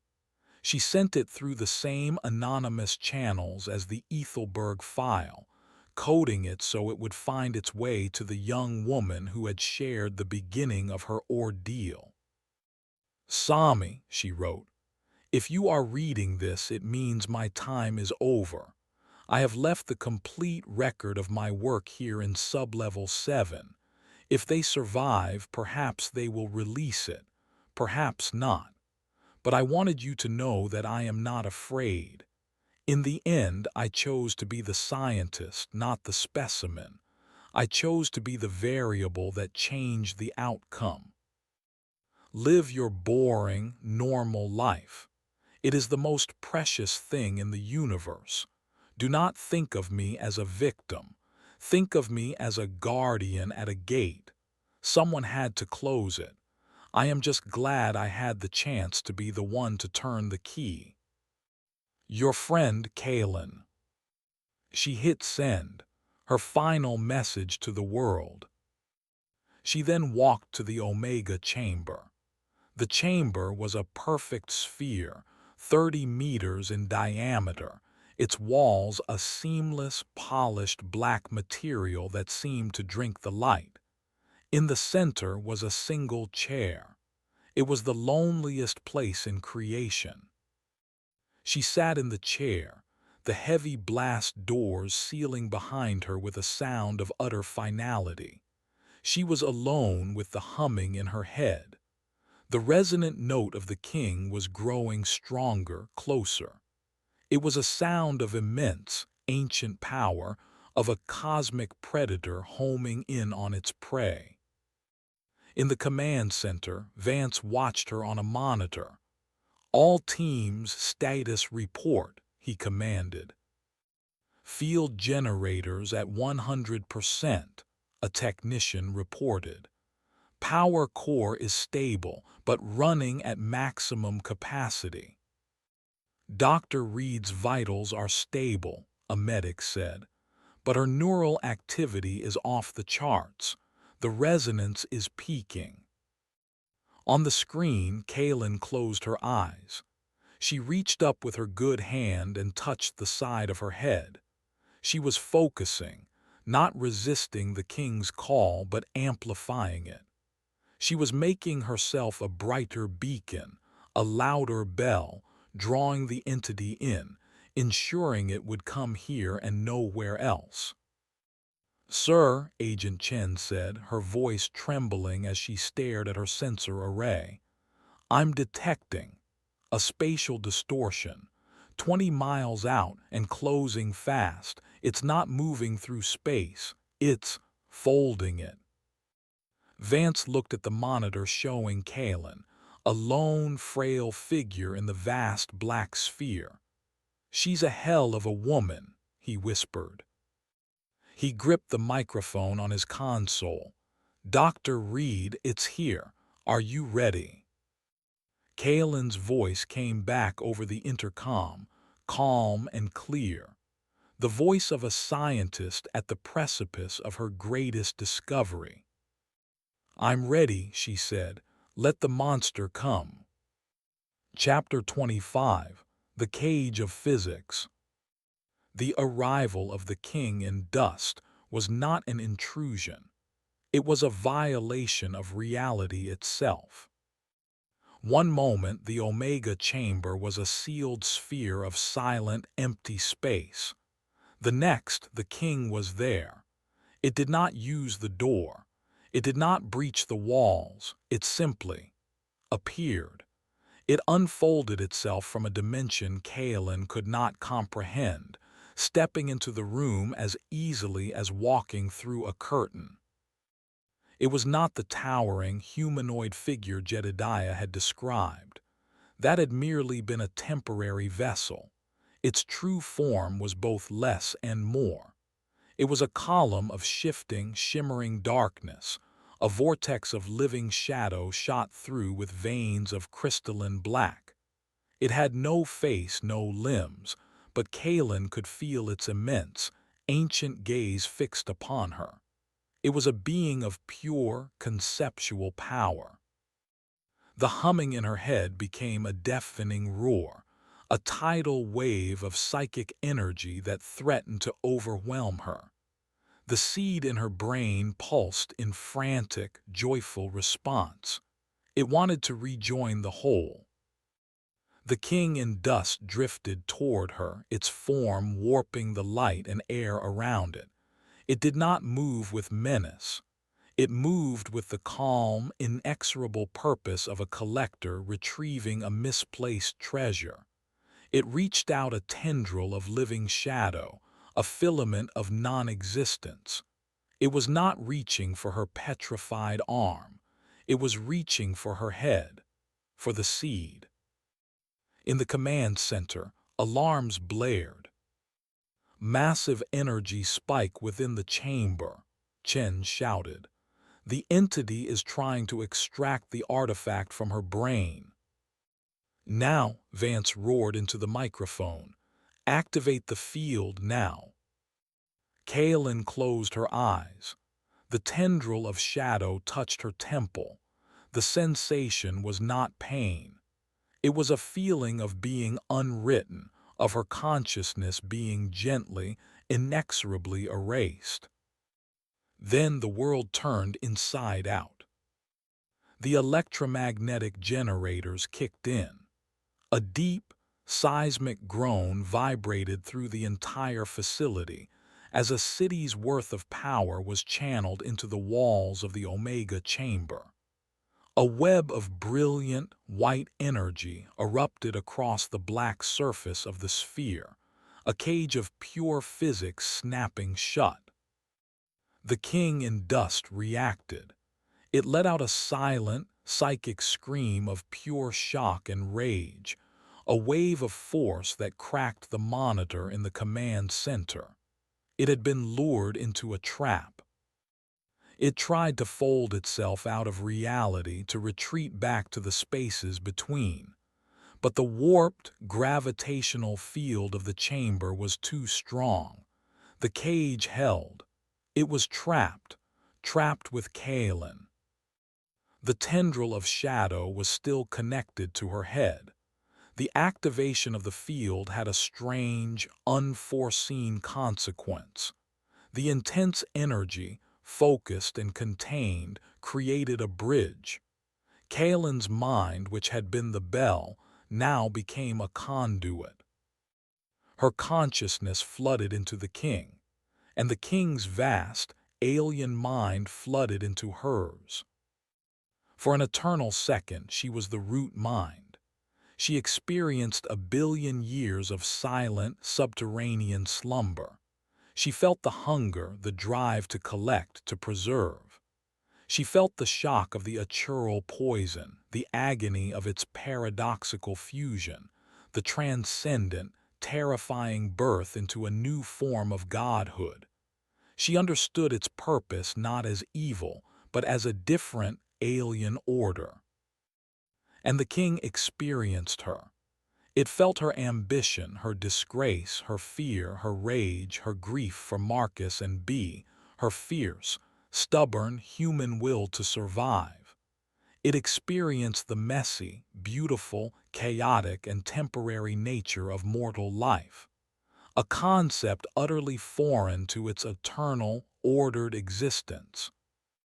The two consciousnesses, man and monster, God and scientist, slammed into each other. The petrification in Kaelin's arm exploded. The gray, stony flesh and crystal dissolved into a cascade of dust. The seed in her brain, the point of connection, overloaded. The star-shaped shadow on the MRI scans burned out like a dying star. The humming in her head fell silent. The connection was severed. In the center of the chamber, the king in dust convulsed. Its form, once a controlled vortex of shadow, became chaotic, unstable. It was a god experiencing an identity crisis, its ancient purpose contaminated by a single, stubborn dose of humanity. It let out one final, psychic roar, a sound not of rage but of confusion and fear. Its form collapsed, shrinking in on itself until it was a single, infinitesimally small, infinitely dense point of paradox. It had been contained. In the command center, the alarms fell silent. The technicians stared at their screens in stunned disbelief. "The entity is gone," Chen whispered. "The energy signature has vanished. It's just an empty room." Vance was staring at the monitor showing Kaelin. She was slumped in the chair, unconscious, but she was alive. And her left arm, where the petrified stump had been, was now just a clean, healed scar, as if the crystalline growth had never existed. The cage had held, the bait had survived, the monster had been imprisoned. They had won. Epilogue: A Quiet Place. 1 year later. The Ethelberg Valley was no longer a basin of gray dust. Under a secret, federally funded ecological recovery project, the topsoil had been replaced. Hardy grasses and wildflowers had been planted. Life was returning to the Valley of Death. From a distance, It almost looked like a normal meadow, but nothing would ever grow there taller than a few feet. The memory of the stone was buried too deep in the earth. In a quiet, sunlit room in a private medical wing of the Nevada facility, Kaylin Reed wrote in a journal. The phantom ache in her arm was gone. The nightmares were gone.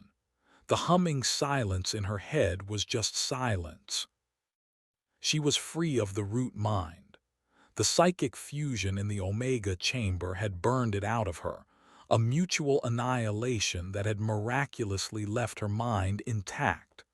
She was no longer a specimen. She was just a consultant.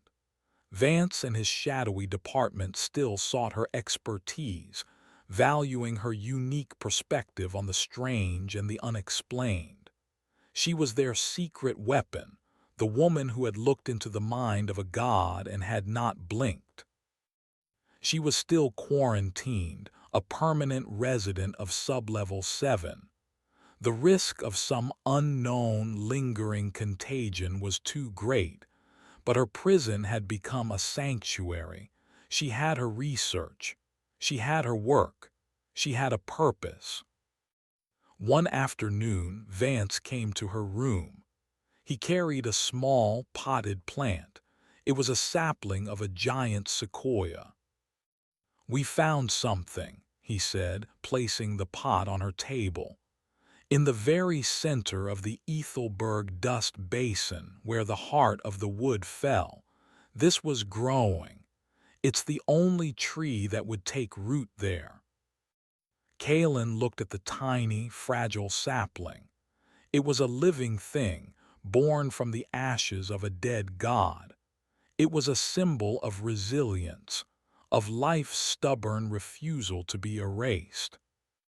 "There's something else," Vance said. He handed her a tablet. It showed a single, grainy satellite image of a remote, unpopulated island in the South Pacific. In the center of the island was a small, dark-haired woman, sitting on a beach, looking out at the ocean. Samira Jafari. "We've kept an eye on her," Vance explained. "She finished her degree. Now she works for a marine biology institute. She's living that boring, normal life you wanted for her." Kaylin looked at the photo of her friend, safe and whole, and felt a profound sense of peace. "What about the king?" Kaylin asked. "The Omega chamber." "The cage is holding," Vance said grimly.